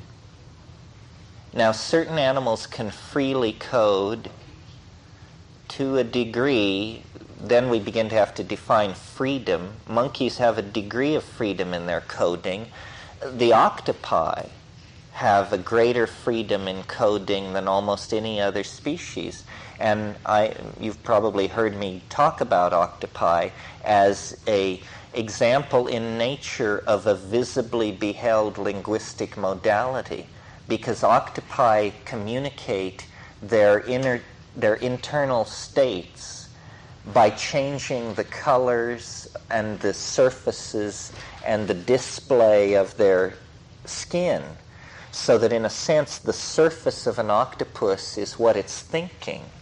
It is a visual manifestation of its internal processes. Its thoughts appear as pictures on its skin, which other octopi can read. Now, this is a form of free coding that approaches or exceeds our own, and in fact might provide a model for future evolutionary developments in human language. I'll talk more about that, since on the face of it, it's a puzzling statement. Why don't we knock off for today, and if anybody needs any of this, we can help them out. It's 10 of 6. We'll meet here at 8 o'clock tonight. Many times today I've used this metaphor about lower level languages mapping higher dimensional spaces. Well, one of the approaches that has driven me in my involvement with psychedelics is the belief that this is a domain of ideas. And so it's very important to me to try and bring something out of those spaces. And I think, you know, in the way that every Jungian patient is supposed to be able to produce a mandala accompanying the individuation process, in the same way, every psychedelic voyager who keeps their wits about them should be able to produce a map or a sketch or a diagram of the territory. Well, this, which I've been working on since 1971, is the most original part of my thing, and so I'm sort of shy about absolutely laying it on you, because it's also in some sense the most demanding part of my rap intellectually. I mean, you just have to pay attention and be smart to start with for this to, I think, make sense in the time we have available. Nevertheless, I'll give it a whirl. The notion is generally this, that there is a quality in the world that has previously been left unnoticed and undescribed, especially by science. Science is interested in spin, velocity, momentum, charge, so forth, but a fundamental aspect of reality has been ignored. And I call this fundamental aspect novelty, after Alfred North Whitehead's metaphysics as set forth in Process and Reality. Novelty, another way of thinking of it, is density of connectedness. And what is being said by this idea is that density of connectedness or novelty comes and goes in all situations. It's an ebb and a flow of probability, if you want to think of it that way. In other words, that time is not simply a dimension of pure duration, as Newton thought, but that time is actually a topological manifold over which events meander as they find their way to lower energy gradients or more novel states of organization. And this fairly abstract idea I have been able to construe into a formal notion. A formal notion means mathematically formal, that if anything, what this idea suffers from is being not too abstruse but too concrete. And it is the notion that density of connectedness, novelty, is something which the universe over long periods of time conserves, but that over short periods of time it appears to be in a state of flux, so that there is more and more of it as you approach the present moment in time in the life of the universe. There wasn't very much novelty immediately after the Big Bang. There was only the chemistry of pure plasmas. Then with cooling, more organization, further cooling, more organization. I mentioned this the first night, but I didn't explicitly connect it to this idea. Well, this is a mathematical idea. It emerges out of the I Ching, which might seem an unlikely place to seek for a data field from which to launch a empirical description of nature. But I submit that it isn't, because what the I Ching properly understood represents is a kind of understanding of time based on the evolution of a cultural worldview within a completely different linguistic Venn than our own, an understanding of time, the subtleness and sophistication of which exceeds our own. And what the basic idea of the I Ching is, well, first of all, let me review for anybody who doesn't have in hand the fundamentals. The I Ching is a Chinese system of divination of great age. It uses 64 ideograms, which are called hexagrams, and they are composed of 6 levels, broken or unbroken lines. The sum total of this set of 6 levels, broken, unbroken, is 64. These 64 ideograms are felt to be symbolic of states of change. And then there are various ways of consulting this as an oracle, and a lot of Chinese philosophical speculation has gone into it, and so forth and so on. My idea was that the I Ching is a piece of broken machinery, that even as we inherit it at the earliest strata of commentary, which is the early Han Dynasty, that it is a broken piece of machinery, the simple coin-tossing oracle or Yarrow-stock oracle that has been used throughout the historical life of China, is a late and syncretic adaptation to the I Ching. What it was before the Han Dynasty, I believe, was a kind of perfected philosophical mathematical system for understanding time, understanding the ebb and flow of this quality which we're calling novelty. Well, you may recall there is this notion in Eastern thought of Tao.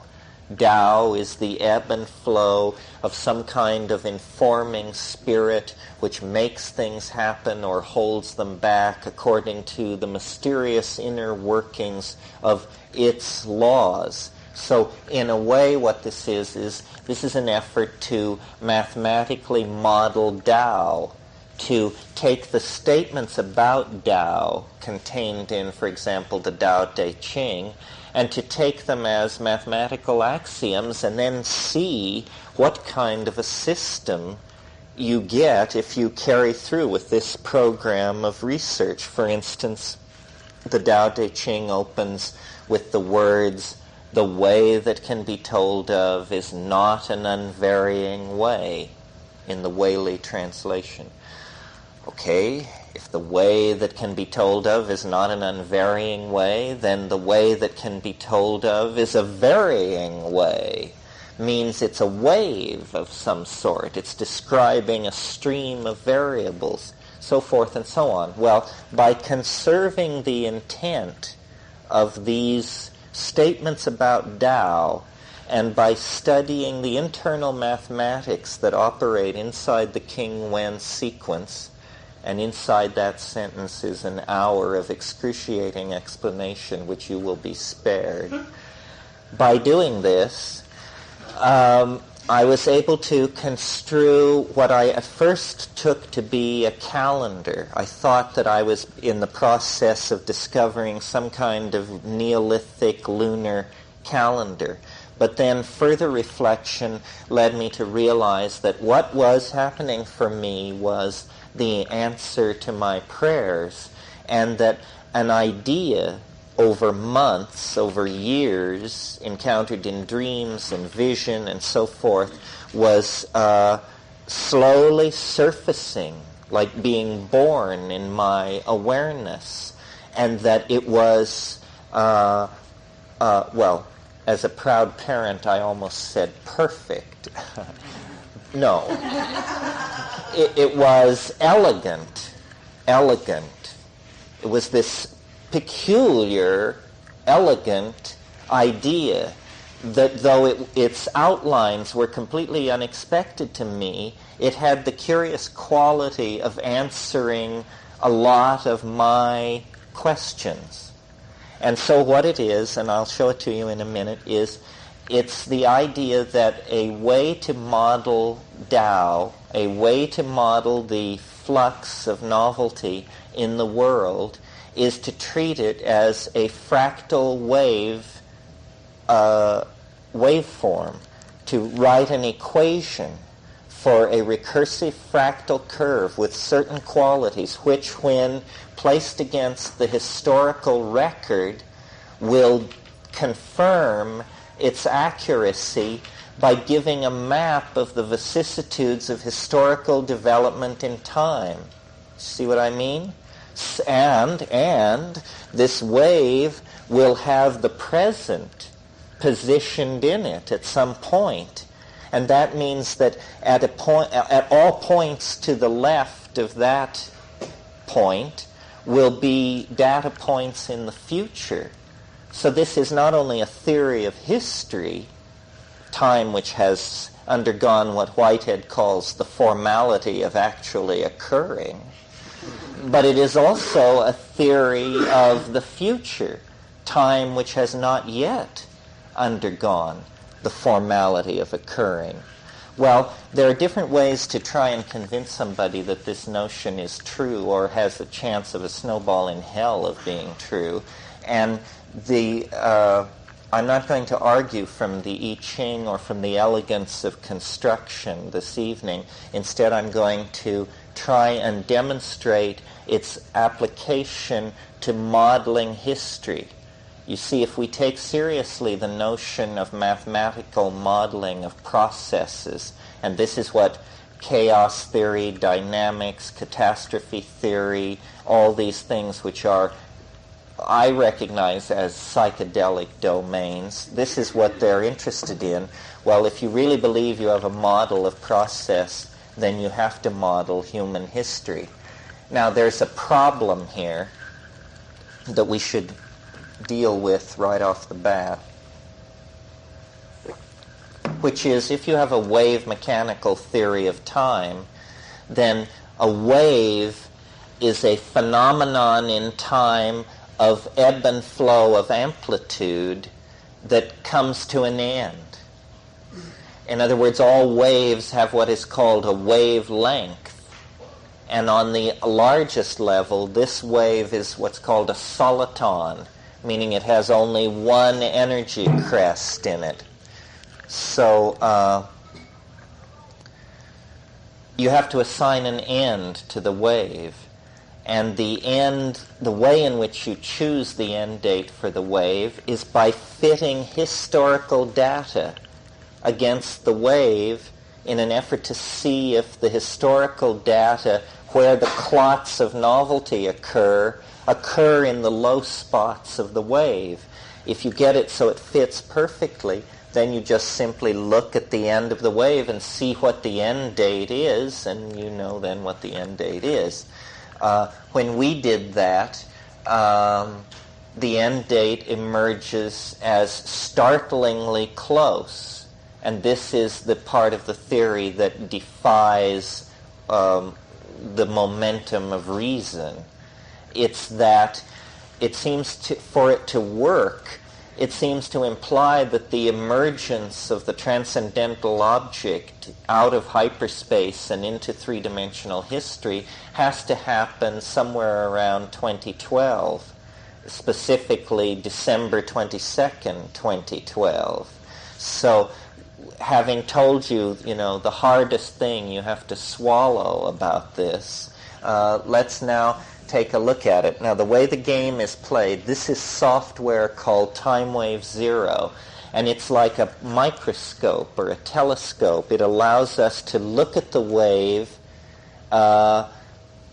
against any time scale.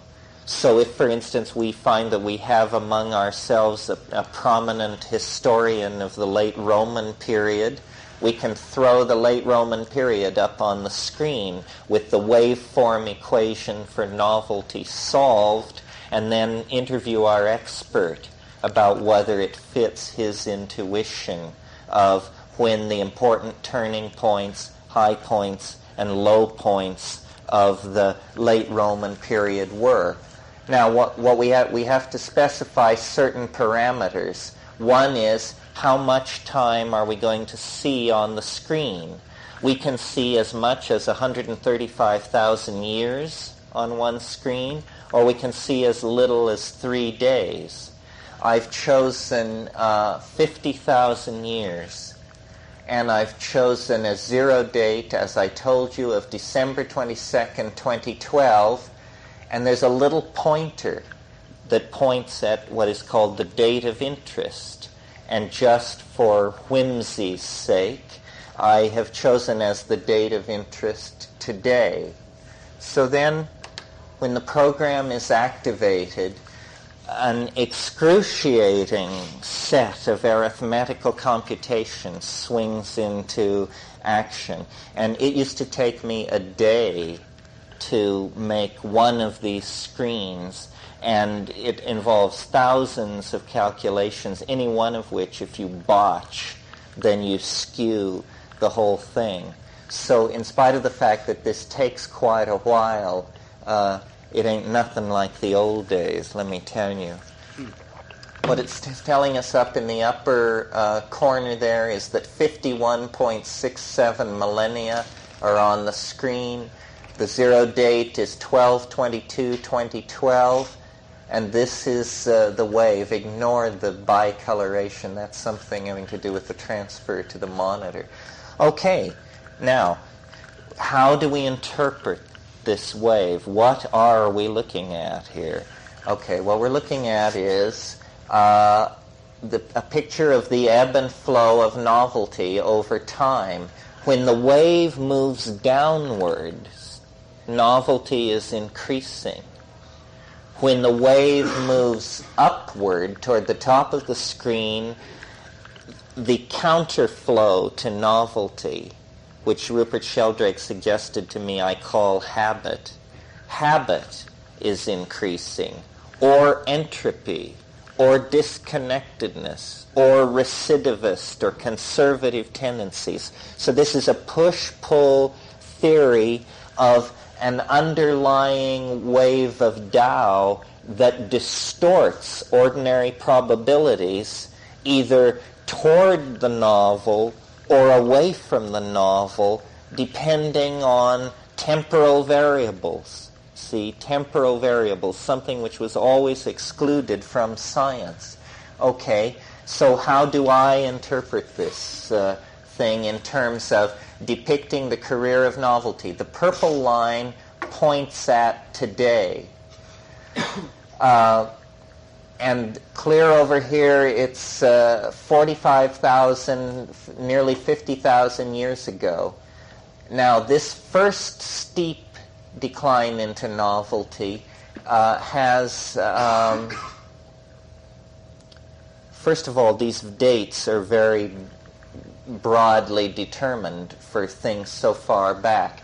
But this is thought to be the height of the Neanderthal radiation, the fire-using, tool-using species that preceded us. Then this second, deeper stab into novelty that's quite extreme here occurred about 35,000 years ago. This accords very well with the earliest, with the current estimates of where language emergence seems to have taken place. And as you see, a very deep level of novelty was probed in the aftermath of whatever this breakthrough was. Then there was again a recidivist conservative movement, and then up here at about 18,000, and what this is, friends, and what this is too, are glaciations. Highly punctated movement of ice southward from the poles of the planet, freezing out the migratory access of Africa to the ancient Middle East, because these glaciers came as far south as Sidon in Lebanon. So these glaciations show as highly punctated, negative, or anti-novel episodes in the situation. What happens here at 18,000 BP is what's called the Magdalenian Revolution. It is the invention of bone antler technology, the cave paintings at Lascaux and Altamira, the sudden proliferation of religion, artistic forms, painting, so forth and so on. Well, now, with one command, we can slash the screen in half and explode the data. And it won't be dramatic at this point, but notice that the end point is retreating slightly from the other side. So what we're going to be seeing now is more data about less time as we zero in on the present. It's, in a sense, we're looking at frames of a movie as we fly closer and closer toward the present, symbolized as a kind of fractally expanding landscape beneath us. Okay, 25,000 years ago, there's the Magdalenian Revolution. That's Çatalhöyük. The pyramids are there. Here's what we've got. This is this Magdalenian thing, where art, religion, so forth and so on. Then there's a carrying capacity problem. This is this desertification thing that I'm talking about. The partnership paradise is down in here on that sawtoothed edge. That's where the symbiotic relationship with the mushrooms first comes into being. This is where all these forms related to partnership society that have been accumulating in the primate adaptation to the mushrooms and so forth and so on are all brought together. This is where hunting and gathering turns into pastoralism, so forth and so on. Then dryness in the Sahara, cultural disruption, migration, then the Çatalhöyük episode. I talked about Çatal earlier today, this premature burst of complexity and brilliance.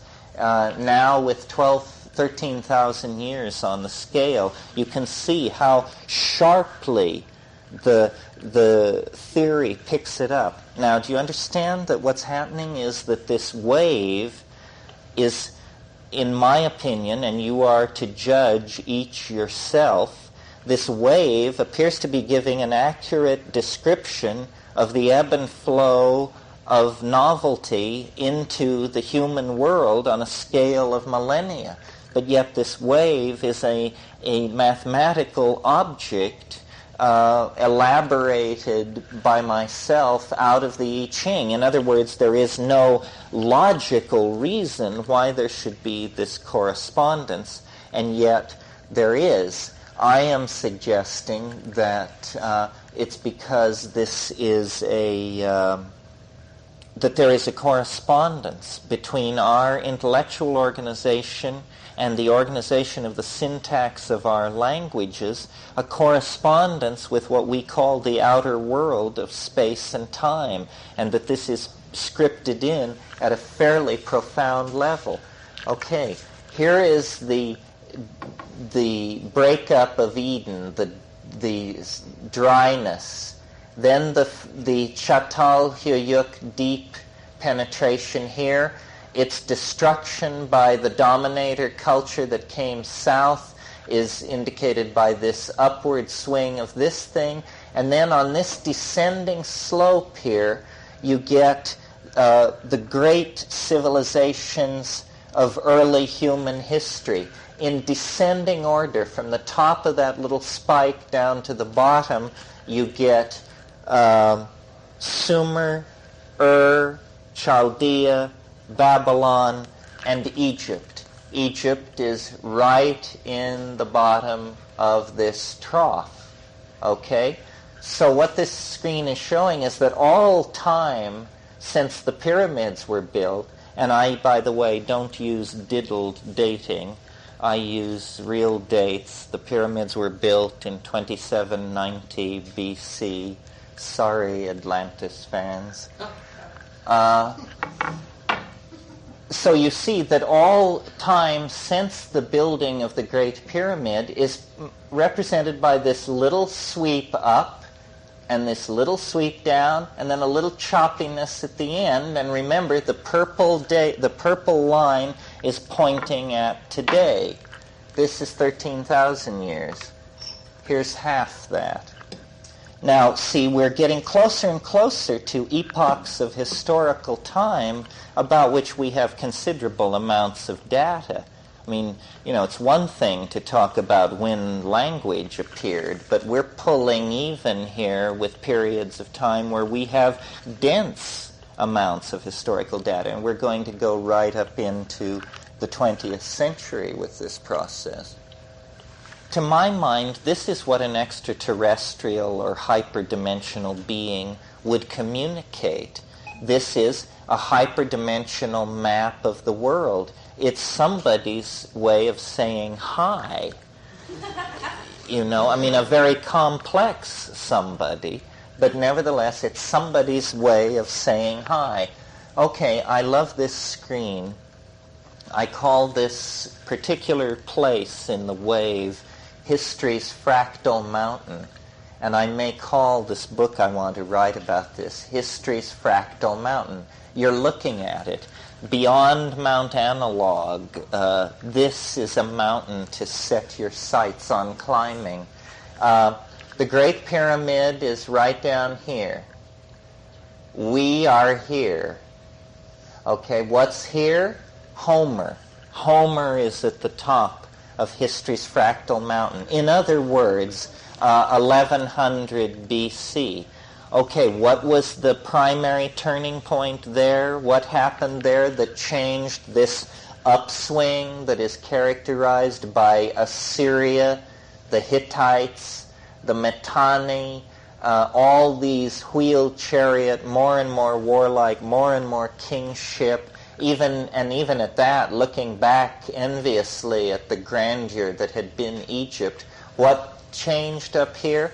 Well, it was the Mycenaean pirates laying siege to an opium-addicted late Minoan civilization and conquering it, and beginning to import into Greek religion the ecstatic, mysterious, mother-based mysteries that become the mysteries of Demeter and Persephone at Eleusis and the other Greek mysteries. In other words, as we've always been taught, the Greeks were the key, and this certainly confirms 19th century thinking on that the Greeks broke through to something. I mean, we might speculate what it was. I think it was realism. That, if you've ever seen the marbles that are displayed in the museum at the Parthenon, you realize this is different than masks, and this is different than, these people wanted to make marble into flesh. They had an aesthetic that is exactly, so far as we can tell, like the highest expression of our own. Okay, so then there's this turning point, then there's a steep descent into novelty on the slope of this thing at the Greek Renaissance, the Renaissance that included Plato. And this is not, let me say, Indo-European specific. At the very same moment that Plato was teaching in Athens, Ezekiel was active in Israel, Mencius and Lao Tzu were active in China. This was a moment of tremendous creativity. Well, then notice that down here, from about 500 AD, there's been a different kind of time. Oscillation around a mean very close to, recall that when the line moves down, novelty is increasing. So since 500 AD, there has been oscillation around a mean very close to the maxima of novelty. And I maintain that this explains, to some degree, the obsessive, haunted, neurotic character of civilization since that time. It's because the transcendental object is so eminent that we sense it. Our artists, our prophets, our seers sense this thing. Now, there is an aspect of this that I haven't mentioned, which is because it's fractal, certain parts of the wave are like certain other parts on higher and lower levels.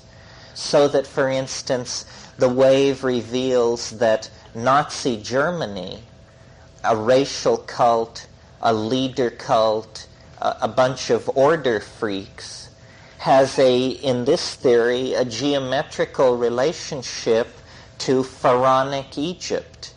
Leader cult, order freaks, so forth and so on. That the ebb and flow of what we call fashion and fad is under the control of a wave like this. Now here you see from the top of the hill to the bottom of the hill. And one reason I mentioned the resonance thing at this point is because you will see this screen again in the future. This screen is describing 3,200 and roughly 30 years. But there is a place in the 20th century where this screen will repeat itself. The turning point you see there are these nested cycles of time of various durations. And one of these cycles begins in 1945. It's the terminal short cycle. It runs from 1945 to 2012. And when you look at that cycle, the topology of it, you see that the change in that 1945 to 2012 cycle came in 67. So, it perfectly confirms the nuttiest political dreams of those of us who went through that period. Looking at this screen as though it were not 3,230 years, but a period from 1967 to 2012, I could tell you that we are then right here, roughly. We have come through a period of steep descent into novelty since 67, punctuated by various recidivist and neo-fascist counterflows. Nevertheless, we're down here where we are beginning to experience this oscillation around the mean very close to the ingression of the transcendental object. And this will go on until 2012. Okay, now we're only seeing 1,614 years from 509 Julian, that's 509 AD, to 2124 AD. It's interesting. This is basically also the period of time from today, roughly, to 2012. So when you look at this, know that the scaling and the valuations could be different, but the topological manifold would stay the same if you were looking at from today to the end of the cycle. Now, this is interesting. It's not shy about prediction as we approach the chaotic, what I call the chaos at the end of history. This is what I said we should have called the weekend. You're looking at it, folks. There's the chaos at the end of history. It's a series of wildly punctuated gyrations as we come down through the last 1,500 years preceding the emergence of the transcendental object. Now I have to crib slightly. At a certain point it becomes impossible, and if you're interested in accuracy, you have to... Okay, down in the bottom of this thing, what we have over here is the fall of the Roman Empire is just on the screen. In terms of the resonances with the cycle we're living through, the fall of the Roman Empire occurred early last November. Living through the fall of the Roman Empire, we are down in here. We are at the beginning of the Dark Ages. This is the beginning of the Dark Ages. This is patristic Christianity is creating a new religion here. Then you get the Dark Ages. Then you get this extremely steep descent, one of the steepest on the graph. It falls coincident to the life of Muhammad, which is interesting to me because I was surprised that Muhammad got such a steep fall. The steep, one of the great events of human history. Christ is nothing like this. Well, then my New York editor for Lyle Stewart sent me a book that his company publishes called The 100. And it's somebody's opinion about who the 100 most important people in human history were. He said, you'll love this. Look at number 1. I turned it, Muhammad, number 1, in the opinion of not myself, but someone who made a very careful study of this matter and published a book that you can barely lift. So, okay, this is the triumph of Islam, a tremendous surge into novelty. Why? Because mathematics, philosophy, science, the preservation of the literature, the lost literature of Greece, all of this was in the hands of Islam at a period of time when Europe was a rat-infested hole. I mean, Toledo in Spain had street lighting and modern-style sewers at a time when, Paris was a muddy village where people dumped their waste in the streets. Okay, going forward, this stab here around 1182. Let me see if I can pick it up exactly. 1135. Okay, this is Bernard of Clairvaux, Adrian IV, Peter Lombard, Thomas à Becket, Eleanor of Aquitaine. That's the clue for me. All that other stuff is fine. Crusades, yes, all for that. But Eleanor of Aquitaine participated in a very interesting episode in the history of Western consciousness because, as I'm sure you all know, she was the queen who was the great patron of the troubadours and who encouraged the importation of the ideal of romantic love into the Angevine courts. She, in other words, it was an outburst of goddess consciousness that laid the basis for the later Mariological outbreak that built Chartres. So Eleanor of Aquitaine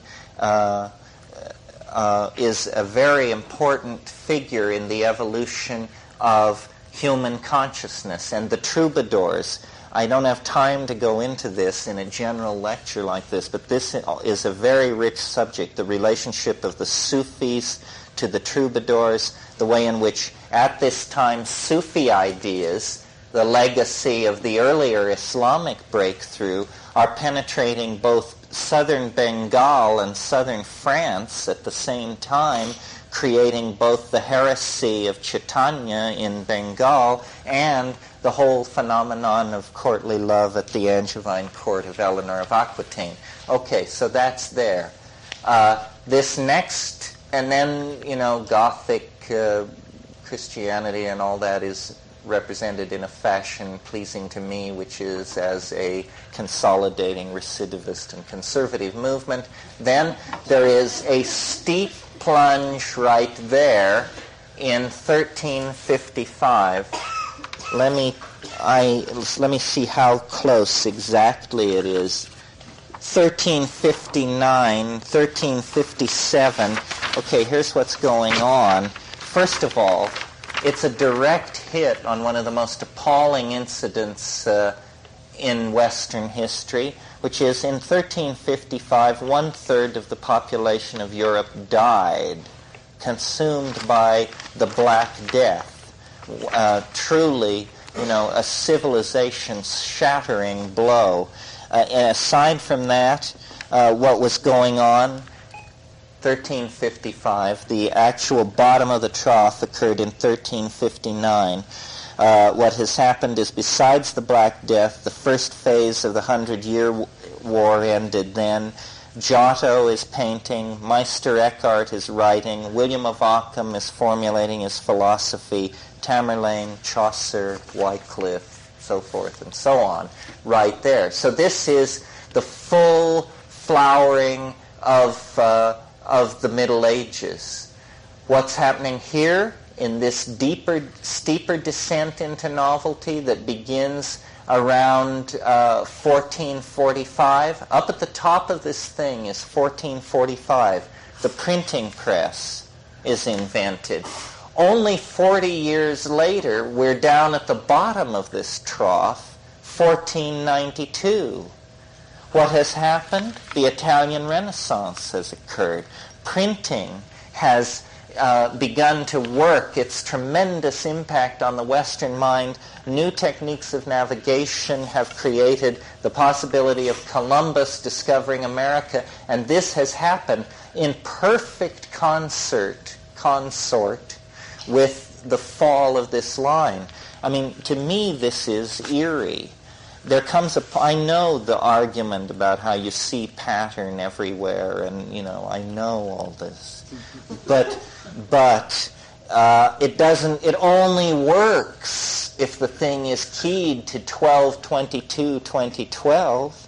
If you move the wave, Not a single one of these correlations that I've pointed out to you works. It just becomes a mishmash. It only works in this alignment. Okie doke.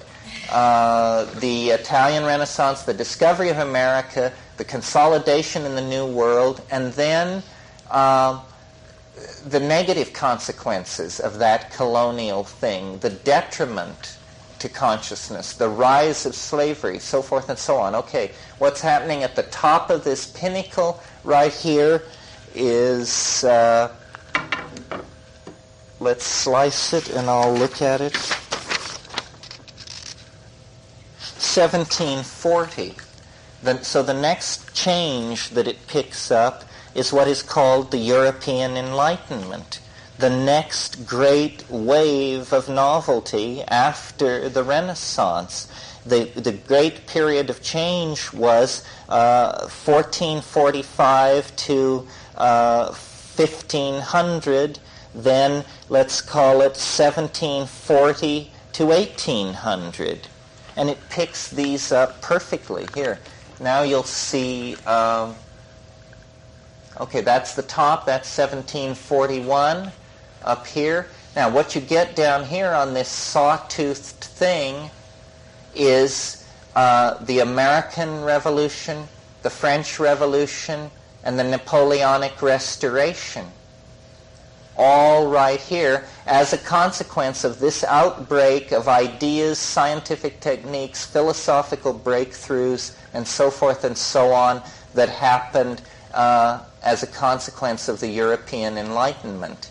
Then there is the 18th century, the 19th century here with the American Civil War and the Franco-Prussian War both appearing as portions of this period of recidivism. Wars are not, in this theory, progressive or novelty-creating. They break apart structure.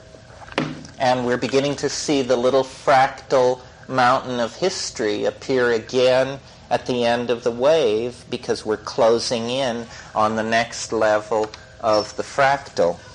Now we're just going to see from 1804 to 2006 with the purple line pointing at today. You see, the notion is that somehow psychedelics allow us to either see and record these higher dimensional mappings in ways that we can convey, or else this is a message. This is the characteristic of the message, that for me it is this series of condensing metaphors, many of which I've shared with you today, but at the core of it, it becomes formal and mathematical. It is trying to make a statement about the organization of reality that we have completely missed, and it's willing to do it in this extremely rigorous and formal way. Whatever you may say about this theory, it isn't fuzzy-wuzzy. We're going to tell you to the day where to look for the change. These predictions are to the day. I haven't demonstrated this part of the program to you, but you do understand, do you not, that we could pick any point in the wave and blow it up and just see detail. Okay, here's the American Civil War, the Franco-Prussian War, then a steep descent here in 1888, and what that is, I'm not sure. I'm not really a historian of the late 19th century. Then a rise, and this pinnacle here, this little pinnacle, is almost exactly 1900. So that from the top of that pinnacle down, this is the career of novelty since 1900. 1933 is at the bottom of the trough. 1967 is at the top of the wave. We are the purple line. Well, it's interesting. I think the wave does give remarkable fit to technological innovation. But wars I'm not sure whether it feeds into the culture of the rest of us or whether military technological breakthroughs simply feed into further military technological breakthroughs. I would almost argue that more accurately than anything else, what this thing portrays is the history of technology, and that this may argue that this thing which happens in 2012 is a technological breakthrough. It's like the ultimate artifact is what we're trying to build, and the ultimate artifact is the human soul. We're trying to condense the soul. We have not given up on the alchemical dreams of the 16th century, essentially. Okay, so here you see this. 1900, the end of the Edwardian thing, descent into novelty, World War I, the 20s, further descent into novelty, 1933, Hitler becomes Chancellor of Germany, World War II is fought down in this trough. Now, the tendency coming out of the post-war period was for everybody to go conservative and hang on to whatever they could, and stasis, the Cold War, a great standoff, a great freezing of the evolution of cultures in a state of a mental state of military siege. You see, what the idea here is that we are lower dimensional creatures with a great deal of anxiety about the value dark domain that we call the future. This thing, whatever it is offering like a map of the future that you don't take on faith. You confirm that it works by seeing that it mapped all previous time with perfect accuracy, and so it is somehow then reasonable to conclude that it can be extrapolated forward. Now here's a beautiful shot of history's fractal mountain. Remember, and now you see it not as Minoan Crete falling to Mycenaean piracy with Plato here and Jesus here and the fall of Rome here, but you see it as 1967 up here and the present down here. This is the period that we have traversed since 1967. That's where the switch was thrown that set us into this last cascade. And in a way, a fairly profound way, since 1967, we have been reliving in a rapid and condensed form the themes and concerns that have proceeded from since 1000 BC. In other words, we are acting out in speeded up and condensed forms previous historical epochs. That's why, we're on the brink of a dark age. But the dark age will be over by 1993. Then there is this Mohammed analog. And then in 1996, the analogous event related to the discovery of the New World, the Columbus moment, comes. And then sometime after the turn of the century, we hit the Italian Renaissance. Sometime after that, around 2009 or so, we hit the European Enlightenment. And then very quickly, after 2009, we lived through the entire flowering of industrialism, modern science, the 19th century, the 20th century, and we are sucked into the transdimensional object. This is it. It's like an onion of ever more condensing levels. We are inside the transcendental object at this moment. We call it the 20th century. And we're inside a larger shell of it, which we call human history. But we are going to migrate into more and more realized, densified, compacted, connected expressions of this fractal pattern, which just seems to be the signature of creation in this space-time matrix. As Sogyal Rinpoche says, you understand what I mean? You understand what I mean? Well, maybe. I don't know if I understand what I mean. This does explain why we have such a hard time cognizing what's going on. We're in 500 AD, for God's sake. How much can we be expected to understand? They haven't invented the calculus yet. You know, they haven't invented computers yet. They haven't invented navigation yet. There are no telescopes. We don't know from radio. I mean, we're just rummaging around. We're like Macrobius. He lived in 500 AD. He believed that the circumference of a circle was twice its diameter. That's the quality of thought that's going on in our world. He really did. He really did. He wrote it. Well, let's do something slightly different, and then I'll take questions. I'm going to change some of the parameters, and let's look at the present in a little more detail. Hopefully this will show us the future. It will show us the present and a little bit of the past, and then everything up to the emergence of the transcendental object. At that point, the graph doesn't work anymore because novelty becomes so dense that it can no longer be portrayed in the Cartesian coordinates. It begins to move orthogonal into the dimension that I've been calling hyperspace, or the divine imagination.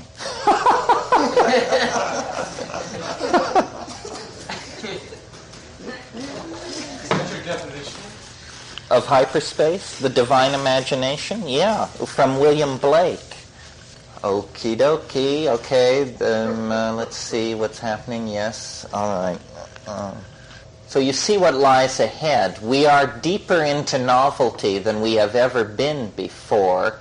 Ahead of us lies a little bump that will be less novel than what we've experienced, but when you think that the Tiananmen Square freakout occurs right in the bottom of this little trough, why enough is enough. Then in 92, you see we probe deeper levels of novelty. Then there's a recidivist movement. There's the Mohammed thing in late 95. These are the real dates. There's the New World thing in 2005, and then in 2009, the European Enlightenment, and everything since the European Enlightenment has to be crammed in between 2009 and late 2012. We're back here. I'll have it so we'll get more, we'll lose the end of the graph here, but see how the graph runs down to zero? Where the graph touches zero, that's where novelty soars to infinity. That's where the novelty is maximized. That's the point where the bit goes hyperspatial and the Cartesian coordinates become inadequate to the task of portraying the phase space. That's what we're trying to do, transcend the phase space here. So now we're going to see 15 years from 1985 to 2001, very conveniently. Is this all in your book, too, your new book? No, Bantam won't pay big money for this. I have to sell 100,000 books for them before they'll let me do a book on this subject. No, but this is very dear to my heart. I love this. I just think it's so kinky. It's like a psychedelic thing. It's like a toy. It's as though those jeweled, metallic, twisting, turning things that they were offering to me, this is one of them, except it's made out of ideas. They did understand that the only thing I could take back, that it had to be an idea, that I couldn't bring back a thing, so they gave me an idea. And one of the things I think about these little tykes, these self-transforming elf machines is, I talked today about how it had the aura of a playpen or some kind of reception area for human beings. Well, it has it has another aura. And I talked about how it was like the circus. Well, when you were a kid and you went to the circus, one of the things your parents said to you, if they were like my parents, was, be careful you don't meet a pickpocket.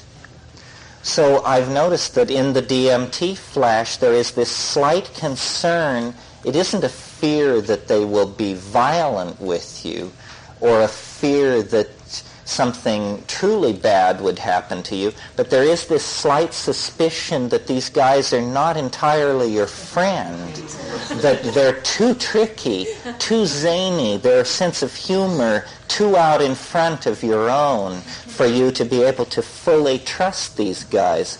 Well, I went into my mind and I meditated, where have I had this feeling before of you can't trust them, they're probably all right. And then I realized it was in my itinerant smuggling days in India, and that the vibe is that of traders. These guys are sharp. They're there to make a deal. And all this stuff that they pull out and show you, look at this, these are trade items. These are goods. That's the problem. Too often we go into the psychedelic state and people say you should think of a question.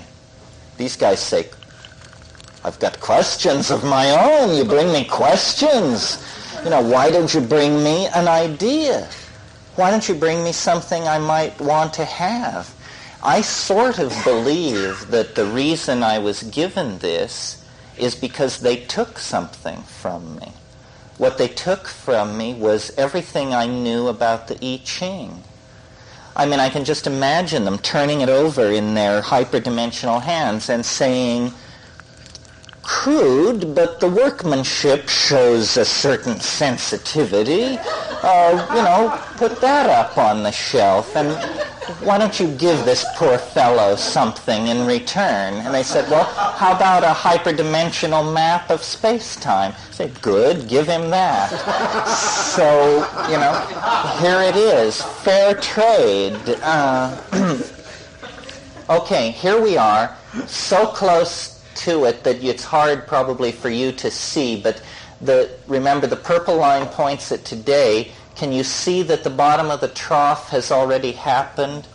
That's the day that they put 1 million people in Tiananmen Square. It's just 25 days in the past now, but we're already on the recidivist upswing. You can see this period that lies ahead until early 91 is going to be of a different character than the time that we've come through. Well, we can focus in. Yeah, we could go down to 3 days. We could get it so you could see hourly fluctuations. Yeah, I should make it clear. I don't think I said this in the theory. The idea is that this stacked hierarchy of vibrations passes through these cycles that are shorter and shorter. We've been looking at the 4,306-year cycle with a little bit about the 67-year cycle. But there's also a 384-day cycle, a 6-day cycle, a 135-minute cycle, and so on down to the range of Planck's constant. This thing is we're imagining the universe as a temporal hologram whose fractal dimensionality matches the contours of this wave. So we're suggesting that time is a kind of very complex interference pattern, standing wave, or resonance pattern, where certain times reinforce trends in other times on different levels across a schema of relatedness that is not linear, but related through the topology of this particular manifold. Okay, so here is Tiananmen Square filled with 1 million people. Here we are. I can tell you that this upward swing becomes flat on the 30th of June. Then it sort of runs along flat for a couple of weeks or so. Then there's a little descent, and then an upward fluctuation, and then this. And this all goes through 1989 and most of 1990. And then in early 91, a new level of novelty is not only tested, but explored for a long, long time. I mean, this looks like wild stuff down in here. And then so on, and it proceeds into the future and runs to ground in 2012. Well, this is just a demonstration of a mathematical effort to take a snapshot of the hyperspatial mind from a different angle than we'd looked at it before. So that's it.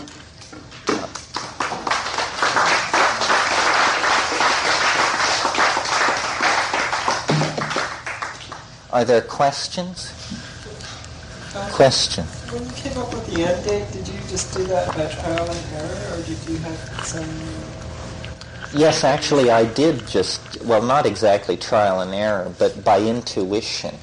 And the funny thing about the end date that I haven't mentioned tonight yet, I think, is this end date is the same end date as the end date of the Mayan calendar. The Mayan calendar is composed of 13 cycles called baktuns, and they're about 500 and some odd years long. And the 13th baktun ends on December 22nd, 2012. Now, I didn't know that when I fit this wave to this. The only thing that I have in common with the ancient Mayans is that we both use psilocybin mushrooms for vision. Well, is this then an objective map of a higher dimensional space that they somehow, with their linguistic and intellectual equipment, were able to find their way to the same conclusion by different means?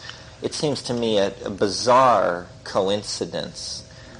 Nevertheless, I can't account for it. I achieved this alignment of the wave without knowledge that was also the end date of the Mayan calendar. Do you reduce this to a daily situation and you watch it to see?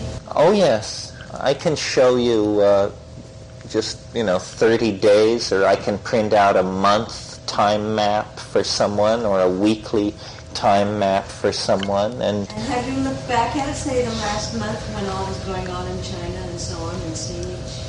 Oh, yes. To my jaded view, it's always right. I need help, of one sort or another, for sure, because to me it appears to work. And, I use objective chronological databases, these reference books that you can buy, like a chronologue of history and technology, or a chronology of history, and just look back into all of this. See, I think that somebody was asking me, how do you teach people about this? And I was saying, you need a mnemonic shell. You need a file system of some sort. Well, this is a wonderful filing system. Once you get to know this wave, you know that, the same distance from Charlemagne to Henry Ford as from Amenhotep to Hannibal. And, you're able to see these distance-time relationships. You understand history. It wants us to understand our own history. We are partially amnesic because we don't understand our history. It's a weird kind of ignorance. It's sort of intolerable from the point of view of whatever is looking at us. It thinks we should know our history because our history is somehow our present. That's the message here. The past is making the present, not in the good old way that everybody always says that, but in an entirely different way. The past is actually making the present. Yes. So, with this, you can actually foretell the future, and that you can say, you don't know what's going to happen, but tomorrow at noon, something is going to happen that's going to be earth-shattering. That's right. That's right. And does that indicate to you, do you get insight into a certain preparedness? Well, a certain preparedness, which I read it negatively. I say it's the end of anxiety. Yes, because you look ahead and you say, aha, the big changes this year will come in August, the tough time will come in April, between there and then it's like this, and then you live through it, and it's confirmed for you. So then the next time you make a similar projection, you have greater faith in it. And it's important to notice, this is not a determinism. This does not interfere with free will. This isn't some kind of mathematical predestination trip. It's not saying what will happen. It's only saying what the level of novelty will be that whatever happens fulfills. So it's not predicting events, it's predicting levels of novelty in whatever events come to be at that point on a global level. And then there is a way to adapt it to individual lives, to treat individuals, to treat this as a equation for a global environment, and to treat each of us as particles within the global environment with our own end dates and beginning dates, the sum total of which average out into this contour. See? Pardon me? On an individual level, I'm not welded to this part of the theory. I'm experimenting with it because it has slightly, to my mind, the aura of hokum about it. But there is a 67-year, 104.25 day cycle. Well, if you take a person's birth date and add 67 years, 104.25 days, and enter that as the end date, and then look at their lives, they achieve remarkable satisfaction with this, including myself, although I don't, it's not in the canon. You know, I don't claim that it does that, but it's fascinating to watch. I mean, sometimes it's very amazing. I mean, somebody will tell you their birth date, and you make the calculation and run the graph, and you say, my God, what happened to you in 1972? And they say, well, I attempted suicide and nearly succeeded, and this happened. And you know, it's often very right on. This is eerie stuff. Don't think that I am not Dane Rudhyar or anybody else coming from those places. I respect astrology because I know nothing about it. But this seems quite strange to me that this works. Whitehead said a wonderful thing. He said, understanding is the apperception of pattern as such. And I think this illuminates a lot of what is going on in the psychedelic experience. You look at a situation, you see a pattern.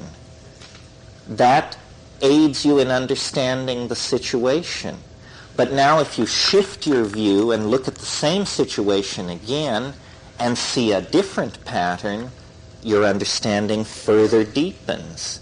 If you shift your viewpoint again and achieve a third pattern, so understanding is the apperception of pattern as such. What we feel comfortable with as understanding, what we call understanding, is nothing more than the apperception of pattern as such.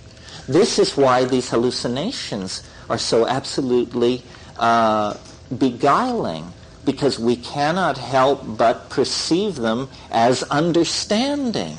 You know, in gazing upon such complex and self-transforming beauty, we perceive pattern. And the feedback of that into our psychology is a sense of meaning. A sense of meaning. So it isn't mysterious the way in which psychedelic plants may have synergized consciousness. They simply allowed patterns present to be perceived. And this is what we're constantly in the process of discovering, the patterns already in place that we had overlooked. Yeah. You mentioned earlier you were talking a little more about compulsive patterns. Addictive and compulsive patterns, yes. Well, extrapolating out of what I said today,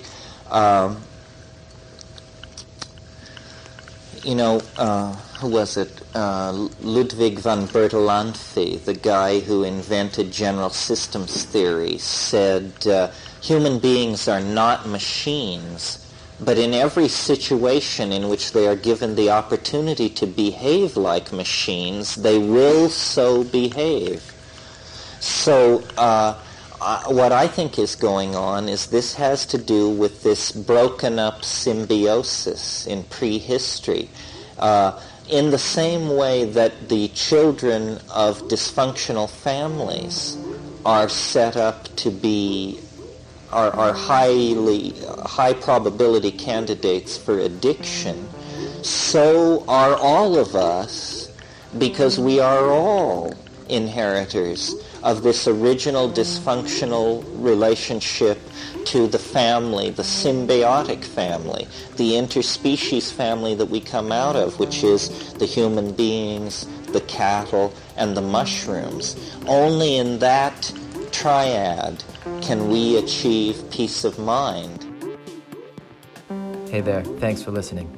Wizards of Word is a passion project of mine, and every like, comment, and subscribe really helps the channel out. If you enjoy this video or get something from it, please consider smashing that like button or giving a subscribe. I'd really appreciate it. Thanks.